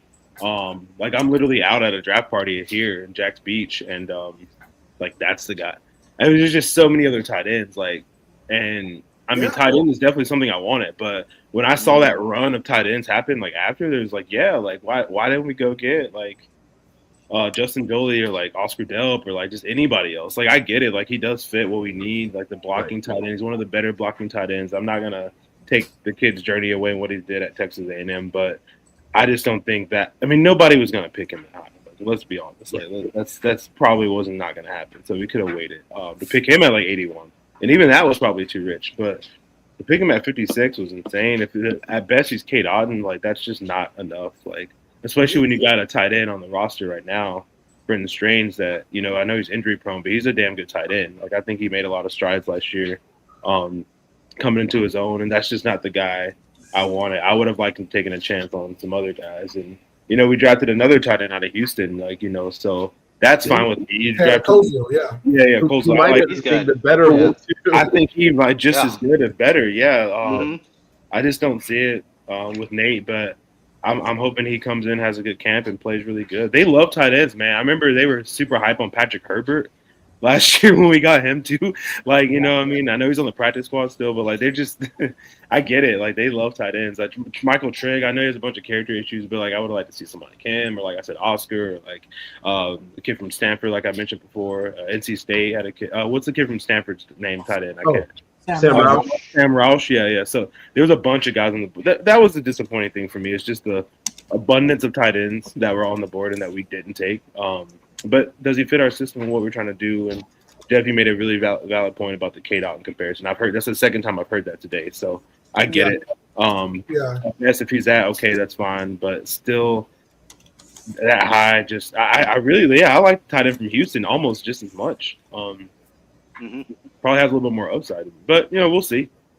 It's all just you're trying to grade and do everything right now. But yeah, I'm not. Jags fans, of course, they're not going to be super happy with the picks. Like, they're not. None of these guys are sexy picks. A lot of the Jags casual fans don't know who any of these players are. Pick anyone of like note. But there's still time. There's still time. I was hoping for Mr. Tylen Green, but he already got picked. So, good job by Cleveland. That would have been cool to have him. He could probably play tight end too one day. Since we love tight ends so much, I would like to have I told Bill I wanted another quarterback like in that room with Trevor. I wanted a little sauce, a little flavor, because I'm just not, Nick Mullins and Gus Bradley's kid Carter. Like that's not. Like, what do we do? Like, I'm so tired of Carter Bradley being on my roster. You're talking about the beta test version of Nussmeier? Yeah, I just like he's been on our roster a lot through 3 different coaches, and he's still on the roster somehow, some way. I would have liked to keep the kid, man. What do you mean somehow, some way? The kid from Memphis last year on the practice squad, Seth Hannigan. I would have liked to see him stick around. I think he went to Indiana, the Colts on the practice squad, if I'm not mistaken. But yeah, I just want to. I think there's a lot of good quarterbacks. I would love to get Nuss or Diego or. Like I said, Green's gone now to Cleveland. Good spot for him. They can do a lot of different things with him. So, yeah, I mean, there's still some good players in the 7th round for us to pick, though, for sure.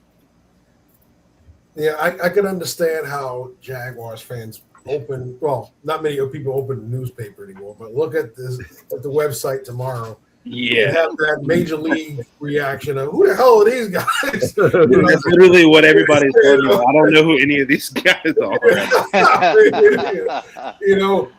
Listen, if you're not really a student of the game, you're not going to know who Burkitcher, Regis, Pregnon are. You may have seen Husky in maybe a Williams, but Tanner Kozio is an intriguing pick for me because who has the ability to he's not going to be a starter, but as a 2 or 3 tight end in those packages, they're going to find catches for him. So I think he's going to be one of those guys that's going to get put in the right situation and make some plays. And some fans are going to start to like him in that situation. Oh, we like this kid. Why are we not playing this kid more? Well, because he's tight end 3 and he only gets in there when the 3 tight ends are out there. So But I think overall you've got a quality class. Like I said, I understand when they announced the Berkshire pick last night, I said exactly, and Bill said, that's Cade Otton to this guy. He coached Cade Otton. He liked what he got from him. Cade Otton, there were better tight ends behind Cade Otton in Tampa here. But Cade Otton was the dude because as long as Tom Brady knew where he was going to be, he played.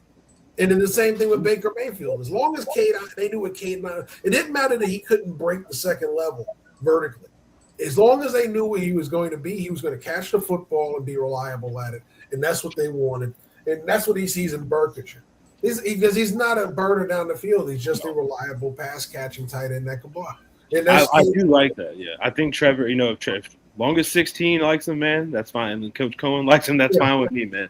As long as they can trust he's going to be there. Long as 16 can trust him. I mean, we're just building that team around him. And what kind of year he had last year was a top 5, MVP type league quarterback year last year, in my opinion. So, I mean, our tight end room, Brenton Strange, Berkshire, Tanner Coles, like you said, and then Hunter Long, I know we signed, and then obviously we still have Patrick Herbert. So, I mean, it's still those guys are going to get reps. Hunter Long, I know he's been a vet for a while, but I would assume, these guys they just drafted would probably play over him. And then, like I said, Patrick Herbert is a loved practice squad guy. And he works hard. And obviously, we know who his brother is and everything. But, yeah, we do. But I mean, at the end of the day, those guys are going to get reps, and we upgraded the tight end room at the end of the day, so that's a good thing. Did we upgrade it by much? Probably not. If you would watch, like I said, the kid from Houston, I think is really that. I think that pick. Yeah. I don't want to say better, but I really value-wise think it's better. I think he's almost even prospect. Yeah. Well, I'm going to bring Jim in. Can you give Donovan and the Jags fans reason for hope based on the work that you do when you look at that class, or not, maybe? Wow, hope. All right, so let me just take a look at it. All right, so with Nate, I from an athleticism standpoint, he's not elite in terms of athleticism. Production, of course, wasn't really there. But I mean, is he a good blocker? Yes. Right? Yeah. Damn good blocker. Yeah. Damn good blocker. Albert Regis, his data was okay. I think his overall EAV grade, which is just like a positional grade, you typically want him to be in an 80 to 90 range. He was about a 77, so he's kind of like a hit or miss type of guy.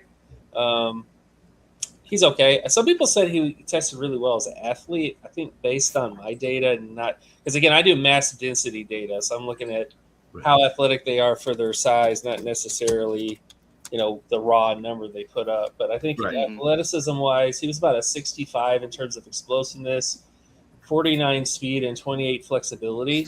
So you're looking at high upside starter, maybe. Let me just look at some of the other picks they got. Manuel Pregnon. Now, I like the Pregnon. Yes. Yeah. We all agree on that pick. Yeah, absolutely. Now we're talking. Now, with Pregnon, the only thing about him, he's a little older. Obviously, he's played a lot of football. So there is that sort of criticism. Of course, he's so advanced, or at least in terms of technique, that, because he's older. But still, athleticism-wise, you got exactly what you need there. Elite level athleticism at the guard position, and he does have a lot of experience, so that's something that's positive there. Jalen Husky, his as a safety, he actually wasn't that bad. He was about an 88 production score, or I should say EAV, which is like a data score for him, which isn't that bad. We just look at what his pretty much everything is not that bad. But I mean, it's not that I'm a fan of bad. Husky. I did have Husky late day too for me. I was a big fan of him. Yeah, it's funny you say that, Randall, because I had a couple people said they were a big fan. He kind of split the room. I feel like a lot of people had him 6th or 7th round, or late day 2, early 3. So he's kind of, I guess, hit or miss guy too. So when you look at Husky's strengths and weaknesses, Jim, based on the data work, where does he show up as a stronger candidate to play early on in his career? And where does he look like he may have some issues? So production-wise is solid. He's more of a playmaking safety than like a strong safety, so like a free safety type. So really good in terms of, interceptions, pass deflections, forced fumbles, solo tackle data is pretty solid. Not much in terms of sacks and tackles for loss, but again, you have to think about what is his role going to be, right? If this was, going to be a Troy Polamalu, you'd be like, wait a minute, he doesn't have any sacks and tackles for loss. Who is this guy, right? But as a free safety, you got some stuff there that's solid. Athleticism, though, 39 percentile in terms of explosiveness, 42 in terms of speed, and then 32 in terms of flexibility for his size out of 100. So not the best athlete, like a below average athlete. So that's the only hiccup with him. So production is solid, and there have been some safeties that have been able to translate. I think if he does fit, a turnover guy, big play guy, that's kind of what they want. It's what we lived off of last year. We were number one in turnovers, though. It sounds like you're describing free safety mentality trapped in a strong safety body in terms of athletic testing. Yeah, so that's the thing. NFL. I think about things totally different than what NFL teams think about it. I'm looking at what they actually did on the football field, not what they could do on the football field. Right. So what he did on the football field was more free safety production than like a strong safety type. Because strong safeties, the best ones we've ever had, in NFL history, are going to be getting you tons of solo tackles, tons of sacks, TFLs, and they may not be the best in terms of like their ball production. They might be just okay, like 50 or 60 percentile in terms of that. But they are going to give you those. Those are the main hallmarks: tackles, sacks, TFL, relative to the position. Obviously, we're not talking about an edge safety here. We're just talking about relative to the position. They're getting a lot of sacks and tackles for loss. So it doesn't. Did you ever get around to trademarking the term edge safety? Because you could be making money off that. For real. You know what? I probably could. That might be where the NFL is going. But I might get. I haven't got the T-shirts done yet, but I definitely will be working on that. So let's see what everybody. Let's come up. If you have a comp for Husky, what is it? Because for me, he's Marcus Williams. Huh. I don't hate that. Marcus Williams was better, but I don't hate it. Yeah. I mean, if you're gonna say Marcus Williams, the only issue with that comp is the athleticism portion of it. Right. Was more athletic. I think maybe Tyler the range he plays with over the top is where I was gonna say probably like Damar Hamlin a little bit, but like not like he's not as good as Damar Hamlin, but like Damar Hamlin is what I see. Tyler Nubin. Hello, Nubin. But like I don't know. I feel like he's not as good as Damar Hamlin coming out to me. But that's kind of what I see from him a little bit. Like even his body. Well, this is the only thing though. So athletically would be production wise is not really there. I think Marcus Williams makes sense from a production standpoint. Again, what he did, the production is similar. Athleticism wise, that's the only hiccup. It's more like in the Brian Branch, Tyler Nubin kind of athleticism. So that's the only issue. I understand people don't really care about athleticism, but most really good starting safeties have at least above average, right? At least. Yeah. So that's the only issue. When I looked at his film and I saw a guy you could put over the top in any scheme and he'll be fine. And Marcus Williams was that dude. Marcus Williams playing closest to the line of scrimmage made a lot of mistakes, but you put him over the top, he was always around the ball. He was making plays. I think the worst play he ever made playing over the top was, of course, missing the tackle on Diggs in that playoff game. Other than that, he was pretty good over the top. You could trust him over the top. And then when I watch his film, he seems to make plays over the top. Put him closer to the line, little bit suspect. But over the top, I can agree with that. Yeah. So that's where I get the Williams comparison. It's about, where he seems most comfortable. It seems to be a guy watching everything happening and finding football. And that's he's where a baiter. Yeah. He's a baiter back there. He wants you to throw that ball. Yeah. Right. And that's where you can hide some of his athletic shortcomings because things happen so much faster close to the line of scrimmage. Mm-hmm. Playing in a place where you should hopefully be able to see everything and then come downhill gives you the opportunity, especially if you're like a build-up speed guy, to build up your speed, first of all, right? And then if you lack explosiveness, you don't have to explode. You can flow or glide into, or whatever it is you do if you're not explosive, into the play. But yeah, I do worry a little bit about when he does, eventually at some point, the game becomes one-on-one, 1v1, right? And that is not the thing that you want. Like at some point, at every point in the game, there's going to be a play where somebody breaks a tackle, somebody gets away from somebody, and now it's him and a slot receiver, him and a running back in space, and he's got to get that guy on the ground. Otherwise, goal lines, headlines, guys doing the Dougie in the end zone or whatever, and you don't want that. So that's we don't have to start him right away, which is good. He's going to be coming in. I mean, obviously, like, we got to replace Andrew Wingard in the secondary, so he's going to have to step up. But I mean, Eric Murray obviously is going to be starting over him, and then obviously Antonio Johnson on the other side. So Eric Murray, another guy he's kind of like. Yeah, that's what I'm saying. Jacksonville has. I mean, Caleb Bransall last year. You know what I mean? We're really high on him. He's going to be getting a lot of. But Ranshaw's really athletic, though. That's the difference.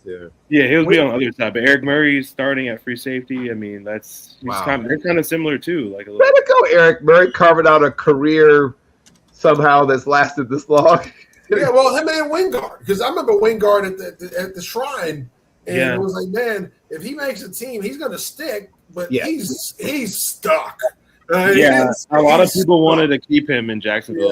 Obviously he's in Arizona now, but he's a fan favorite. I mean, just the hair and like does a lot for the community, and the fans just love him down here. But he's gone. He's in Arizona now, so I wish him the best out in the desert for sure. But really looking back on it, kind of wish we kept him at this point, just because we didn't really do much. I thought we were gonna upgrade from Wingard, but we really didn't. So, I don't know if Murray's better than Andrew. I don't know. That's a debate, I guess, for another day. But I like Wingard a lot. A lot of penalties, though. He had a lot of penalties, though. That's the only thing I hated. Like he get penalties at the worst time. And that was Well, one, he's not overly big, so he can't get around you to get to the ball. So that was one of his issues. So he was always trying to bang it out of your hands. But if you get there early, it's a penalty, right? So, that was the one flaw in him coming out, was that he wasn't overly big at safety. So you put him in those situations. Same thing with Sidney Jones. You looked at him. He was a very sticky guy in coverage, but he's not big. So you put him on a bigger body. If he can't get to the ball, he's going to swipe through the hands. If he gets there early, it's a penalty. Yeah. So,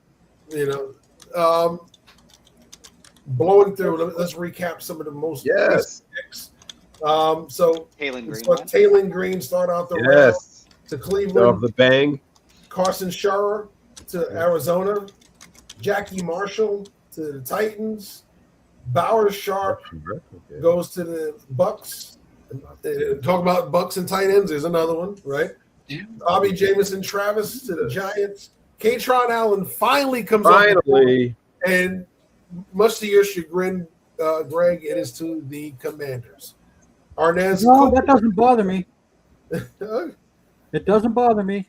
It may when he's running into the end zone from the 3-yard line. Brian Parker II, Cincinnati. It's a good Barry team. Brown. Saints. Watch out for this guy to be one of the better return specialists in the NFL. Yes. For real. This was Josh way too Cameron, Jacksonville. There you go. I like that pick a lot, actually. Yeah. There we go. Yeah, I like Josh Cameron too. J.C. Davis to the Giants. Jack Kelly to the Giants. And the Titans have another pick that's waiting to be announced. Yeah. Yeah, Kelly's a steal, man. Yeah. Jack Kelly, he's good in coverage. He can hit the quarterback. Really tough time hitting the running back. Right. Jackson Dart made that phone call, right, for his old teammate for sure. Old teammate, yeah. Yeah. No, I like Coleman from BYU. So, or not BYU, excuse me, Baylor. Yep. Yeah. So yeah, 6'1", 224, and is twitchy in his route running. Yep. Cedar Park High School, man. Yeah, he's good. I mean, he's a great punt returner too. So, I mean, obviously we got Parker back there, but I mean, yeah, he could definitely stick on the team and be added to the depth chart for sure. If there's a practice squad player or just, I think he can find his way on the roster for sure. I mean, we're pretty deep at receiver, but I mean, the 7th round to get him, that's a pretty good pick, I would say. He can definitely fight for a job. I mean, why couldn't he be the 4th or 5th receiver on this team for sure? Could. I think he could. Yeah. Yeah, normally Parker, BTJ, I mean Jacoby, and then probably him and Tim Jones. I mean, obviously they're going to play Travis a little bit, probably, I guess, still, but he can be the 4th or 5th receiver on this team. I like him. Yeah, the first 2 days were the day of the tackle. Today is the day of the center because all the centers are starting to come off. Yep. Yeah, Pat Coogan comes off to the Titans. There you go. Oh, I like that. Yeah, there I like you go. Big Pat Coogan. Yeah. All those things you hear about barroom brawler and whatever, back alley this and whatever. That's there's nothing about him on tape other than just his intelligence and toughness that makes you think he's going to make it. But intelligence and toughness goes a long way, and he's got those two things. But I'm going to ask Jim, when you do work on a guys like Pat Coogan, who, I mean, I'm going to assume that nothing jumps out at you based on the kind of work you do, but I'd like to know what the data does say about a guy like Pat Coogan.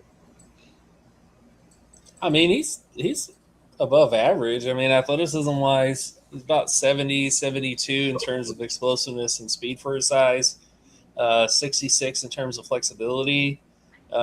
Length is about 32, but he's at center, so it's not as big of a deal. At least I don't really care much about arm length anyway, so I think if you're athletic enough, it doesn't really matter. But size-wise, 6'5", 311. So there's nothing that quite makes him stick out data-wise in terms of like his age, which is kind of the only thing that might be kind of dropping him a little bit. It's just kind of being an older prospect, but that's, he has the traits, athletically, everything to be a starting center. So there's nothing. It's just whether you like him or not on for the team. And, Gotcha. Yeah. Thank you, sir. Let's see. Is this Malik Benson? Right? I was going to say guys like Malik Benson. Yeah, makes sense. That's a good pick. Good. Yeah, I mean, he could have gone even earlier than this. Probably top 3. Malik Benson, Raiders. Yep.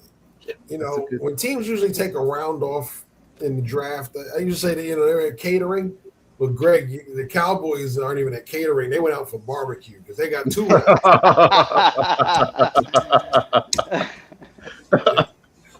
Oh, yeah. Right. Jerry and Steven are having a nap. Yeah.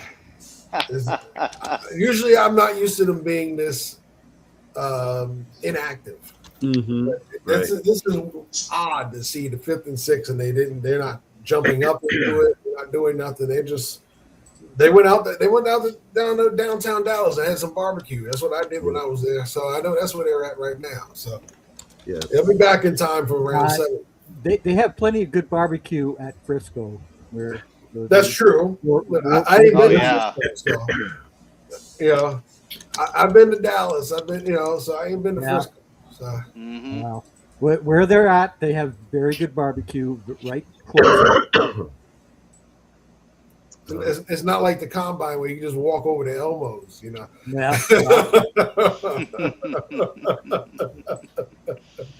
Let's see, so guys that I still like and are still left, Kane McConnell from Vanderbilt, another center/guard guy, is I think going to find his way onto an NFL roster.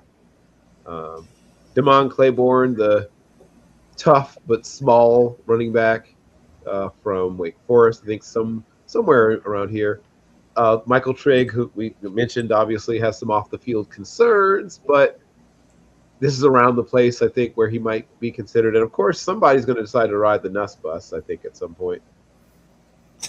I don't think anybody does. Oh, you don't think he gets drafted at all? No. Interesting. Well, we're in 6, and they're moving right along. We haven't seen a quarterback come off the board in a while. He and Taylor Green both, I think, are right now on the edge of their seats, hoping that somebody gets brave enough to call. Well, Green did get selected first pick. Yeah, I think three quarterbacks will get drafted. So Nussmeier's really got to feel with it because Green went before him. I thought he would have went before Green, and that's not even grade wise. It's just that's an upside thing, right? Yeah. As people have pointed out, you don't look at Garrett Nussmeier and think, "Wow, what could he be one day?" Like people kind of look at him and think, "I'm getting what I'm getting." But it doesn't shock me where he went. Yeah. Dalen Bentley also is another guy I think. Like Max Llewellyn. A lot of people are really getting high on Max Llewellyn sort of late in the process. I didn't like him as much as they did, but I do think he gets called at some point pretty soon. Landon Robinson, of course, I know. What school did Llewellyn go to? Max Iowa. Yeah, so go over to Pittsburgh. Oh, boy, of course. Yeah, there you go. Yeah, of course. It's been that kind of a draft for Pittsburgh. Yeah. Why not? Why not? We call Philadelphia Georgia West. Well, you guys are becoming Iowa East. Iowa East, yeah. We do. I think they see these guys in the color scheme and think, yeah, I can see that's the ticket. I'm with you on Max Llewellyn. I was very high on him coming into this year for he has the most pass rush moves in his bag. He's got a deep bag. Yeah. He's got a deep bag. For 255 too, he's got some good weight to him. Yeah. But he doubled his snaps and dipped a little bit in production. So it's like, well, you are who you are, right? Yep. It looks like he's more of a rotational player than a future starter, which is fine if you get him somewhere around here. Agreed. You can carve out a nice little career as a guy who, plays in certain spots, certain situations, and he'll probably be a 4.5 to 5.5 sack guy in the NFL, which is fine as a rotational player. If you're playing 37.5% of the snaps, that's not terrible. Mm-hmm. I'm going to ask Jim about the pass rush class because if your work is different from other people's work. How did you stack up the pass rushers this year? Pass rush wise, this was one of the deepest pass rush classes in a while. Now, again, preference that you don't have like a rare, like a Myles Garrett or that type of player. Sadly, no. God, I'd love to see another one of those. But if you're looking for really productive, athletic, prerequisite athleticism, as I like to call it, at the position, there was a lot of really, really good guys. Again, Zion Young, T.J. Parker, Howell, Malachi Lawrence, Arvell Reese, David Bailey, Ruben Bain, Keldrick Fall, like Gabe Yankees, Danny Dennis Sutton, although I don't really like the fact he tackles people and then celebrates all the time on film. Caden Curry, right? Trey Moore. Like, there's a lot of really good pass rushers in this class that have the athleticism that you're looking for, have the production that you're looking for. So the edge rusher class is one of the deepest in this class. It's just that they don't have that, they don't have the special generational type, but you don't necessarily need to have that. You just need a really good pass rusher. Right.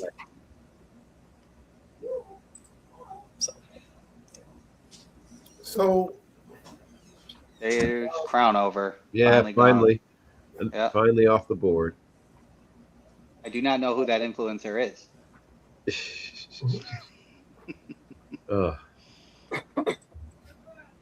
So, Jim, before we go to our next break, tell everybody where they can find your work. And where they can purchase your amazing analytics-based draft guide. Yeah, sure.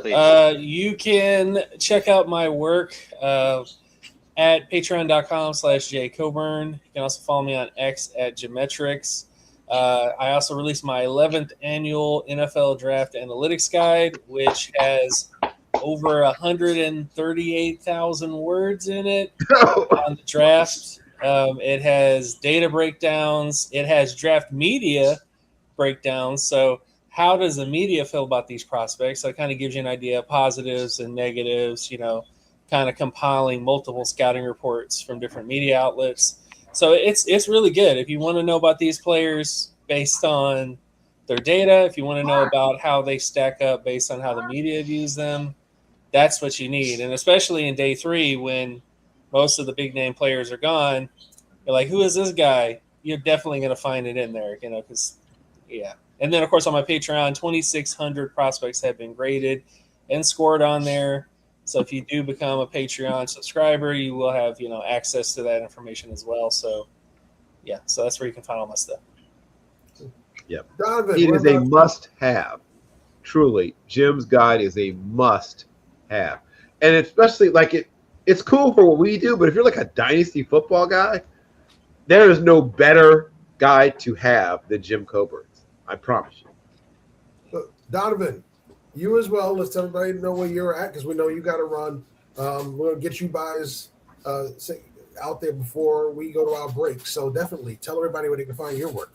Yeah, man. For one, thank you all for always having me on. I really appreciate it. Blessed to always be able to talk ball with you guys, man. Happy end of draft day. I know this is some of your guys' favorite rounds to study in the UDFAs. It'll be out soon. I guess the draft will be over around 7:00 p.m. Eastern time. So thank you guys again. I really appreciate it. Follow me on X, on Twitter at Don James Sports. The name remains the same. It's right there. What I'm working on, I'm taking a break from the draft for a little bit, just for one day. Sunday, I'll probably already do a 2027 mock draft though. Why not? Why the hell? I don't know. Bill might have me on a show Monday. I don't know. We'll figure it out. Be on another show, probably recap show tomorrow morning as well. So as far as for me, yeah, just follow me on Twitter. On X, like I said, at Don James Sports. I appreciate you guys so much, man. Thank you. And hopefully the Jags get some solid picks towards the end here. Love to have Roman Hemby or Le'Veon Moss or somebody. There you go. Right. Yeah. Both of whom are still available. Yeah, some good players. Damon Claiborne is also still available. I'll take Nuss over Mullins. There you go. Yeah, so I want Diego though, just so selfish reasons. We're definitely gonna be partying downtown, Diego, if we get drafted. Yeah, you will. Yeah, you will. I'll keep him out of trouble. Oh, okay. Well, I don't know. So people thought that with Johnny. I can keep him out of trouble. No,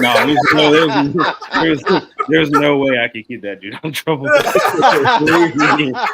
have to talk about that off air for sure. Yeah, we'll definitely talk about that off air. He's got some Jonathan Paul Manziel stories. Oh yeah, I can't hang, man. I'm not that. I don't know if I want to hang. Probably a good thing I can't hang. But anyway, Greg, Randall, all you guys, good seeing you guys, man. Appreciate it. Likewise. And thank you. Does amazing work Donovan, Jim. I know Jim checked out already. We thank him for coming on. Jim, awesome, man. I gotta check out all you guys. Yes, definitely check out his work.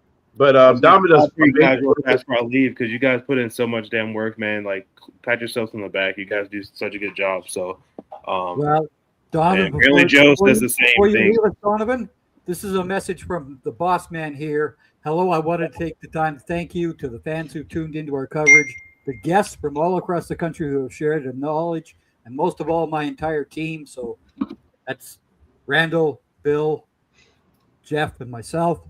That's the word from our boss. That's much appreciated, Joe. But yeah, Donovan, you're always welcome on our shows. You know that. Yeah, thank you guys, man. I appreciate it. I just want to say thanks again because you guys do such good work. I just piggyback off your stuff, man. Read your guys' stuff. Steal some of it sometimes. But no, I love it. I appreciate it. It's good for these guys this year because they did the work. Like I said, I get to sit in with them this year. This year, I am, as Bruce Willis said, I'm just a meat popsicle. No, yeah. Well, hey, I know I shout out people a lot, so I'll always give credit. I never actually steal anything, but I just this is their stuff. I've been taking credit for Caleb Proctor, but I really give Bill that because someone gave me credit for it. I was like, no, I didn't know anything about Caleb Proctor. Bill and Zach McKinnell, I believe. Yeah. So yeah. Zach McKinnell.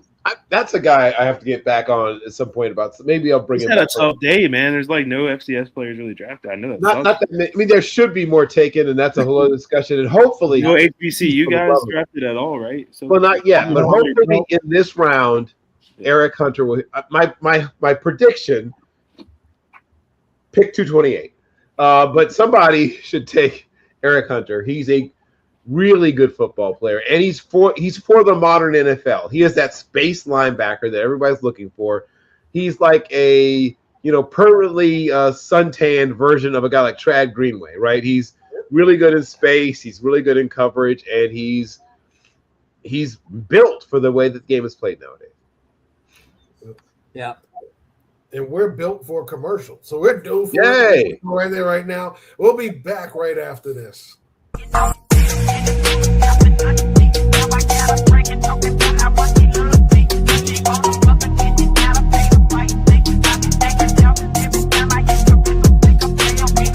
What's up? I'm Desmond Powell, host and creator of the Mid Post Podcast, where you can find raw, pure NBA commentary and analysis, isolation style. Join me every Tuesday as I face up the defense and observe the most intriguing storylines, trends, and moments from across the association. Then, once it's time to shoot, we'll explore other stats and tidbits that are so good they're nothing but net, while others might clink off the rim. And by the end of the show, we'll spread some love and honor an NBA star, past or present, who shine bright from this go-to area of the floor.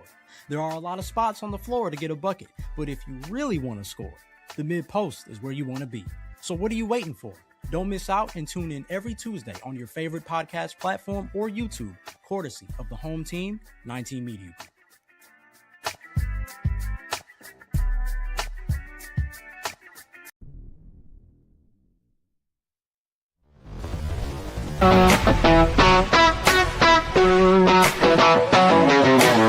Mark and Joe will have order in their court.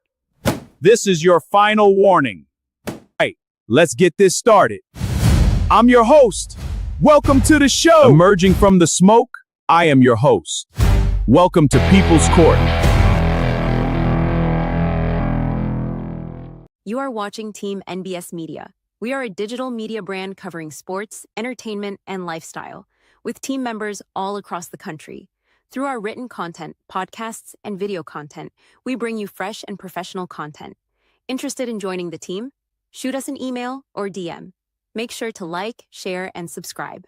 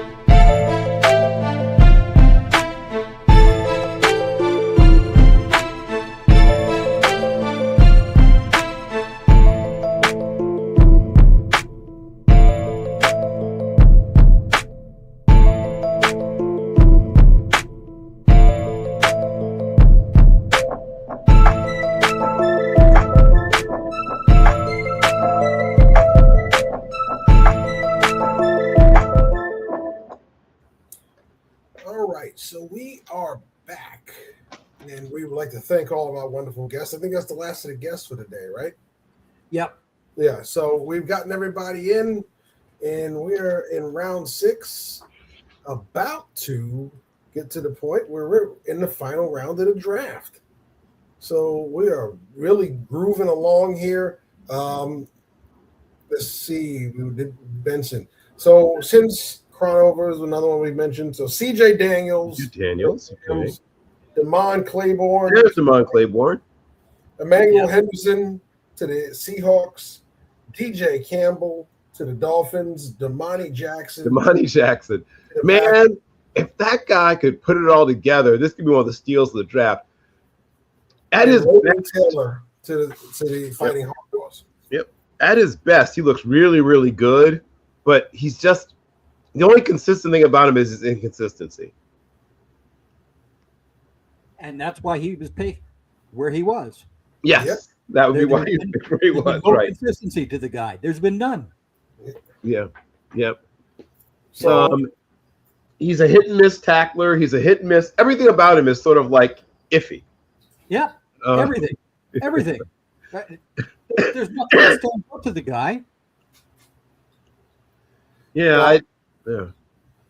If you see me leaning over, it's because I have a draft crasher, folks. Usually I'm in the room by myself, but apparently I have somebody crashing in on me here. You want to come say hi? Yeah. Okay. Yeah. Yeah. Oh, well, hello there. Yeah. So this is Nova. This is a full mix, pit bull, German Shepherd, and a bunch of other things. Oh. And she is only 2 years old. So yeah. Oh. Yeah. Delightful. Yes. So she's crashed the room. She says, "I'm coming in here with you," and then she's going to run out of here first chance she gets. Understood. Yes. Amongst the best players available, I guess Doug Nussmeier is now one of the best players available at this point. Also, the aforementioned Landon Robinson, Armaj Reed Adams from Texas A&M, Rashawn Benny from that school up north. I guess I'll do it too, so everybody else does it. Let's see. Who else do I think is good value here? Oh, the aforementioned Max Llewellyn, though I wasn't as high on him as some people. Like, this is probably about right where Deontay Lawson is still available. Yeah, Deontay Lawson. Let's see. Tyreek Sapp. Tyreek Sapp has always been. Tyreek Sapp is a good one. Yep. Another guy who at age caught him is Name Tucker from Western Michigan. Yeah. Hayes King, who is he and Nussmeier are my top 2 rated quarterbacks, still available. Let's see. Hayes King is a better quarterback than Nussmeier. I have no idea. That, yeah. I cannot fathom how Hayes King has not gotten more attention in this I don't get what the Hayes King disinterest is about, actually. I don't get it. He's a decent passer. He's a really good athlete, tough as nails. Yes. If you can get excited about Cole Payton, and apparently there's some excitement around Cole Payton, why would you not be equally excited, if not more excited, about a guy who did a lot of the same things, but at an even higher level of competition and tested even better as an athlete? Did you not watch this man play against the Georgia Bulldogs twice? He had him on the ropes every time he played him. Yeah. Bingo. And that's, you always hear Kirby Smart has the best defense in the land because he's a defensive coach and all this other jazz. Well, guess what? Hayes King made those Bulldogs look awful, awful, awful. Yeah. I promise he's not sad to see Hayes King go off to the NFL. I'm assuming that they probably had a little bit of a party when they realized they've never to face Hayes King again. Yeah. Well, it's the kind of player that he is, and I think that's what it is. We talk about guys who don't display that they've mastered the passing game, but they're great athletes at the position. In college, it works with the spread in the NFL. You better be better at it. And I think that's how they feel about it. Well, right. Yeah. Well, I'm not disputing that, but some of the guys that have been taken, of course, not a lot of quarterbacks have gone up the board, period. But yeah. But I mean, when you think about just the passing part, you leave out the other stuff. I mean, Taylor Green, right? Obviously, just got drafted. He's been up and down and all the way around as a passer, right? You can find games and throws on tape where you're like, wow. You also find games and throws on tape where you're like, wow. You know, he is a guy where you wow a lot, but they're not all the same kind of wows, right? Mm-hmm. So he's an interesting prospect because you're obviously betting on the upside. You're betting on the ability to develop him. But other than size and arm strength and a little bit of difference in speed, but Hayes King ran 4.47. So it's not like even if you're thinking I may one day end up converting this guy to another position, Hayes King is still not that far off if you are thinking about the non-quarterback option. But as a quarterback, other than be bigger and obviously an even stronger arm, Hayes King is more consistently put the ball on the receiver. On the receiver. Right. That's what you care about. Yeah. All right. Yeah. He's not making guys adjust. You know, there's times when like the classic out route, right? Yeah. Hey, as strong as Taylor Green's arm is, consistently he makes the guy throttle down or reach back. I'll never understand it. His arm is more than strong enough to be consistently throwing the ball. If you're going to miss, you miss wide, right? Not back inside. I can tell you. I can tell you because when I look at Taylor Green, he's not your conventional passing quarterback. And conventional passers understand the timing of the short routes, the out routes. Hayes King understands the timing. He can throw that quick out on time. He doesn't. And he's a see it before you throw it. Yep. And that's always a late throw. I don't like that. He doesn't understand the timing. Guys that understand 3, 5, 7 throw on time. Guys that don't tend to throw off. You know, and they have to arm it out there. And Hayes King understands timing. Even though he played in the shotgun, he still understands catch, back foot turn, throw on time, as opposed to guys that catch, tuck, but they shuffle their feet and then throw. Now they're arming it out there because that ball's already late. And that's where you see the difference in the two is one's refined, one isn't. And he could use a lot more refinement because he still was mostly shotgun. He would have to get on the center and do a lot of the things that they want. But he understands the timing of intermediate and shot and quick throws way better than Taylor Green does. And that's why you see a better timing from him and better ball placement. Yes, they both have great arms, but he is way better at it because he understands the timing of routes, when to release the ball, when to put it out there on time, and what spot to put it in. I still don't know if they believe that he's a good enough passer of the football. See, like I said, there's times when we like guys way more than they do. They don't seem to agree with us. They don't agree. And speaking of guys that they like way more do, CJ Williams is a guy that missed my top 300 and barely made my top 350. So yeah, they like him way more than I do. I thought he was going to be an undrafted free agent. All right. So Lewis Bond. Yep. I think Lewis Bond is a better wide receiver than CJ Williams all day long and twice on Sunday, but they went close together. Skylar Gill-Howard. That's a guy who's going to be in somebody's D tackle rotation right away. Yeah. Sure. Detroit. And Detroit just took him. The Fighting Harbors on the. No, they've their pick in. They haven't announced it yet. And Howie and the Eagles are on the clock. Yep. And we will be out of this round in 10 picks. Yeah. That's right. So we true to form. We're about to close out round 6. 0 HBCU players taken. Yeah. I think it's coming in around 7. I think somewhere in the 2. Like I said, my personal dart throw is 228, but I think we get Eric Hunter. I think we get Eric Hunter this year, and if we don't, once again, I'll be very disappointed and very sad. Well, let's get it. Let's do the preamble to that disappointed conversation right now. What are we doing a HBCU Combine, a HBCU Legacy Bowl for if we're not going to draft these players? Can we just start there? We can be honest. There's a PR element to it, right? Yeah. We can be honest about that. Yeah. They want the whole point was to get these guys seen. They're getting seen, and they're still not getting drafted. What is the point of doing it if you're not going to draft them? Yeah, they want an appearance of being involved and being supportive.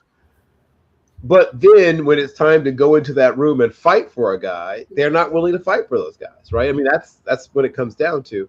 And everybody talks level of competition and this and that and the other thing. And I'm not going to pretend it's the 1970s and they're playing against, a bunch of future pros the same way it was in those days. But they're seeing guys. First of all, they don't just play in conference and in their. They schedule schools outside of their own conference. They schedule at least 1 or 2 PWI, Power 4, Power whatever schools. So you get a chance to see these guys against, South Carolina State plays Clemson.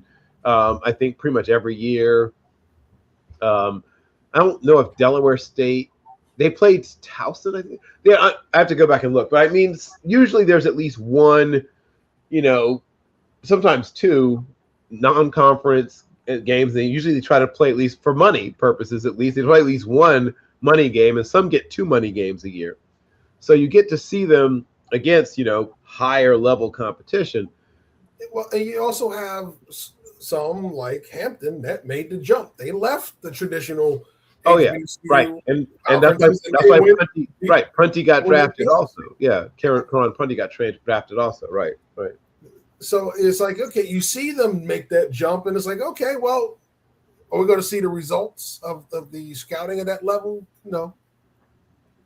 Okay, so the conversation has gotten dull to me. And it's because, and I kind of had this conversation with one of the agents that was really touting this on LinkedIn. So they're going to do a specialized combine. And I said, it doesn't matter. And he didn't like it, but he goes, why do you say that? Wouldn't you want to fix it? I said, you can't fix it without 32 front offices wanting to fix it. That's right. 32 front offices don't want to fix it. My Arkansas Pine Bluff University, Teron Armstead got invited to the actual combine. He was invited to the combine. That's how he became a professional football player. And he played for how long? 13 seasons. I will never forget the year that, and this is, will never happen again probably, but Hampton had more players at the combine one year than USC did by 2. There was a year that Hampton had 5 guys at the combine. And we'll probably never see that again, unfortunately. But and all these guys who only make their appearance at the combine just for their appearance sake and their medical, they should all be done day 1. Goodbye. You're all out of there. Invite more HBCU kids up there. That's what they need. If you're going to do an HBCU combine, 32 teams better be committed. Number 2, you better do it the same way you do the big one. That means medical, all that stuff. Everything. Give them the full work. Just don't have them out there running because that don't mean nothing to you guys. So you got to do the full team meetings, the whole shebang. It better be every bit of it all. All right. You cannot sit there and do these powder puff events. Well, the Eagles just took another Georgia Bulldog, Micah Morris. That's it. Georgia West. Right? So you can't keep doing this to these guys. And it's getting to the point where it's not even insulting anymore because I don't know how you can insult us anymore by not, it's just at this point it's just I'm becoming numb to the attempts to act like you want to care. You really don't. It comes back to today is the proof in the pudding.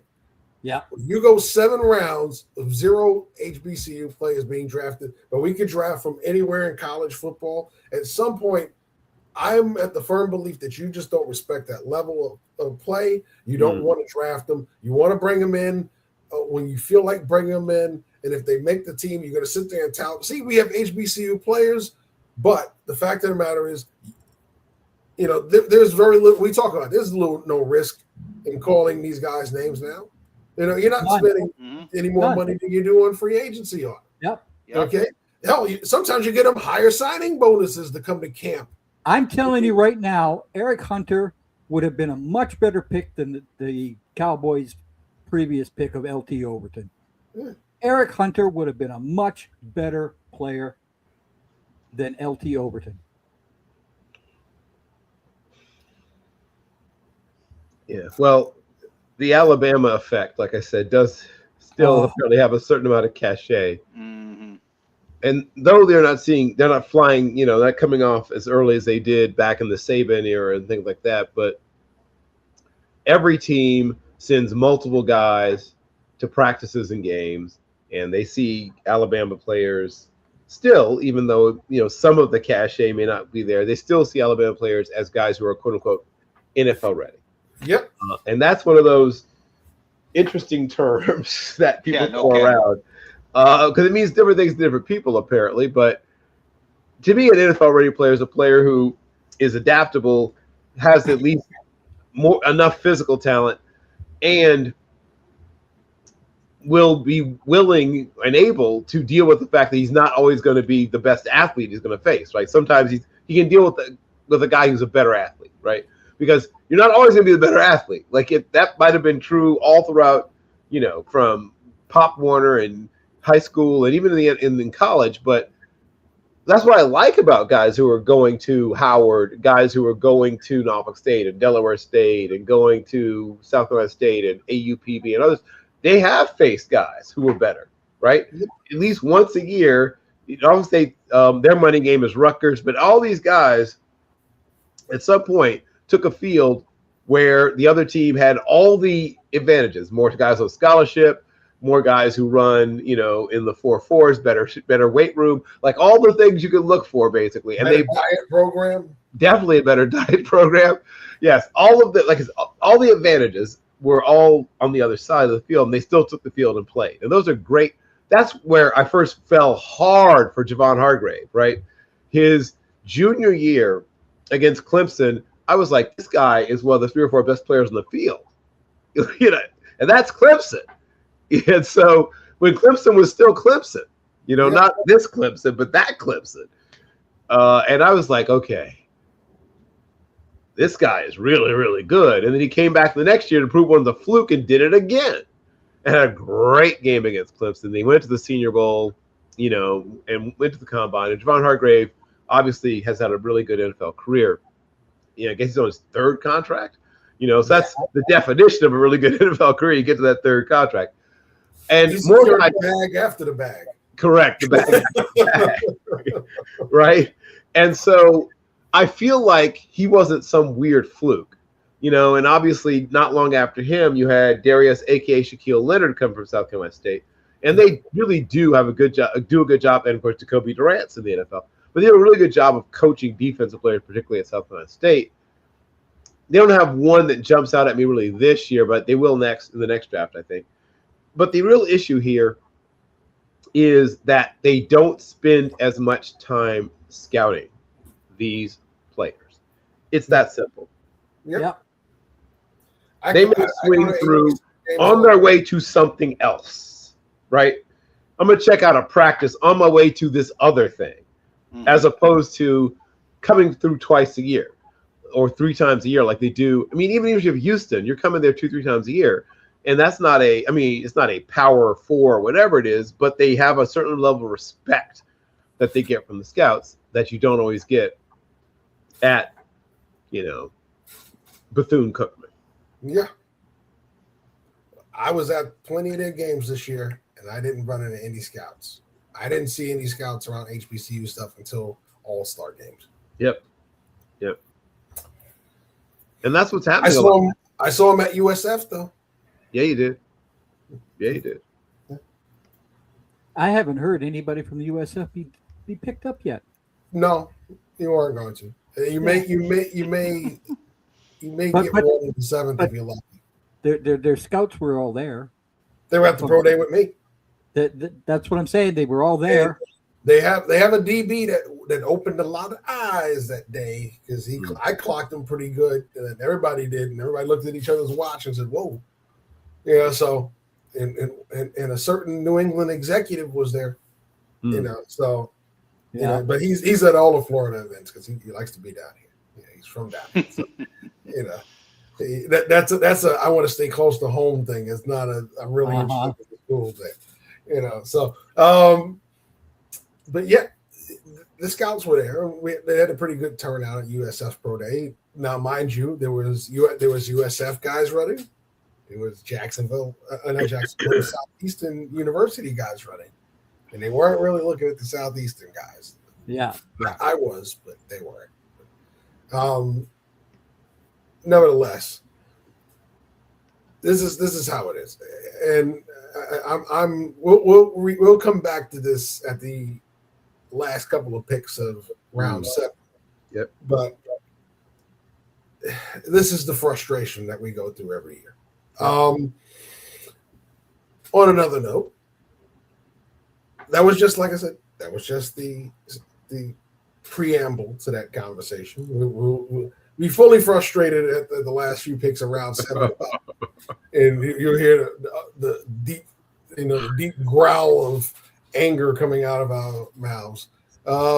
We have one more. I would really like to have a conversation with Will McClay about why.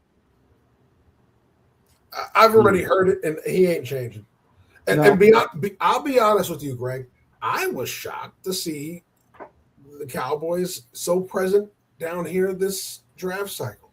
They're usually not at a lot of the All-Star games here in Florida. The Shrine, yes, when the Shrine was here, they would be at it.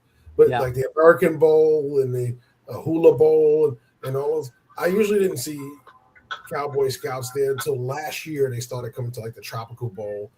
There were Cowboy Scouts at USF Pro Day, so they're around now. They're branching. I'm talking about HBCU guys. Oh well, no, he's not going to do it. No, he's not going to do it. He just doesn't. He doesn't have any focus on them at all. No, he doesn't have any focus on anybody like that out of Power 4. Yep, and I think that's a huge mistake. Because when we talked about the Charleston guys, it's the same thing he says about the HBCUs. He said about the Charleston guys.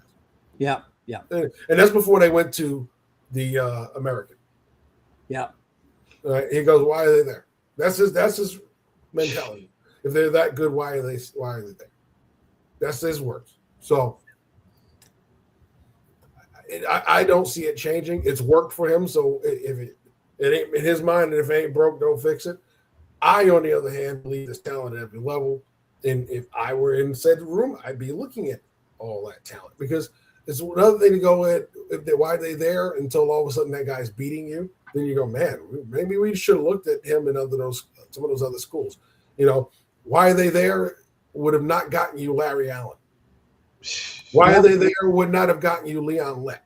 Why are they there would not have gotten you Larry Brown. Why are they there? Williams. Yes. You can go down the list of guys that played for that organization that came from small schools, HBCUs, mid-level. Why are they there was a wide receiver that was with them in camp, goes to Jacksonville and has a hell of a career named Jimmy Smith. Right? You can go through that organization over the years and say the guys why are they there that were darn good ball players? You should have paid more attention to them. And nevertheless, here you are. Bill. Yes. Your Steelers just drafted Yes. Notre Dame. Yes. So you finally got one that isn't an Iowa Hawkeye. Yes.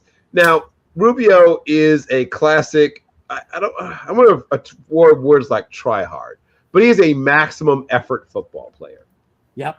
You're going to get everything he's got. What he has is not mind blowing. He's a stocky, hard to move. He's got some power. He's never going to be a terrific pass rusher, but he's going to be really good against the run. It has been really good against the run. Yeah. And if you care about, mustaches, he has one of the better mustaches in college football also. But the things you like about him, like I say, he's good against the run.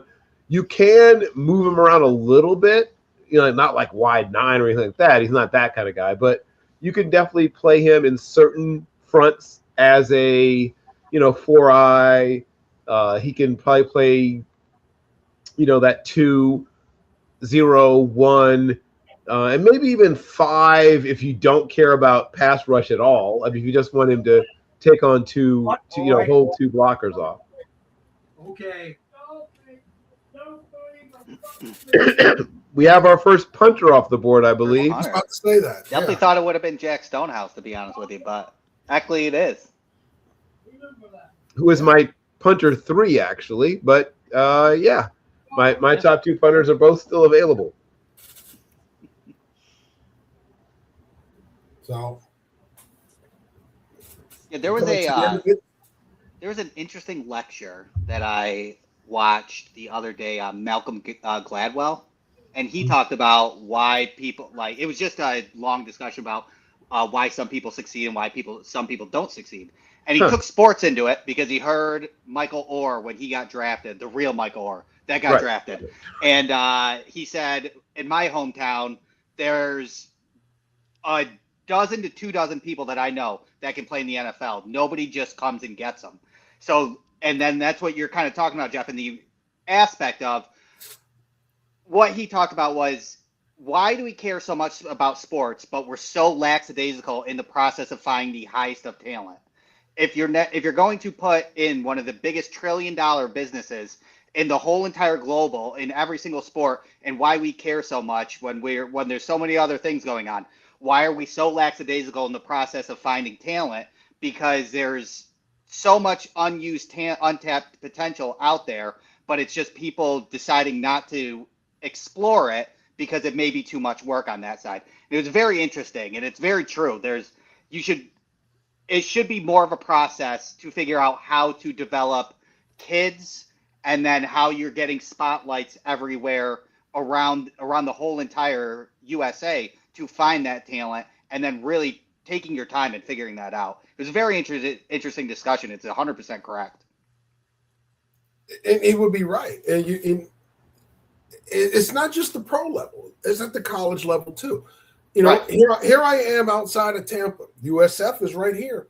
USF does not pound the pavement for the schools around here. They have to have somebody that they really, really like to go after them, but they will go crazy over everywhere else except for their own backyard. To me, you have to win your backyard first. The people you're most likely to keep are right here. Right? And you could build players on your team that are going to contribute for multiple years that are right here in your backyard, and you don't do it. Whatever happened to the pipeline state being your own backyard? Right. And that's the one thing about it when I talk about college recruiting, and even when it comes back to the draft, if you're not well versed on the players in the state that you're in, and the small schools, that this guy, nobody's thinking about this guy in the draft. He's here at this D2 school. He's a really good player. We worked him out at the local day. We liked him. He didn't time the greatest, but he's a really good player. He's coming to camp with us. You don't get a lot of that anymore. 100% agree. 100% agree. And I get the game has grown. We're looking at talent internationally as well as across the nation. I get it. But you have to look at it evenly and thoroughly, not just by the helmet, not just by the conference, not just by how much this money the school makes, right? That's the superficial way of doing it. Yeah. And when you do that, you miss. And you want to sit there and say, well, it's the scout, it's the GM, it's the director. We can always swap those guys out. But if you're going to swap them out with guys that do the same thing, what are you really changing? Right. Yeah. 100% agree. Last trivia question before we get out of this round, and because we're going to go over the last few picks as well. And we'll answer this in the 7th. who was the highest drafted HBCU player in NFL history? And it sounded like I said easy because this feels easy. Well, it is especially easy if you listened to Greg earlier. I think he actually mentioned this particular player and this particular pick and this draft year, in fact, earlier on the show. So if you listen to all 3 days, you already know the answer. A guy that trust me, if I could have tracked him down and we gotten an interview for Team NBS Media with him, I would have done it a long time ago. But I just can't seem to track him down. He is Mr. Elusive. I met that man. That man. And when I looked up into that man's eye, I was just like, yeah. I mean, yeah, he was. I had the good fortune of talking with Cornell Green and interviewing Cornell Green. Yeah. And so that was a great interview. If you want to dig into the archives on Team NBS Media, he was in the subject of my article, Missing from the Hall of Fame, and Cornell Green's interview. Once again, it's great to catch those guys before they leave us. Yeah, he's one of the guys I've had the good fortune of interviewing. I've tried to track this individual down. It's been hard. I tried to track down Jim Jeffcoat. He's been elusively hard to catch. Okay. That's a guy I would love to get. Joe Green popped in on the Cornell Green article. He's a guy I would still love to get my hands on interviewing. He's around. When he wants to pop up, he pops up. I tried to get Covey Walls, but Covey Walls wants money. So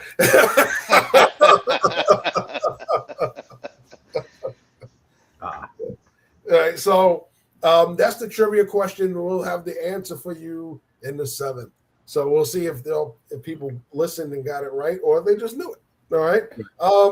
So Ontario Thompson to the Falcons. Yep. Matt Golden to the Commanders. We mentioned Gabe Rubio and Eckley.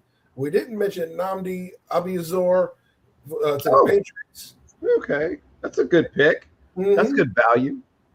Jordan Vanderberg to the Bears. Oh, okay. And the Colts have not been announced yet. So Mr. Vanderberg has a very particular nickname. They call him the Vanilla Gorilla. He is, he is a very, very, very. He's never. Once again, another guy's never quite put it all together. But like, if I were to show you the right cut-ups, it'd be like I found a white Eric Swan. Like the right cut-ups, right? He doesn't take over whole games like Eric Swan did. Yes. And, right. The patron saint of minor league football players is Eric Swan. Oof. Yes. Oof. I'll tell people, well, I'll tell them why he is. He was driving trucks, right? He was driving trucks, and he was playing for a minor league football team. I knew about that. So he's like the patron saint for us because he was the dream, the guy that goes from minor league football to the NFL. It didn't happen anymore after the 70s, right? So, it was like it's still possible, folks. He's our guy. He was like the light at the end of the tunnel. Yep. But yeah, there's a lot to like about a guy like Vandenberg. Now, like I said, he's never put it all together. Obviously came to football late, came to America late, whatever, both, I guess both. So there's a lot of potential there because he hasn't figured a lot of things out. But you can find snaps, you can find reps where he's absolutely unblockable and unstoppable, and then he gets blocked and stopped because guys adjust, and then he can't adjust to their adjustment. So that's good, And Caden Curry went to the Colts. It's about time for him to get off the board. Guys that I like, they're still available, include Cade McConnell, the guard/center from Vanderbilt. That's a player I still think is going to find a role in the league. Somebody's going to decide to climb onto the Nuss bus, as we talked about. Ooh, Red Murdoch. Yes. I love him. Yeah, me too. Such a big also fan. like Cole Brevard for the interior nose tackle. Mm-hmm. Right. Yeah, there's some really good football players still available, but they're all, guys where there's something that isn't quite all the way there in the eyes of NFL teams, obviously. That's why they're still available, but some of these guys are going to contribute, and some of them are going to be full-on starters. If not immediately, then, in the first couple of years of their NFL careers. I think Amaj Reed Adams, yes. So he's still available. That's a guy I like. I've talked a few times about Landon Robinson, Max Llewellyn, Dalen Bentley, Deontay Lawson. Is Bishop Fitzgerald still on the board? Yeah. I think so. so. That's a good free safety, yeah. Yeah, Bishop Fitzgerald is still available. Tyreek Sapp. We've mentioned Dante Corleone a few times. Anthony Lucas from USC, I think, is still available. Yep. Is Aiden Jack Fisher Hendry still available? I didn't take him off my board. Is Aiden Fisher still available? Yep. Yep. Yeah. Indami Tucker from Western Michigan. Le'Veon Moss, I think you mentioned him earlier, is one of the better available running backs. Does Eli Heidenreich get drafted? Yeah. I think he does late. Mikael Kamara. Devin Marshall is still available. One of my good corner. One of my favorite nickel projections in this class. Mm-hmm.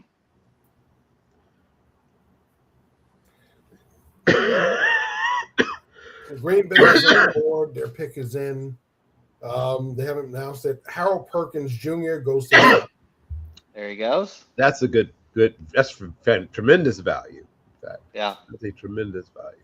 I don't know where the guy plays. Well, I mean, even if he plays a hybrid spur monster, all the various terms that people throw around it. I mean, you're going to get him on the field. Sometimes you're going to have just one real linebacker, 240-pound guy, and him on the field at the same time. And whatever you call that, you're going to say to him, hey, if the running back comes out, you got him, that kind of thing.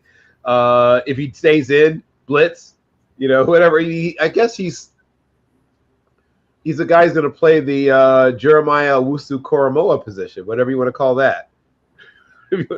Yeah. So we have the person with the most non-kicker name off the board to Green Bay at the end of round 6. Kicker from Florida, Trey Smack. That is a cool name. And he is my highest rated place kicker. So me too. Yeah. Yep. He's by but that is a you would expect this guy to be a violent linebacker with a name like Trey Smack. It's a kicker. So the most non-kicker name. Well, as kickers go, he has an unusual amount of swagger, if that helps. All right. Who's your 2? Bill, who's your 2? Is it Zavada? No, it's hold on, I'll tell you.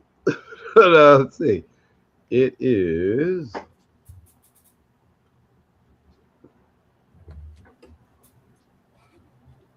so Smack, and there's a little bit of gap. And then it's then Wes Paul is my number 2 related punter.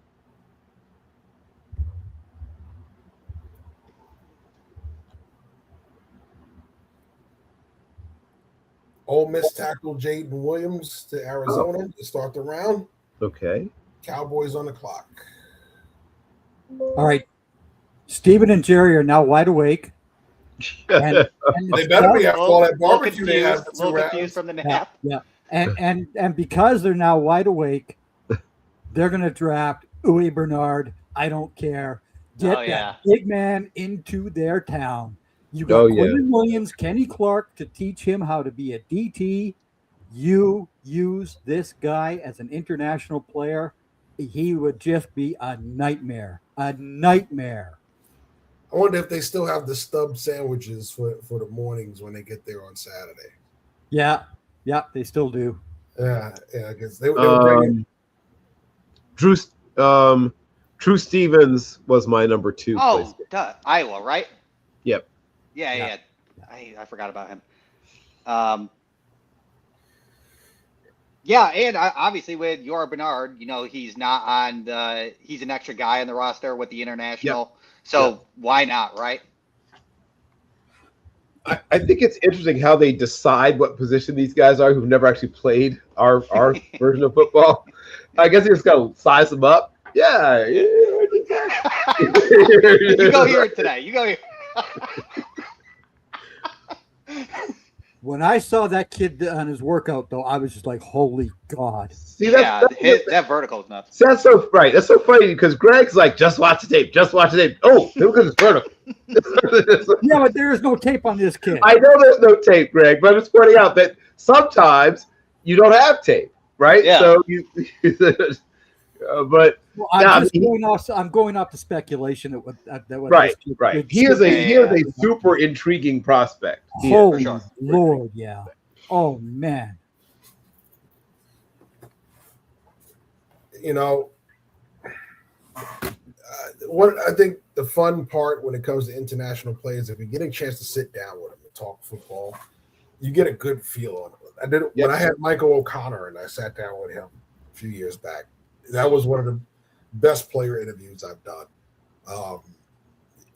Very knowledgeable kid, you know, and like I said, because he played in Canada first, you know, it was, you know, he was so good to the game. Oh, there it is. Anthony Smith, East Carolina is the pick for the Cowboys. Oh, okay. Yeah. So, but yeah.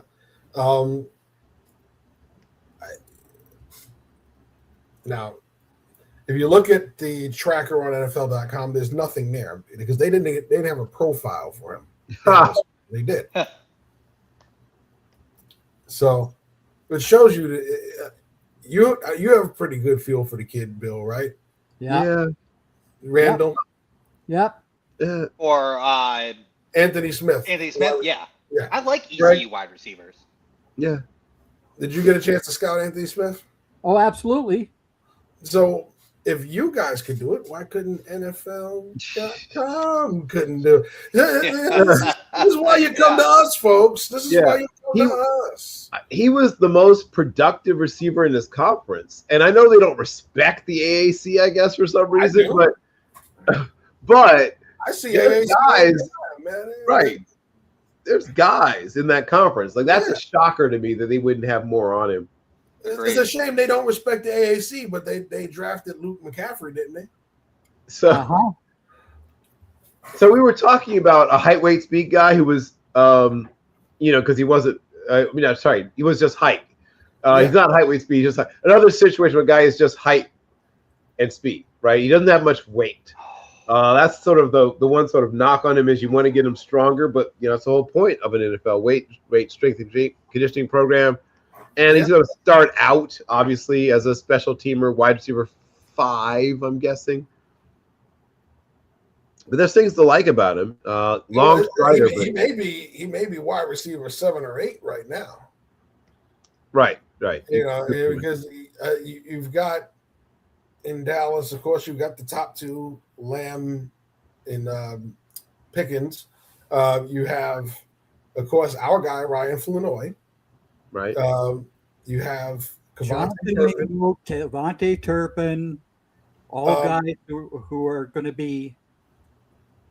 Jalen Moreno Crawford is still. Cropper is still there. He doesn't. I think he dropped the Moreno. I think it's just Cropper now. Right. He went back to Cropper. Okay. Yeah. That's a special teamer / slot guy that I really like, actually. Yeah. The kid from South Carolina, I think, is still there, right? Jalen Brooks. No. Jalen's gone. It's Tayshawn Holden. Tayshawn Holden, yes. TJ Hall, Iowa, just went off the board to the Saints. Oh, okay. That's what the black and gold teams rating Iowa. We've got to do some connection there. But yeah. He's like wide receiver 8, I think, in Dallas, 7 or 8 in Dallas. Yeah. So unless he works his way up. But yeah, we're moving through round 7. We may not make 6:30 today, guys. I think we're just going to make 6 o'clock. 6:15. Yeah. I think things are moving pretty well. We have a good shot. So thank goodness they speeded up these rounds. There was no need for all this wasted time. Well, these rounds are always fast. It was the first 2 days. 2 days. Yeah. Round 4, like I get it, I know why they did it, but round 4 lasted, I think, a little bit over an hour in itself. Yeah. And I know that they're like, people are watching the first hour, then probably tuning out, sort of thing. They milked that one. Yeah, well, that's the one with the closest time to the previous days. Right. Because Exactly. after that, everything's 2-3 minutes a pick. Right. Yeah, so these picks go like this, but you Right. go from 10 minutes to round 2 is what, 8 minutes? Well, now it's 8 round Now it's 1, 8. Yeah. 6, Eight. 6. 8-6, Yeah. and then round 3 is 5, right? I think so. 5 or 4. 5 or 4, yeah.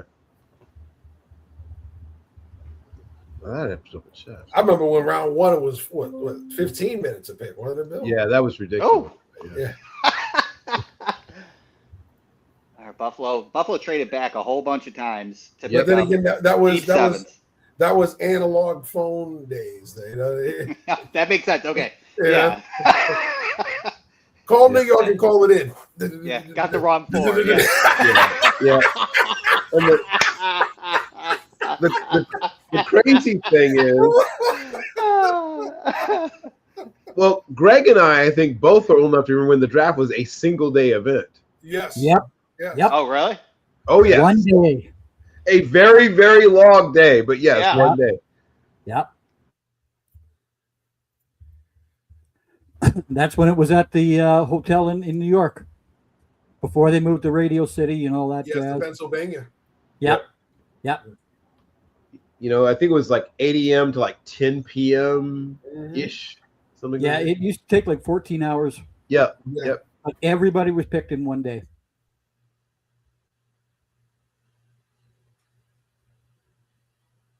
That's back when watching it on TV, it used to sound like the New York Stock Exchange. You heard the announcers and all you heard in the backwards. Like, it wasn't a lot, other than round 1, it wasn't a lot of fans, because there was a lot of room. It was just a lot of chatter. Yeah. All right, so they got more depth, and they went with Toriano Pride. I was interested where Toriano Pride was going to fall because his tape matches this pick, and then he had the 4.2840. Yep. I was very curious where that was, but Yep. but I like this as a 7th round depth pick. We needed to get 2 cornerbacks. Good pick. All right, so it's funny. I gotta look at something here.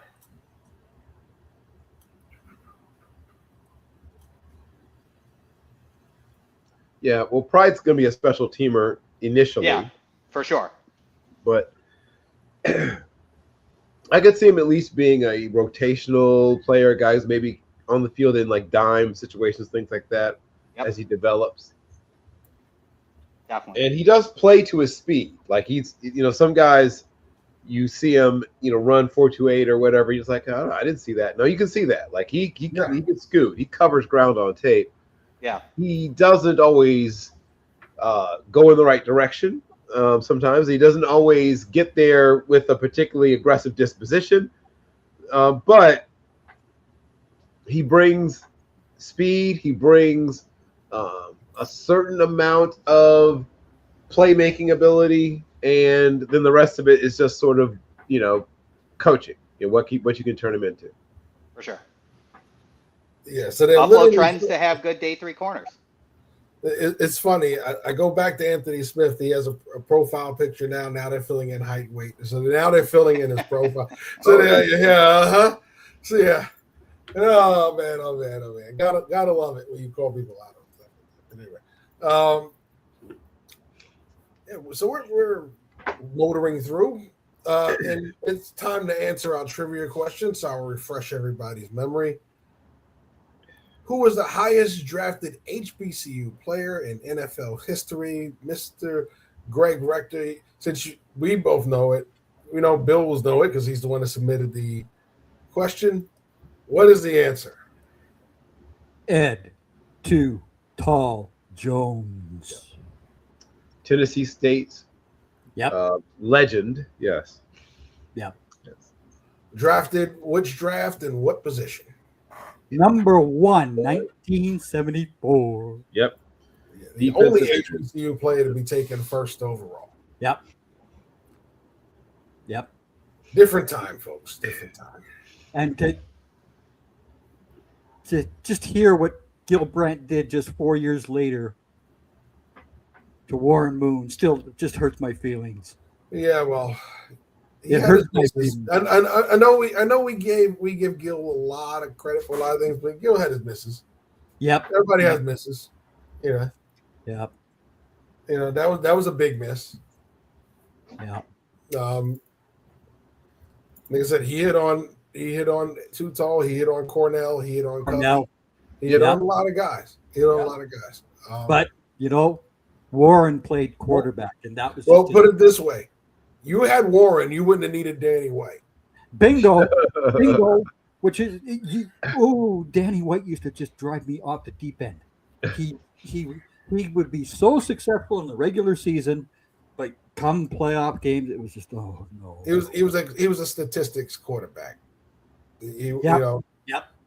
Because if Danny White was as good as a lot of people said he was, the catch wouldn't have been a thing because he had the ball in his hands to end that game and couldn't get it done. Right. Couldn't get it done. Yep. Yep. And of course, like Randall Cunningham, was a fantastic punter in college. Yes. All made some All-American teams, was all conference twice as a punter. Arizona State legend. Unfortunately, you know, the closest you got to, you know, unseating him was Gary Hugaboom and Steve Valor. Western Michigan. Gary Hugaboom. He had a strong arm. And poor pocket presence. Yes, that is true. That is also true. Yeah, that was one of my first MAC guys I really sort of got excited about was Hugaboom. And Lambert, I guess, before that. Drew Pearson was the first Dallas Cowboys player that I got to meet. The second guy out was Ed Too Tall Jones, and it was just like, here I am, all of 4 foot nothing, and I'm looking up at 6'9", going, holy. So it's funny. A lot of people that don't know, as we're talking about Cowboys and draft. People think that Quincy Carter was the first black quarterback they drafted. No, he wasn't. Collier, I believe his name. Yep, Reggie. Yep. Reggie Collier, who had a nice USFL career. Yeah. Yeah. Just couldn't make it work with Landry, but right. Yeah. But yeah, nice run in the USFL. Yeah. Southern Miss legend, Reggie Collier. Was Lewis Lips his Lewis Lips might have been after. I'm sure that Lewis Lips was his primary receiver, but I think Lewis Lips came a couple years after Reggie. Yeah, he was after. Yeah, he was after. Yeah, I didn't get to see Louis Lips until he was already in Pittsburgh. So I could not confirm nor deny. No, I think it was a couple years separation between the two.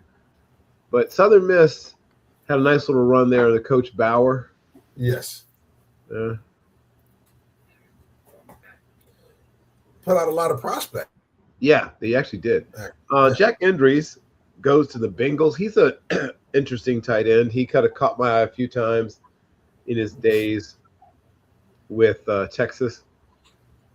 I think he has a chance to be, once again, part of that rotation. The tight end position is not really super utilized by the Bengals anyway. Mm-hmm. We'll see if that changes. Okay, so we have a quarterback off the board, and it's not a name that we've been talking about. Ethan Calabanis. Yes, Calabacas. Is the one off the board. So we've been talking about quarterback. When does Nussmeier go? Well, he's not going here. Yep. And so if you're Nussmeier, you're really believing that you probably with your agent on the phone now talking to a scout about the deal because 10-1, the chances of getting slim by the pick. Mm-hmm. Yep. Well, Cal McManus, who started his career with Minnesota, finished his career with Rutgers, has some physical tools. Yeah. Now, he's not, unlike Nussmeier, he's not a great processor. Like, that's the one sort of knock on him is slow eyes, fast other things. Like, the rest of him is pretty much what you want, except he just sees the game a little slower than you'd like. And maybe coaching can fix that. But he's got some tools to work with. Yeah, I didn't expect him to get drafted. So when I saw that pop up, I said, whoa. It's a shock to me. Tyree West went right before him to Detroit. Yep. A guy who I thought would go late.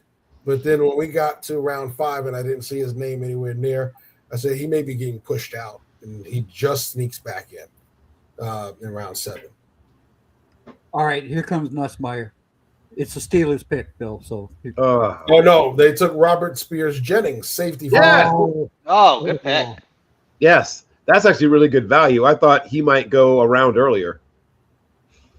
Agree. Yeah. And you have another pick coming up, so you're not out of the woods yet at 2:30.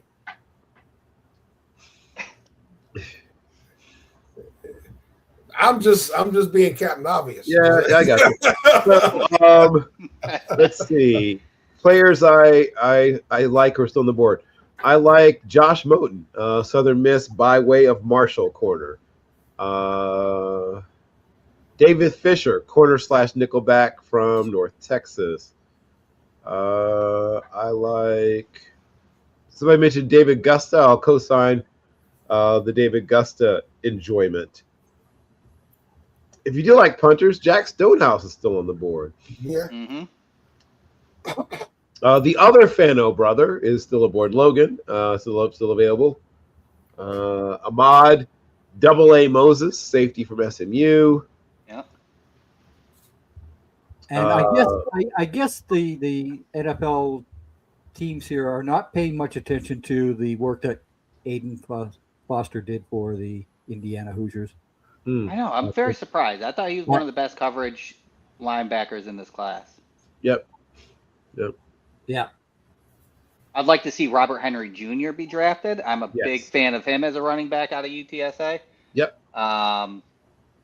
Let's see. Maybe Chip Trainum, former Ohio State linebacker turned running back, turned Akron running back. Yeah. Brandon Cleveland. J. Michael Sturdivant is somebody that could be a wide receiver 5. Yep. Devin Eastern, I like him as a nose tackle in Minnesota. Right. Devonta Smith for nickel option. Yeah. Khalil Dinkins is a developmental tight end guy from Penn State that somebody might like. I'm a fan of Daniel Sobkowitz from Illinois State. Probably goes undrafted, but I like him a lot. He and Jalen Husky were very close together on my board, but didn't happen. Cole Wisniewski is a guy I think might get taken around this, in this round somewhere. Baron Morton is might be another quarterback that has a shot at being taken here late. Let's see, is Jordan Hudson still available? Yep. Okay. Another guy I think can go late.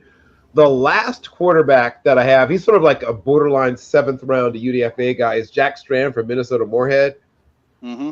Super, super fun tape to watch. And he puts more balls into danger than any other quarterback in this class, but he gets away with it.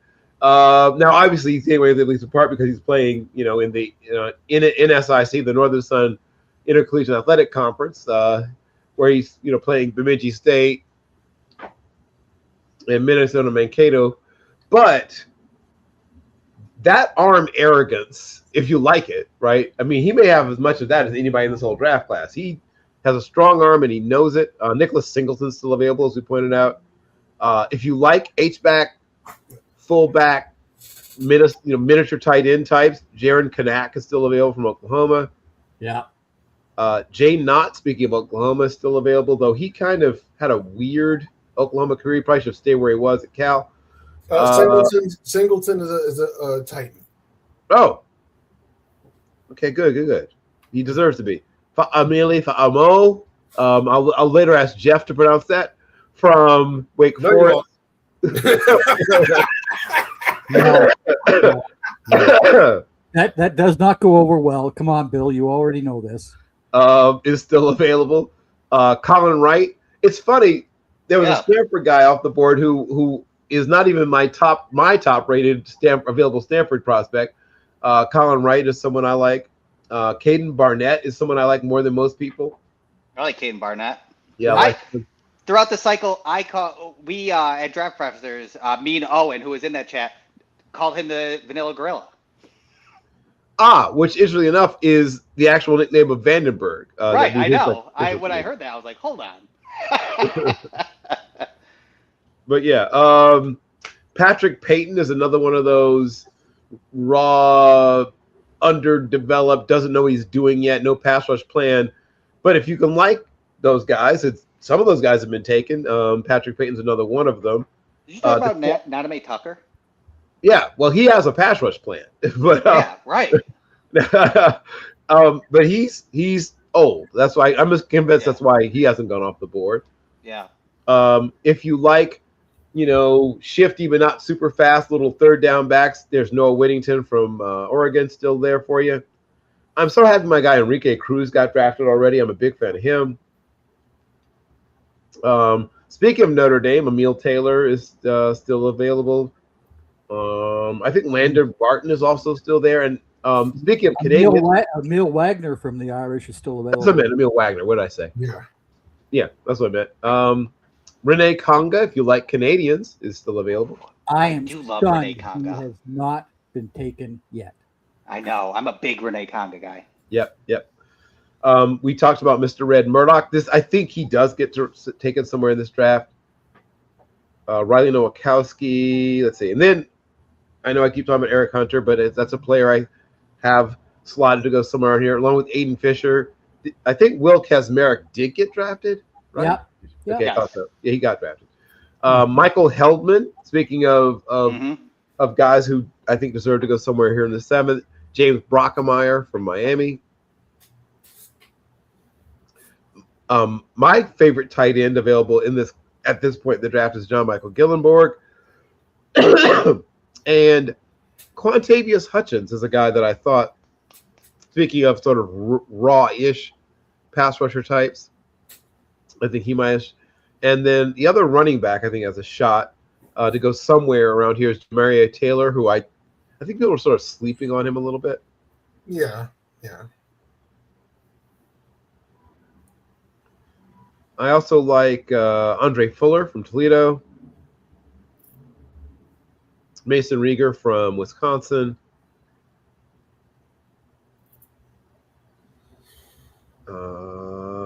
and Nolan Rushi from Penn State. I think could go somewhere around here. Did Eric Gentry get taken yet? Let's see.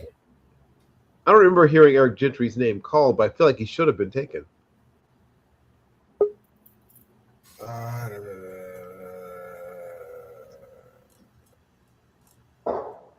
I think he's still there. Yeah, okay. So somebody should take Eric Gentry at some point soon as well. I know he's got a weird body type, but he's a good football player, and he's clearly got room to put on another 12 to 15 pounds without hurting him at all, obviously. Yeah. He's built like an NBA 2 guard, but he's a legit football player. I'm going to take this question. I feel like we've been ignoring Steve today. So I'm going to get this question. Let's take some of Steve's questions, yes. Yeah, so Vikings passing, pun intended, on wide receiver. Do you think that's a sign that they're going to sign a veteran and free agent? If so, who? I don't know if they're going to sign somebody sexy. You do mention KJ Osborne, a guy you're familiar with, so there may be a pass on him. That second wave of free agency that's going to start after the draft, that's going to fill the holes you didn't fill in the first wave, and then the draft is going to come up. So bringing a Diggs back, do you bring him back now with all the stuff he's got going on off the field, constant drama? Maybe, maybe not. Do you bring back a KJ Osborne who's a little bit cheaper, or a lot cheaper? Probably. Cheaper and doesn't keep your PR operation running at such a high pitch as well. Yeah, but what you should look for is, as soon as this draft is over, looking at how many undrafted receivers there's going to be a lot, because that's going to be something big there. They're going to, if they didn't like them when they had to call their name, they're going to bring in as many as they can afterwards and let them compete it out and see who's good enough to try and make the roster. Right. I think they got a pretty good top of the roster, but the depth is where you were looking at with your receiving core. So that's probably what they're going to do. Will they bring in some veterans over between now and June? Yeah. Especially after these guys go to mini camps and rookie camps and they start to see what some of these guys can do. They're like, yeah, we need a couple more veterans to come in and compete. They'll probably do that. Not to mention, if they see a couple of guys that are currently playing right now in the spring. That's been another new wave of free agency. As soon as the UFL season ends, you'll see a lot of guys get signed out of there. Kavontae Turpin. Yep, 100%. All right. So the Bengals are making their selection. Once they make it, we will recap the latest two, which is Jaron Kanak. There he is. Landon Robinson, Navy. There we go. There you go. Yeah. And they're talking about Pat Tillman. Look at that. Yeah. Yep. Suaponte, right? Member of the 75th Airborne Regiment. Mm-hmm. He means something a little special to all of us, but particularly someone who's had the opportunity to be a part of the regiment. Unfortunately, people have tried to turn him into kind of this jingoistic symbol, but if you knew anything about the kind of person that Pat Tillman actually was, he wouldn't have gone for that, right? It was not who he was. That was not his persona. He wasn't some Chris Kyle type. He wasn't that kind of guy. He was definitely not. He was a very multifaceted. Speaking of 30 for 30s, like that would be a really good 30 for 30. Like who Pat Tillman actually was, because he wasn't some jingoistic flag waver by any stretch of the imagination. No. My scouting mentor was one of the people that brought him into Arizona and loved him to death, but it was the down-to-earth, very intrinsic attitude he had. He didn't really focus on the external. No. It was more about what he was focused on is what he focused on. He didn't care about anything else outside of it. Right. When that whole thing happened on 9/11, football became the external, and you wanted to go into the service. Yep. So that was Pat Tillman, and I know everybody goes and we make him out to be Custer riding around with the big flag. It's not who he was. He was a very dedicated individual, whether he was playing football or whether he was serving this country. That's what Pat Tillman was. Yep. But yeah, and like I said, much more complex and multifaceted than some people are making him out to be. Yes. Extremely intellectual, extremely bright also. Yes, on he top of was. everything else. But Pat Tillman might have been a U.S. Army soldier, but he gets an hoorah from me. Which he would take that. Which means plenty of business as far as a Marine is concerned to give any soldier an hoorah. Yes. I think that, like I said, he would understand and appreciate that. But speaking of military service, I guess we're going to get official notification of what Landon Robinson's. Now, I guess we'll have to get an official notification of what Landon Robinson's disposition will be regarding his service commitment. Yeah. Well, he will still. How do I put this? He still has to give his time to the country. Right. No, I'm aware of that. But is he getting a deferment or? Yeah, he's going to get a deferment. He is getting Yeah. Because I know they sort of changed it up from a almost not blanket, but a sort of generalized assumption that anyone who was good enough to actually stick would be given a deferment, to it now being done, I guess, on a case-by-case basis. So just wanted to be certain regarding that. Yeah. VJ Payne just went to the Jets. Okay, that makes sense. value- That's about good where he value should have here. gone. Jackson Kuwash went right before him. Right. And not the Miami of Ohio. Ohio, yes. So we've got Deion Burks still on the board, Xavier Harris, Deontay Lawson, Armaj Reed Adams, the aforementioned Garrett Nussmeier. Let's see. Also, who else do I have? Thaddeus Dixon. Now, believe it or not, this is a round where I had Nate Borkersher going from Texas A&M. Let's see. That still was the most shocking pick to me, was Jacksonville's first pick. And Yeah. No, there's no way. They clearly liked some things more than Devin Marshall is another player that I like around this range. Mikhail Lewis Moore Kamara. been picked yet? No, I don't think so. I don't think so either. Oh. Lewis Moore? No. Safety? Nope. Indiana? Yeah, no, right? I like him around this area too. Yep. Eric McAllister and Eli Heidenreich are guys that I have going somewhere around here. And where did Heidenreich go to school? Yes, I knew that was coming. He also is Ensign Eli Heidenreich, as I'm sure you are available. Thank you very much. Are you aware? This is also a round where I thought Albert Regis might go off the board, but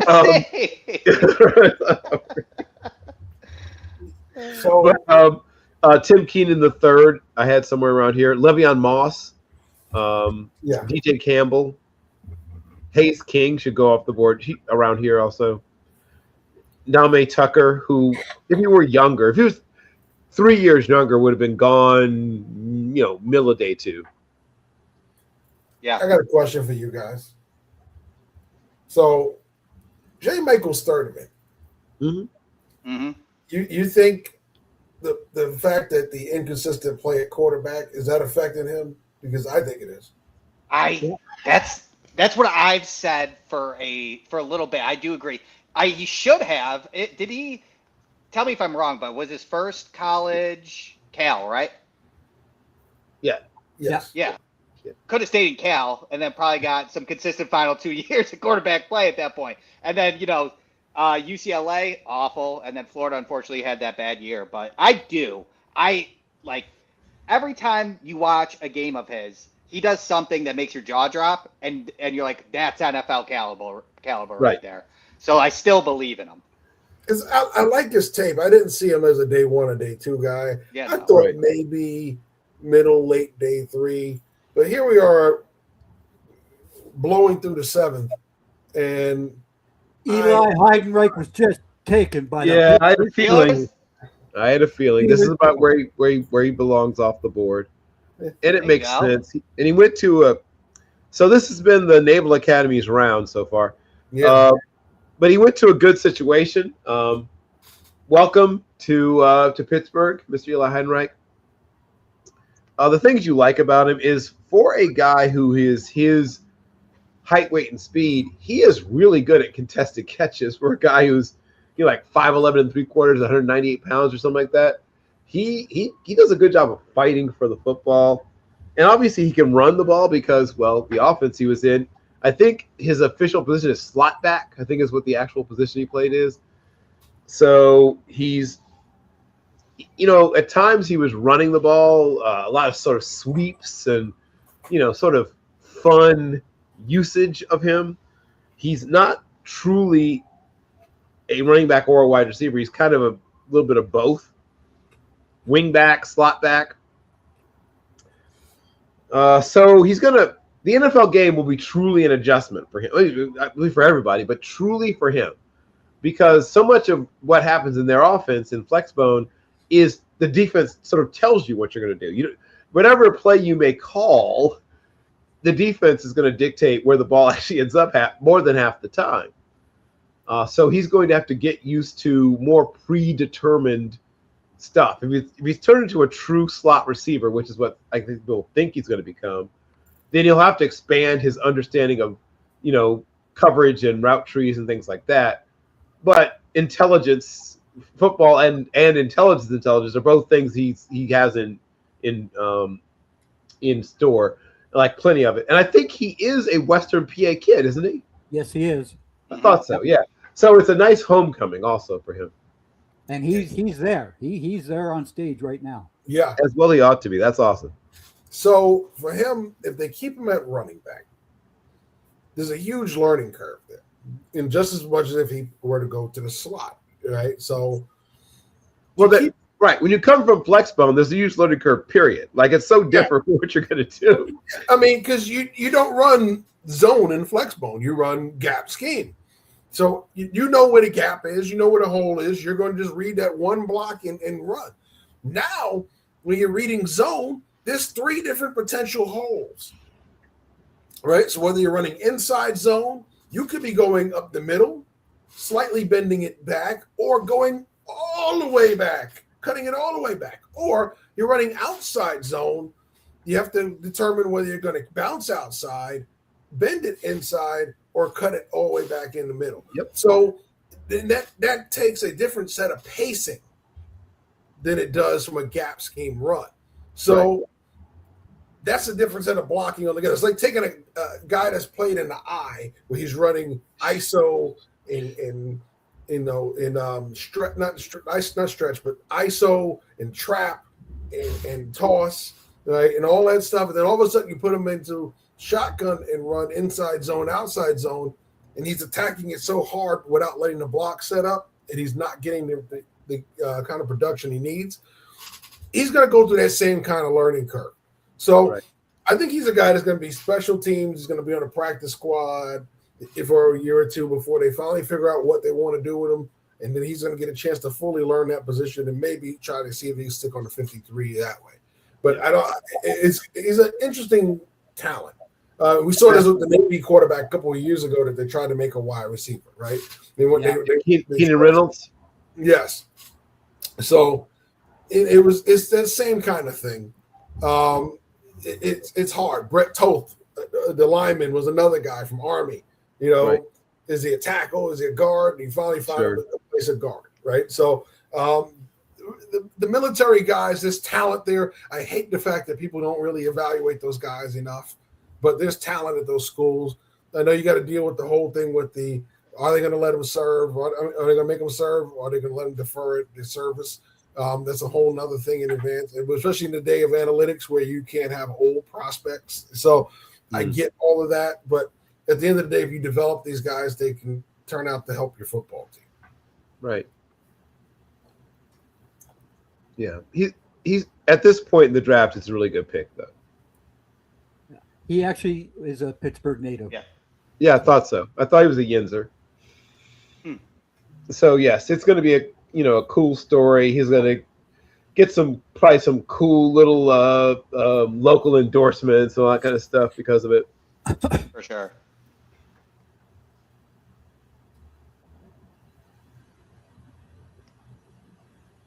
And yes, I might cheer for the Naval Academy because I was a Marine, but I do not do anchors away, folks. I'm sorry. I got it. Yeah. Got it. So other players I like, they're still available. Once again, I mentioned Bishop Fitzgerald. Feel like he should probably go somewhere around here.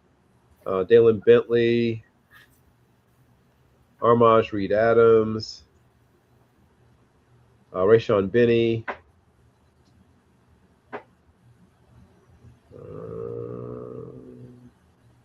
Now, you have to have a long talk with yourself about Seth McGowan. He is an impressive physical specimen. He's been productive at a couple of different locations.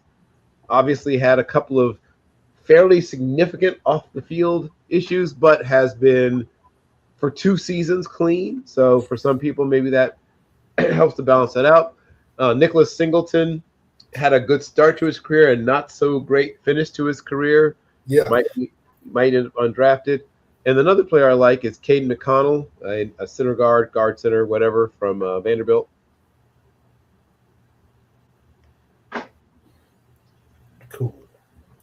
So, which discussing, Bill? Ethan on the hour. Oh, okay. Right, to Atlanta. Okay. Yeah. So what we're going to do is we're going to take our final break. We'll come right back, and we're going to close out 2026 NFL Draft here on Team NBS Media. We'll be right back after this.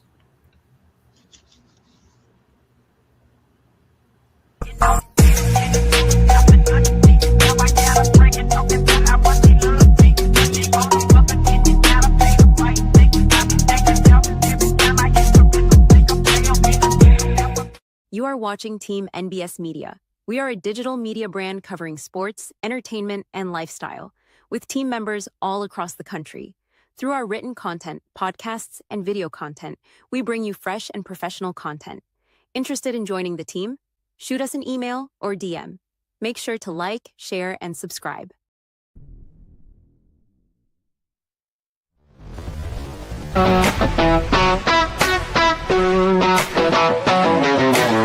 Mark and Joe will have order in their court. This is your final warning. Right, let's get this started. I'm your host. Welcome to the show. Emerging from the smoke, I am your host. Welcome to People's Court.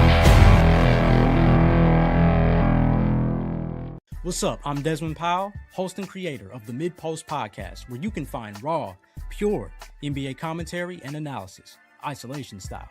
Join me every Tuesday as I face up the defense and observe the most intriguing storylines, trends, and moments from across the association. Then, once it's time to shoot, we'll explore other stats and tidbits that are so good they're nothing but net, while others might clink off the rim. And by the end of the show, we'll spread some love and honor an NBA star, past or present, who shine bright from this go-to area of the floor. There are a lot of spots on the floor to get a bucket, but if you really want to score, the mid-post is where you want to be. So what are you waiting for? Don't miss out and tune in every Tuesday on your favorite podcast platform or YouTube, courtesy of the home team, 19 Media.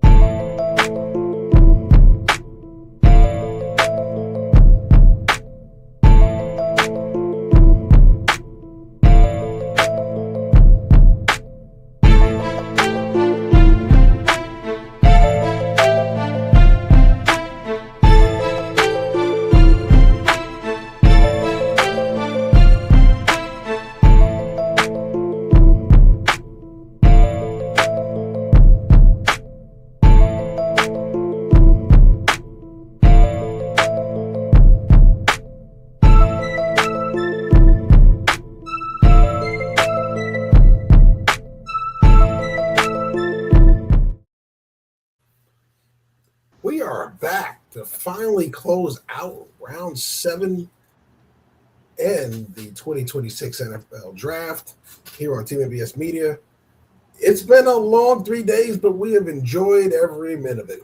So thanks to all our guests that came through today. And we're at the point where it's now just savoring the last few picks. Feeling bad for the guys that didn't get their names called.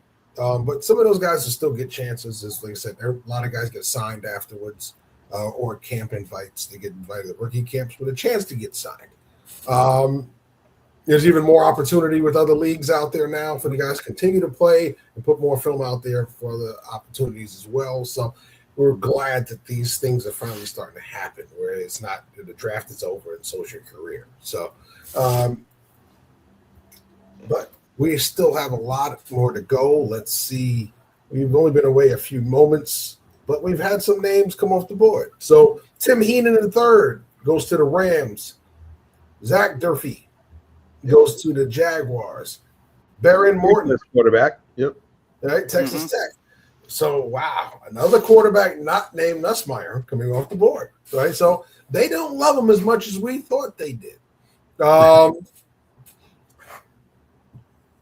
Gavin Gerhardt. Gavin Gerhardt. Yep. Right, there you go to Minnesota. Andre Fuller. One of my guys. Yeah, I'm a Fuller guy. I do like Fuller too. Yeah, I think he's going to hang around. That'll appreciate him out there. Mike McDaniel out there in Seattle. Yep. So Colts are picking right now. And the Dolphins are on the clock, followed by the Bills, Jags, Bills, Seahawks again. A lot of repeats in this game. And the Texans.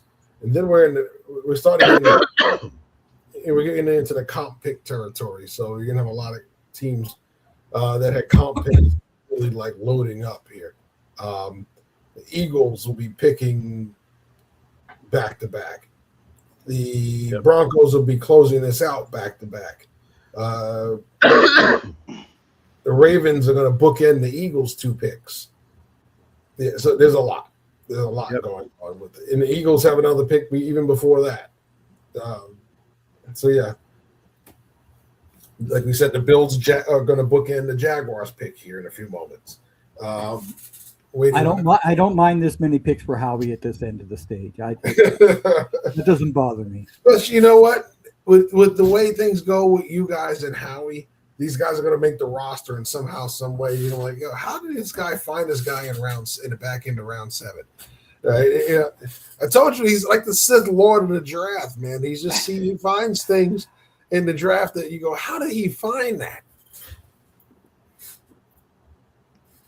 Yeah. But Fuller is definitely a Seattle pick. That's that. Yeah, I like it. I like him. Versatile. Yep.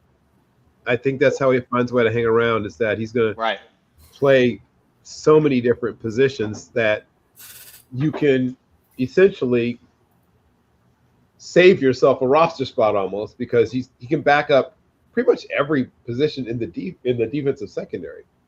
Yep.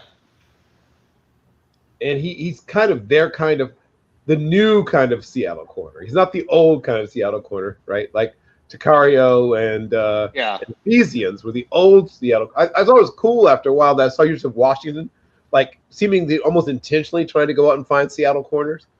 But hey guys, you don't even have to go far, just right here. But the he's more like the new kind of Seattle corner. If you look at the guys they're trotting out there now, there's 5'11", 6 feet, 6'1" at the most, but more importantly, they're all really good tacklers. They're all versatile. Seth McGowan. There's Seth McGowan. I knew at some point someone's going to roll the dice on him. I wonder if somebody takes a shot on Roman Hemby before we sign off. I would think so. Yeah, either he or Nicholas Singleton, right? One of those guys is going Nick Singleton's already been went.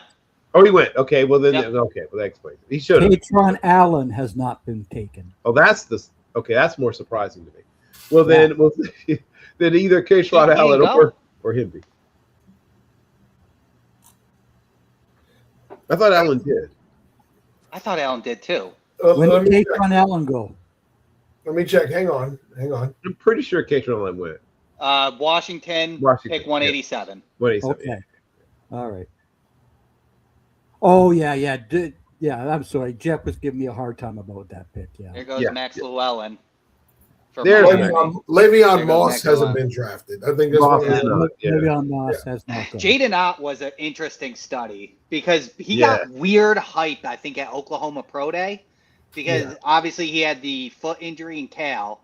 It was supposed to be a lead back in Oklahoma and fell real quick to RB like way back in the depth chart. Yep.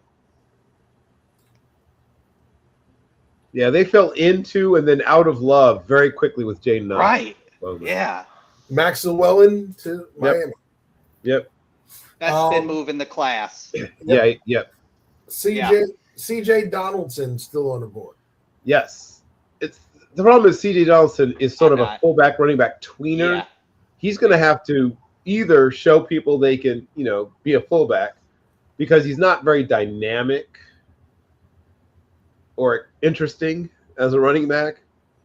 I thought his goal was to lose weight going from. He went West Virginia to Ohio State, right? Yeah, with West Virginia to Ohio State. And he was bigger at West Virginia, if I'm not mistaken. Yeah, but I think that was a mistake because the one thing that made him intriguing was maybe he can be a fullback. Tommy as a conventional running back, nothing about him particularly interests me. Me at least. I don't know. Yeah, I agree. No, I'm with you. Do you know anything about Tommy Doman?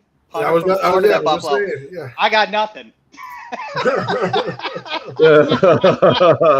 I don't know. Sure. Well, I mean, he has a good touch to toe time. Obviously, hang time's good. Did you have to draft him? I mean, at this point, you're just avoiding, I guess, the hassle of trying to fight for him in free agency. I guess is what this is about at this point. Yeah. I have a couple of punters ahead of him, including Stonehouse. But right, and we actually met with Stonehouse. He is from Syracuse, which is local. Yep. Or played in Syracuse. Yeah, exactly. Right. But he does have good numbers. Like Doman's actual numbers are good, and he seems to have a good control of like his spin, like getting back spin, so he doesn't end up with too many touchbacks. Touchbacks. I mean, Wisnowski was a good punter last year. I'm surprised. I thought we were going to go for more of a kicker at this point because Tyler Bass is coming back from injury, and he's always up in the air. And then we're running. I can't even think of his name right now. The kicker last year for Buffalo that was, aging and lost his leg at the end of the year. Parker Hughes, linebacker in Jacksonville. Yeah. I'm going to admit I did not think this team's getting drafted. That is a big old surprise to me. Well, like I said, some guys they just don't want to fight over, right? So, yeah. I can see that sort of. He's sort of like Rolder, only less, right? I feel funny calling someone a poor man's Jimmy Rolder.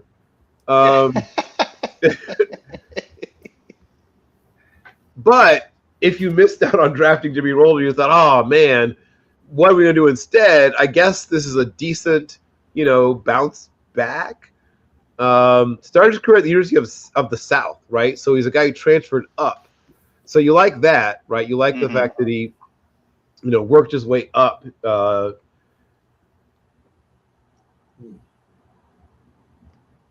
I would say, in my opinion, there's other guys that would have taken, But I like Middle Tennessee State. It's a solid program. They shout out to them for getting a guy to actually drafted. Agreed. There are some things now here's the big thing. He did have a really good pro day. 25 bench reps. He ran a 4.4. But I still think he's more a special teamer than anything else. But yeah, he was a fun. Like I said, I thought he'd be a special teamer. I thought he'd be, undrafted. But this might give him a little bit of a leg up to stick. And once again, shout out to Middle Tennessee State and beautiful Murfreesboro, Tennessee.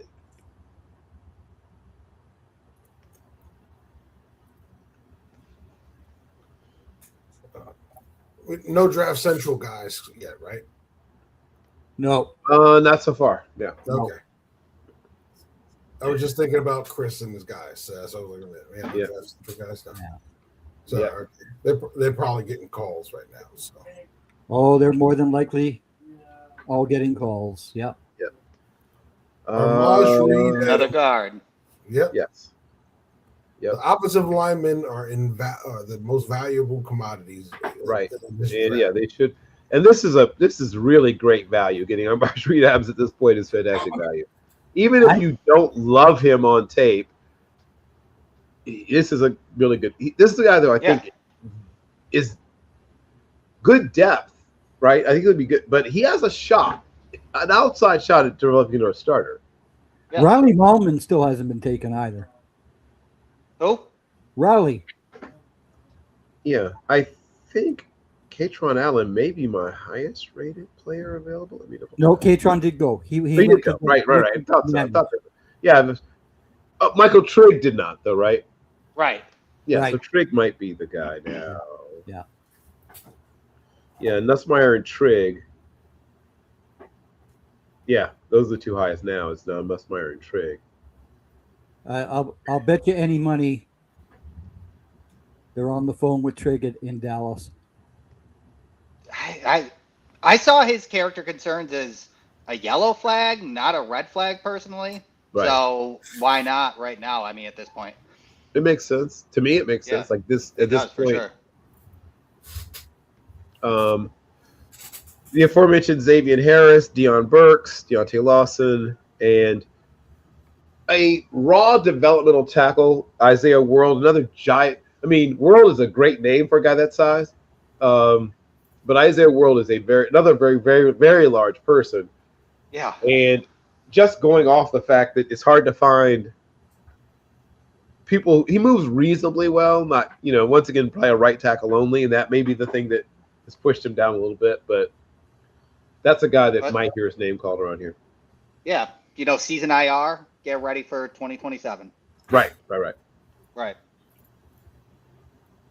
There goes Devin Eastern. I like that. I like it as a nose tackle. That's good value. Yep. That's good value. Well, my total apologies. With 14 picks left, I think my wife might kill me if I miss the reservation for dinner. Is it okay if I... All right, get out of here. Get out of here. Yeah. I got 30 minutes, and I got to still get ready because I can't rock Jonah Coleman to the dinner. Oh, yeah. Listen, go enjoy. What kind of place you go where they won't accept a Jonah Coleman T-shirt? On Draft Miss, right? That's crazy. Some nice French restaurant. They have no idea what's going on. But, Greg, and Bill, I want to thank you guys for the Wednesdays. The Wednesdays were incredible. I loved being able to talk to you guys. Bill, I listen to every single word you say, and I keep it locked in my box. Greg, I think you have the most people in your database that I know, so I feed off you. In 2 days, I'm going to ask you about a 2027 prospect. So we can start going back and forth about that. Yeah. It was unfortunate that I only got to see you these 3 days because last year when I got to see you on Wednesdays, it was incredible. And anytime I get to see you, I have the most amount of fun. Listen, I'm glad that we got to do this. And yes, it sucks that I wasn't there. You're doing big things. You're doing big things. Well, well, that was unfortunately. We'll have to talk off air about it. There's a couple lemonade conversations. So for sure. Yeah. You got a dinner to get ready for. But I appreciate you hanging on, man, and doing your thing. I got to enjoy it for once and sit in the chair. I didn't have to do all this analysis stuff. I got to sit here and go, yeah, what do you think about that? And it's been great. I'm learning this year, because there is no board for me to go, yeah, I had this on them. No. You guys did all the work. I love that first person view camera though last year. That was incredible. Yeah. Well, maybe if I get to come back and do it next year with you guys, I get to bring that back.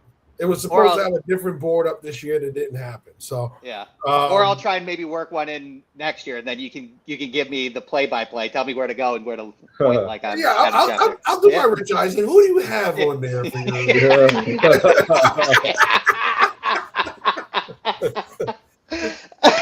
Yes. But again, I appreciate you guys so much year over year. I love doing this. It is incredible. I cannot wait. The 2027 class is going to be bonkers, so I'm excited to go start diving into that. But I'm not gonna take away from this 2026 class. We're talking about Aiden Fisher, my best coverage linebacker, being picked at 243. That's good value in itself. So there's good football players all over the place. So this 2026 draft, get ready. It filled your rosters. And it's going to deep teams. I love it. Well, enjoy the escargot. Yes. Thank you guys so much. I appreciate you. You got it. So Steve, I'm going to try to take a stab at some of the questions you're asking. We just saw some guys go that were fantastic value, right? I think Katron Allen was a great value. I'm not 100% sold on Taylor Green, but getting him where you got him is great value. Let's see. I mean, I'm not going to say there's a single worst pick, but if you're getting a blocking tight end in a class where there's probably even other blocking tight ends or tight ends that can block that can also do other things, and you're taking them with your really you don't have a first rounder, but the first pick in your draft, you're kicking it off with a blocking tight end. I mean, clearly Gladstone's a guy that a lot of people respect, and I have a lot of respect for James Gladstone as well. But that was a strange pick, and I can see why the Jacksonville Jaguars fans are a little antsy with the way they started the draft off. But why do you think I said this is a reach? This is a reach. What in the hell is going on here? This is such a reach. It was a surprising pick. Yeah, I would 100% back that up. I feel like if you truly love that guy, you could have gotten him in the 5th round easily. Right. That was what I was driving at. Right. That's what I was driving at. That you could have still gotten him and definitely if you just wanted to try to squeeze some more value out, you would target him another round or a round and a half later and then trade down with somebody who may see someone that's coming down to them and still get that guy. So that was a pick that I thought was a little head scratchy. The best value pick of this draft for me, Caleb Downs, falling to number 11. That was so sweet. My worst pick, LT Overton. I am not happy at all with LT Overton.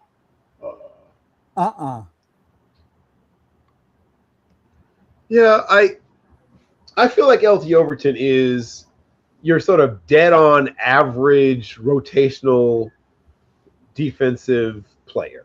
And we've already got those guys. I'm not disputing that fact. He feels like a guy's going to hang around the league for 3 to 5 years and then, have a great career as an assistant principal someplace or something. I mean,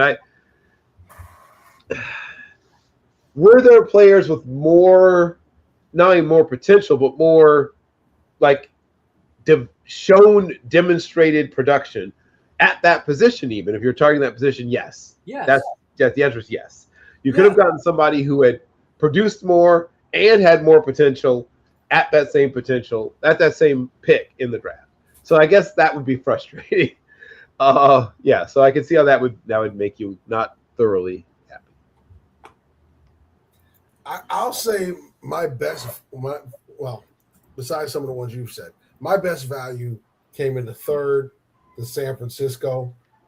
You talk about Christian McCaffrey, the things he does, but when he disappears, they struggle. They're not going to struggle anymore to run the football with Kalen Black. Kalen Black is going to come in and run the rock. Now, he may not be the dynamic pass catcher that Christian McCaffrey is, but you're going to put him behind that line in San Francisco and let him run the rock. Kalen Black is going to be an immediate impact for the San Francisco 49ers. They got him in the 3rd round. Least value. And I'm going to stick to the top 3 rounds because these are the immediate contributor rounds, right? Who do I look at here and say, besides the tight end in Jacksonville, who do I look at here and say, I don't know about that, Seth? there's some guys in there that you could have got somebody a little better than that. Yeah. I'm hard pressed because there's so many really good players, and the values weren't totally off. But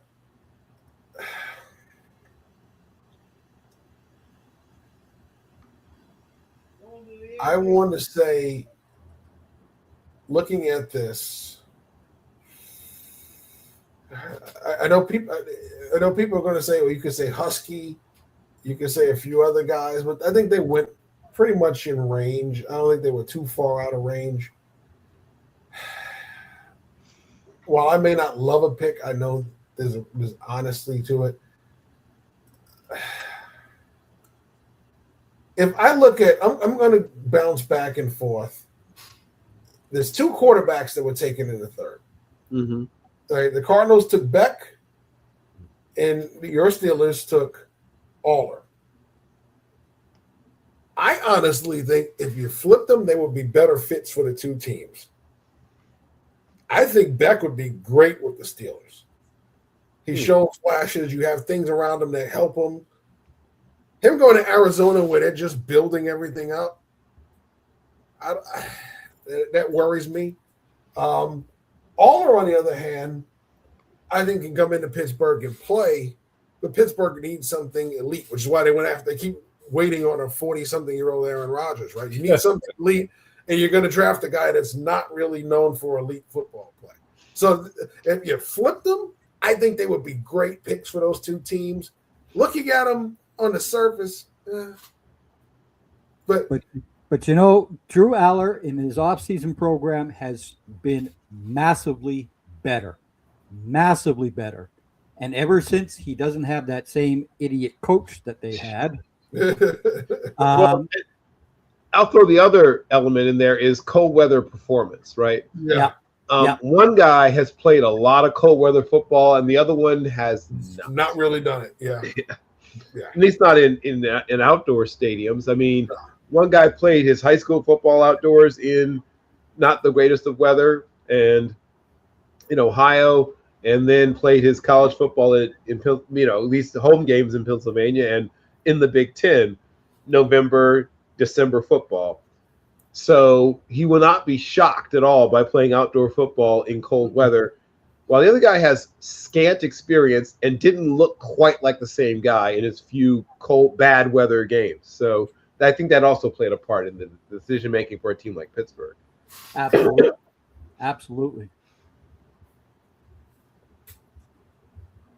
Oh, Miles Scott. Run on Illinois players. Well, I'm slightly exaggerating. But Miles Scott is now a member of the NFL. And, there's Quintavious. So that's another guy that if you knew nothing else about him, right? If all you knew about him was you just saw him on tape and you never saw him, you'd be sure he'd be gone by now. Because he showed enough on tape that you would think he would have been maybe a 4th, 5th rounder.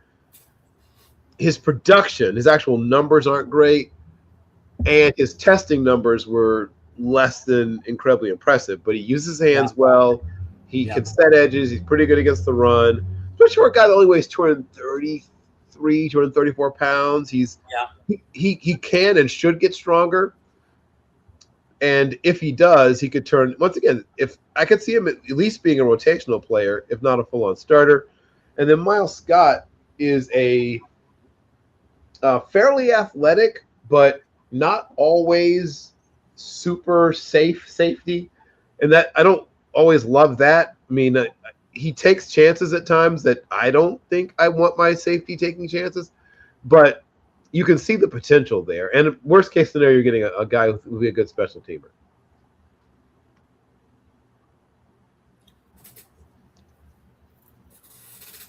I'm trying to see. There's somebody, I feel like we didn't get everybody. So we got Miles Scott. Oh, Jam Miller. Jam Miller in New England. Yep, Jam Miller. Cole Wisniewski. Wisniewski is a guy that I think has potential to be more than just a special teamer. I could see him being an actual contributor on defense. Jam Miller is going to be a special teamer / RB4.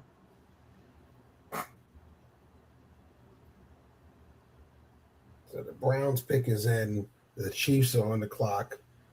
Then we have the birds. We're going to be on birds for a while, right? Yes. It's going to be Ravens, Eagles, Ravens. You throw a horse in there with the Colts, then you're back to the Seahawks, and before finishing with the Broncos twice. Yep. Yeah. Shout out to Jolene. And then we will officially close the book on this class. And then the work begins on 2027. Yes. But not tonight, folks. But not tonight. No. You're And correct. not even for the next few nights for me. No. Yes. I'm No, I done. understand. I understand. Yes. Oh man.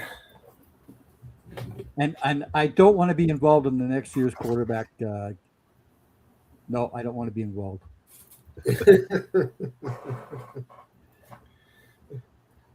All right. So there's going to be a lot of Twitter's going to be very busy for the next 6 hours. Yep. Oh yeah. And I still say Twitter. I'm not letting that go. I got you. When I say X, I think of Malcolm X, not social media channel. Carson Ryan, the tight end. Oh, to the Browns. And why do I feel like they've taken tight end already today? I mean, in this draft. Let me see here. Back to them. Yep. They did. Yes. Joe Royer. Yep. Both of them are. Both these players are kind of projects, but they could both find a way to contribute. Probably Royer has a little more receiving upside. Ryan is a guy who's going to help you in the run game because he's a more than willing blocker. And he can move around a little bit. I didn't have him rated as a draftable player, I'll be honest. I thought he would be a UDFA. Yeah, it's probably what they did was, we don't want to fight over him. Let's go get him now. Yep.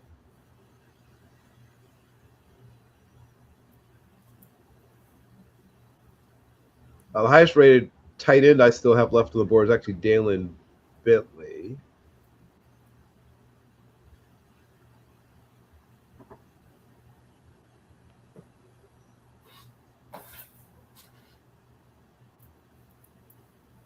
Somebody finally took Jack. Yeah, Jack Hendricks finally got taken. So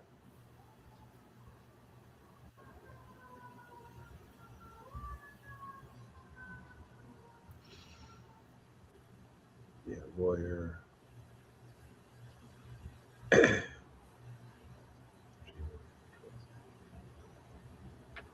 Trost. So we'll see if maybe Robert Henry Jr. or Katron Allen leave here. Katron did go. Katron did.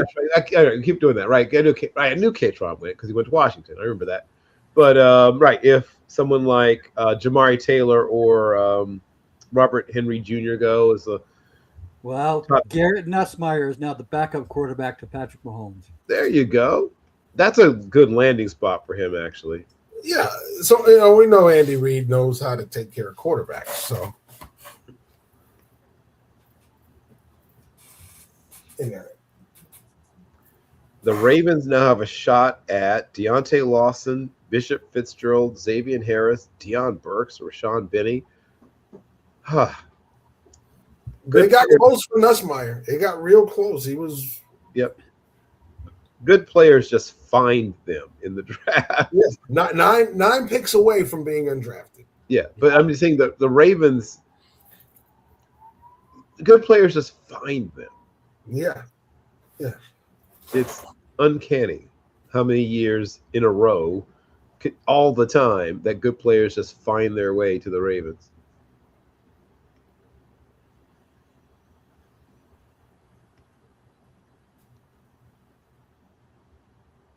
He's crying. Dad's happy. So Listen, good for him. Listen, anytime you get your name called. It's a really, really, really, really good situation for him. You know, it's as we tell people all the time that we bring on the shows, enjoy the process. It's a once in a lifetime thing. Not everybody gets to do it. Yeah. Well, if you get to do it and get your name called, what happens after that is a blessing. Rashawn Benny. Oh, okay. Yeah, there's Rashawn Benny. I thought he would come off the board soon. Little Harbaugh connection, sort of there. All right, so now you got 2 Eagles picks before the Ravens come back again. And that's really good value for Rashawn Benny. Getting him there is really good value. I'll bet you he's a better DT than the guy that the Cowboys took from that school out in Norway. If they have him playing DT, see, he may if they go, he's going to be playing 4-eye. He might be 4 high. Yeah. So the Eagles have a chance at, well, the aforementioned both Le'Veon Moss and Jamari Taylor, Xavier Harris, Deontay Lawson, Deion Brooks. If they want to go with developmental tackles, there's guys like Isaiah World and Diego Pounds available. Dame Tucker is still available. Michael Trigg is still available.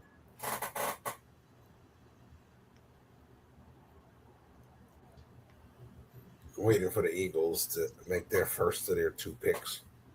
I mean, they could technically turn the card in twice. Yep.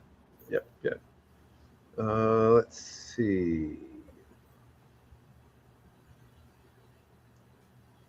Yeah.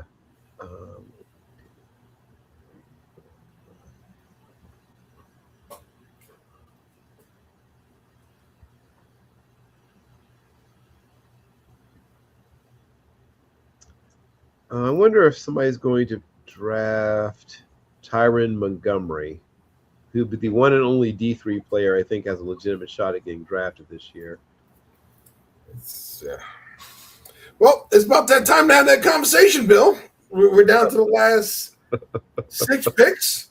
We have 0 HBCU players selected. Oh, boy. You know, even if they select 1 at this point, 1. Well, 1 was the number I had predicted going into this. He had, good word of mouth going around NFL circles. Always happens. He tested well. Yes, it does. He tested well.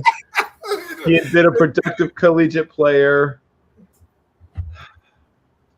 And, at this point, for him, it's probably better not to be drafted because now he can choose his situation and even might have a little bidding war going, might push up his signing bonus. But frankly, it is a somewhat embarrassing thing that we have to keep having this conversation because there are guys who are deserving of being drafted.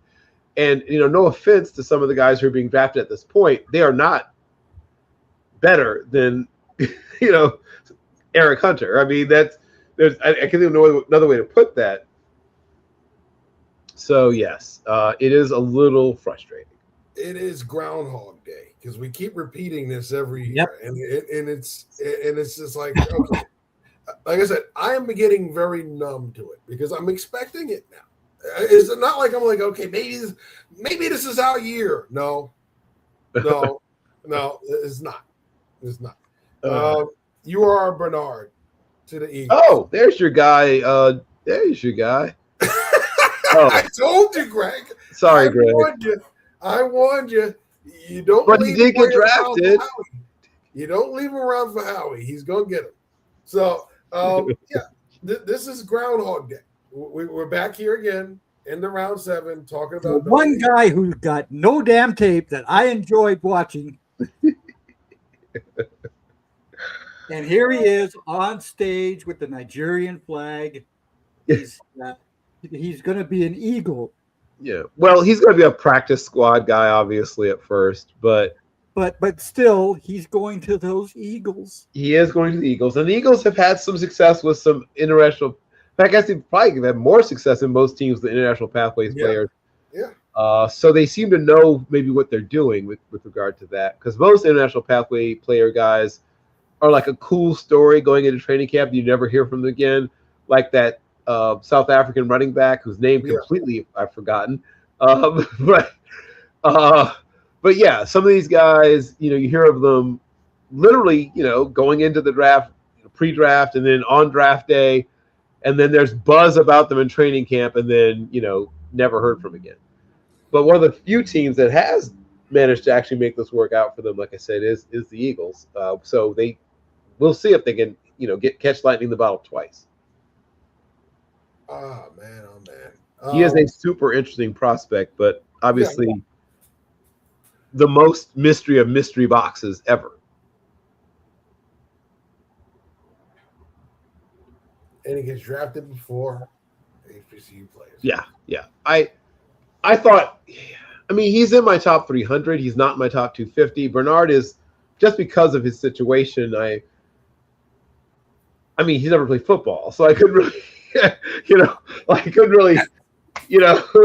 I just felt weird about putting a guy. I could have put him in the top 250 guys never played football and might never never actually suit up in a game. So I just felt, so yeah, I think he's 284 or something like that for me, just on, once again, it's pure freakish athletic ability, but there are definitely better football players available because they've played football. Eric Rivers. I like him. Just like years ago, I liked F.A.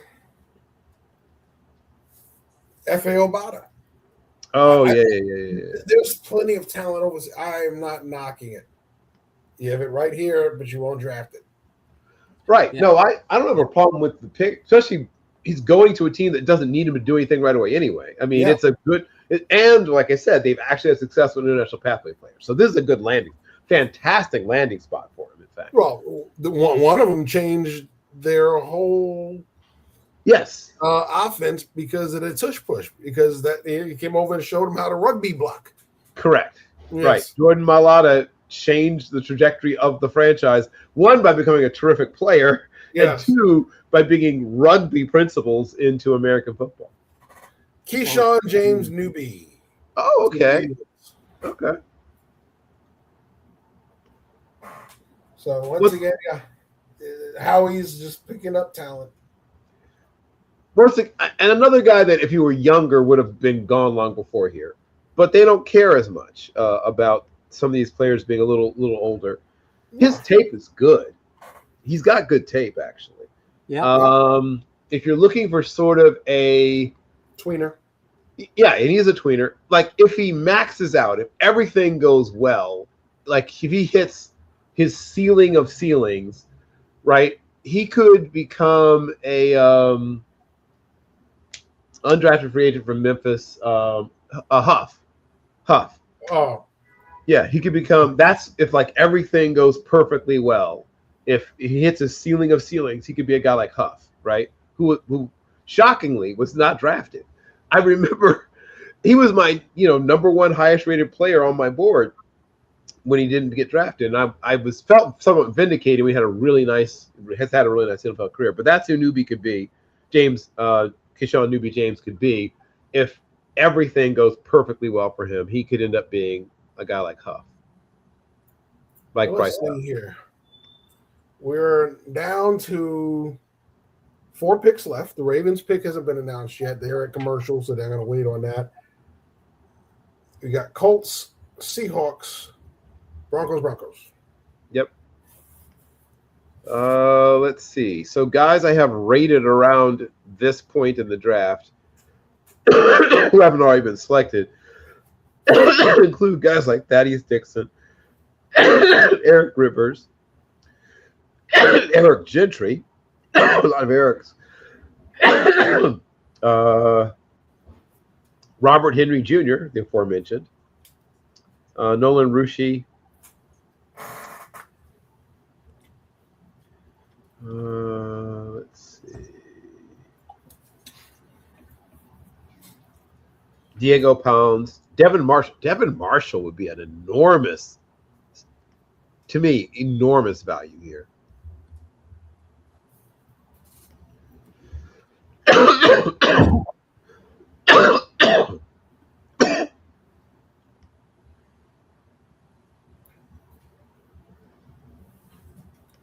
So yeah, that would be. I think Devin Marshall would be a steal at this point.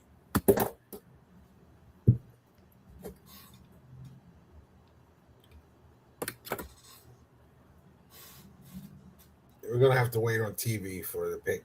They don't put it on the tracker at this point, which they should. Why make people wait at this point in the draft? Let us know.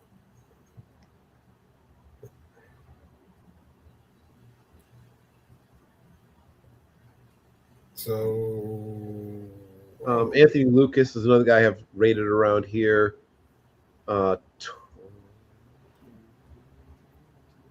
Bishop Fitzgerald.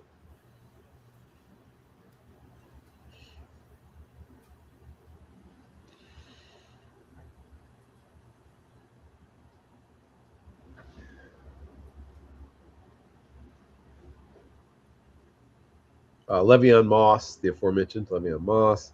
Yeah.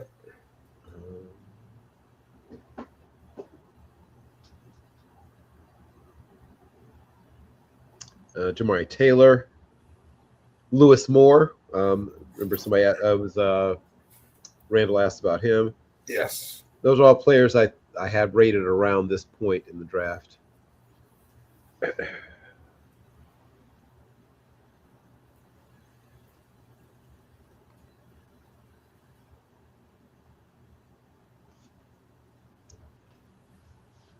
And so I think we've seen our last quarterback drafted. So some of the undrafted free agent quarterbacks who I think could end up actually doing something depending on where they land would include people like Jack Strand from Minnesota Moorhead. Just fearless. Now, probably too much so, as I've said, but there's something to work with there. Like, he's got a lot of raw potential. You were mentioning Deion Burks. Indianapolis just said he's ours. Okay, but I would love to get my hands on a guy like Hayes King.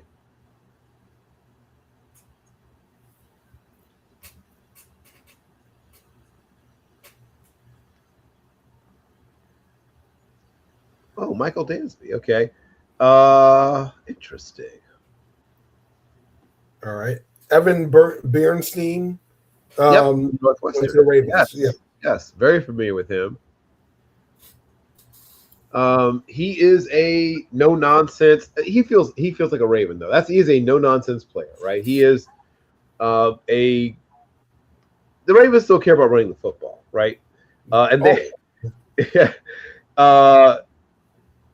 He's not a powerhouse. That's one thing I would say, but he's got ability to block on the move. He blocks well on the move. So had a good career at San Diego State. Bill, wrong VSSU. South Dakota State, had a good career there, and then finished up that final year at Northwestern. He and one teammate made their transition. The wide receiver Wildy both came up from South Dakota State to Northwestern and had really good final years there. Wildy ended up leading Northwestern in receiving, and of course Bernstein was probably their second, after Tiernan, was their second best offensive lineman. I like how he recovers. I like how he fights to the very, very end, like the echo of the whistle. Like he will get beaten sometimes, but he doesn't stay beaten. Like he'll try to recover and get back in the play. Yeah. There's things to like there. Michael Dansby is the last Seahawks pick. Yep. Dansby is a special teamer, right? Most likely, which is nothing wrong with that, especially at this point in the draft. Nope. Spotted him sort of by accident while checking out, both Genesis Smith and Traylon Stukes, and that might have happened with these guys too, right? They might have been looking and say, "Hey, well, who's this kid?" Right?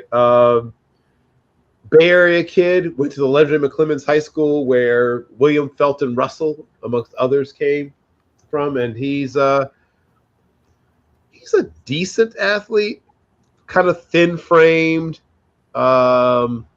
Reminds me a little bit of not Lawrence McCutcheon, the Dalen. Thank you. Remember Dalen McCutcheon? Yes. A little bit like him. Less polished, not quite as good, but similar.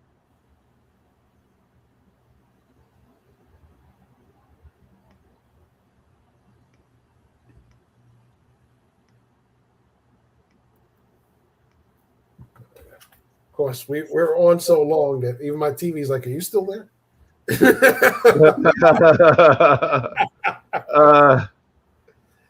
Yeah, I can get that.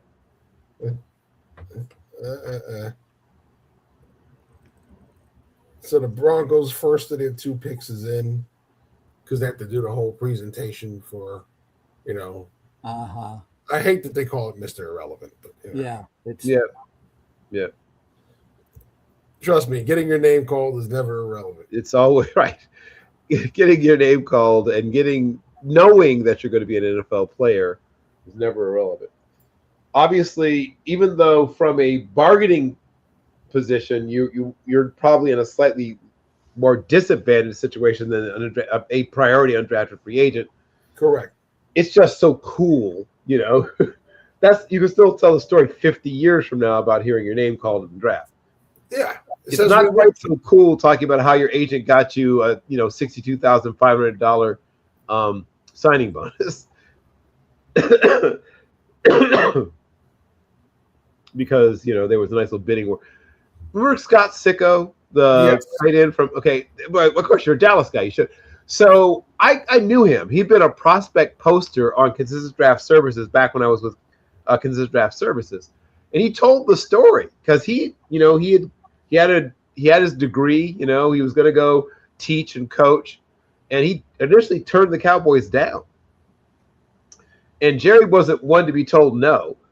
And so, he kept pestering him, and the money kept going up and up and up. And I think finally got to $40-something thousand.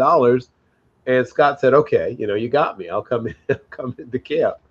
But he literally had originally declined the opportunity to come in as an undrafted free agent.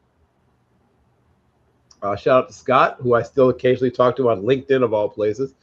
But he now is a history teacher in high school and a Alan Bentley was picked by the Broncos. There you go. Yeah. He finally goes. Now we'll wait for the last pick. Yes, we will. That is a really good value. And he's going to the right place. They will know what to do with him. I believe that was Antonio McLean that was up there just doing the pick. Another guy that works in the front office there at the NFL. Guy I speak to on LinkedIn from time to time. There you go. Yeah. Let me see if I can call my shot here. Jamari Taylor, what the heck? I'm going to try to call my shot on this. Well, it'll be interesting if it's a QB, especially being the fact that you've had a QB go to the Super Bowl that was Mr. Irrelevant recently. Yeah, it's true. I don't think that was going to happen. Yeah, that's why I'm calling my shot. I think it might be Jamari Taylor. They like this kind of running back. Like they seem to have a type, and it's all short, squat-bodied, super quick guys, right? Jamari Taylor sort of fits up with their R.J. Harvey, like all their guys. Like some teams, they have a bunch of different kinds of running backs. We have we have one big guy, one small guy, and one guy's in between, right? Like the Giants have with their Earth, Wind, and Fire. They all seem to be guys who are like 5'10" to 5'6", or Harvey's 5'7". I'm exaggerating slightly, but between 5'10" and 5'7", and 210 to about 220 pounds. Xavier Harris has a shot to go here. Maybe Jeff Caldwell, Deontay Lawson. But I'm thinking, let me see. So everybody else I think has a good shot to go here. Devin Marshall, once again, be fantastic value. Mikhail Kamara. Eric McAllister is still on the board. I like him. Yeah, I mentioned Le'Veon Moss. Hayes King, if they do want to try to find Ndambe Tucker would have been gone so far back if he just were younger. question is, I mean, why I don't think it's quarterback. I think that No, I don't think it's a quarterback either. I think we've seen all the quarterbacks who will be drafted have been drafted. But you have seen an injury to your starter already. So you could have somebody you develop over the next 2-3 years. But I think that's going to come in undrafted territory. Right. You're not. Now, they might still get Hayes King, but they might be bringing him as an undrafted free agent. Yeah. And okay, while they haven't announced it, I know who it is. Oh. Red Murdoch. Yes! Yes! Awesome. I'm so happy. I'm so happy. I'm a huge Red Murdoch guy. I'm a huge Red Murdoch guy. I think that's a highly underrated program. And as somebody that's seen it up close and personal, they have a lot of good talent. And it's not just when Khalil Mack was there. Yep. We've seen it year after year after year. There's good players that are there. You just got to be able to do something with them. Murdoch's going to come in there and play special teams. Maybe he ascends some way up the roster, but it's a good ball player. He has an NCAA record, right? Yeah. Nobody has forced more fumbles in the history of the NCAA than Red Murdoch. 17 forced fumbles in his career. That has to count for something. Yeah, I know he's 6'1.5", 232 pounds, and he's just a so-so at testing athlete. But I think there's still a place in the world for a guy like him. Well, folks, we have now gone through 257 draft picks to the last 3 days. Yes. There's been some strange picks. There always are. To say the least. Yes. It's been an interesting ride. Today, 7 hours and 5 minutes. It's been a long day. Yes. Oh, Steve, my favorite, regardless of team, just happened. Red Murdoch. Well, there you go. But I want to thank everybody who's tuned into our channels over the last 3 days. You are all very appreciated. Thank you all. Mr. Jeff, it's been a pleasure having you as our host. Good to be back amongst the draftniks because it's been lonely. Trust me, it's been very lonely as the only dude in what I was doing. But I miss it, and it was good to at least sit in and be part of it. You guys did an amazing job. Nobody missed a beat. You guys, the work you guys put in showed. Every time we came up here and talked about somebody, we had answers. We saw that with other platforms that it's like, okay, we got to put something together for this pick. Who's this guy? Yeah, we knew. We didn't even have a profile for him, but you guys did. Yeah, that's what matters. Okay, so you guys did the work. Great job on the draft shows this year.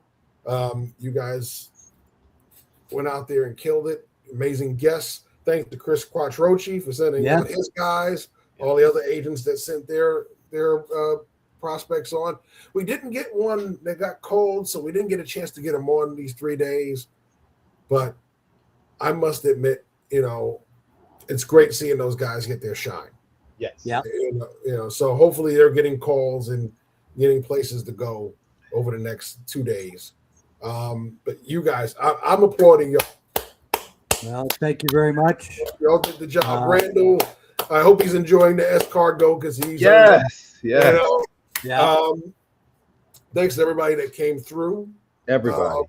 Thanks to Ashmere for night one.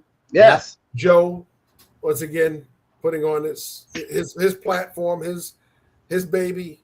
He allows us to do our thing with creative control. So kudos to all of that. Bill, please hydrate. I've been killing all my water. I finished I finished almost all of the water I have in my cooler here that I keep. Yeah. I keep running out of the room. So, but I'm gonna let you close it out, Greg, because this has been your guys' ride. I was just here to help host and drive the bus. Well, the bus has reached its destination, so the seat backs and tray tables are up. You guys can exit at any time, and I'm gonna let you know. Well, Bill, it's been another fun-filled year. Yep. The Draft Central shows were excellent this year, I think. Yep. I really preferred the way that we did, our top fives, and then we went to a couple of top 10 lists because those were deeper positions. Yep. The last word this year was fun, with just Randall and myself. It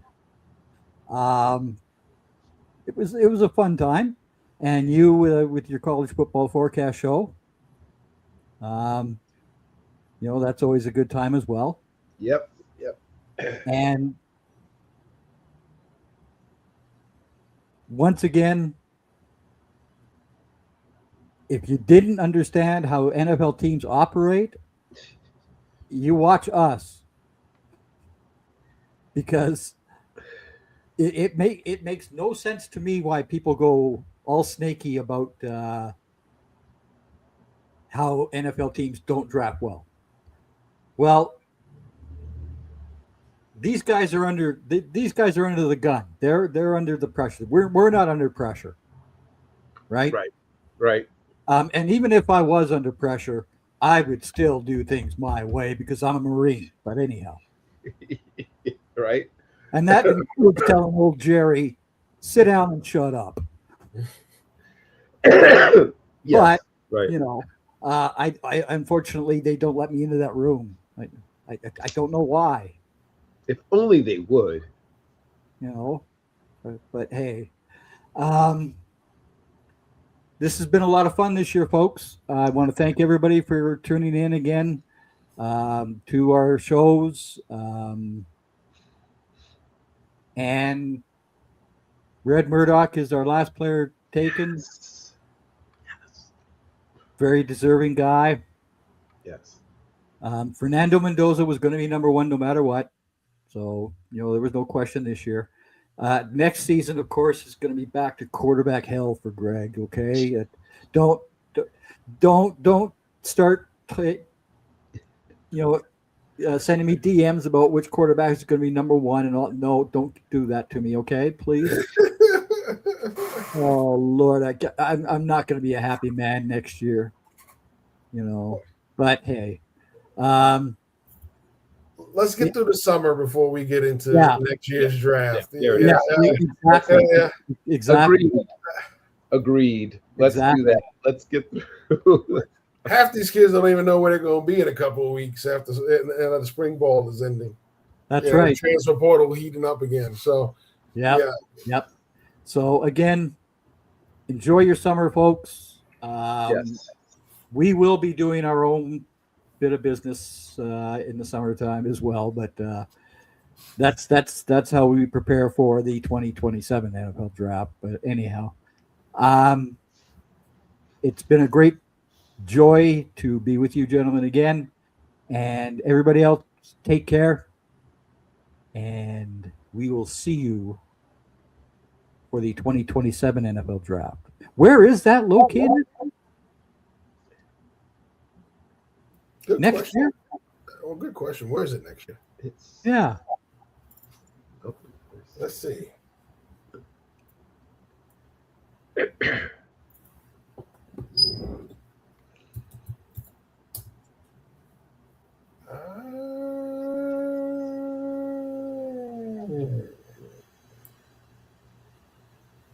DC.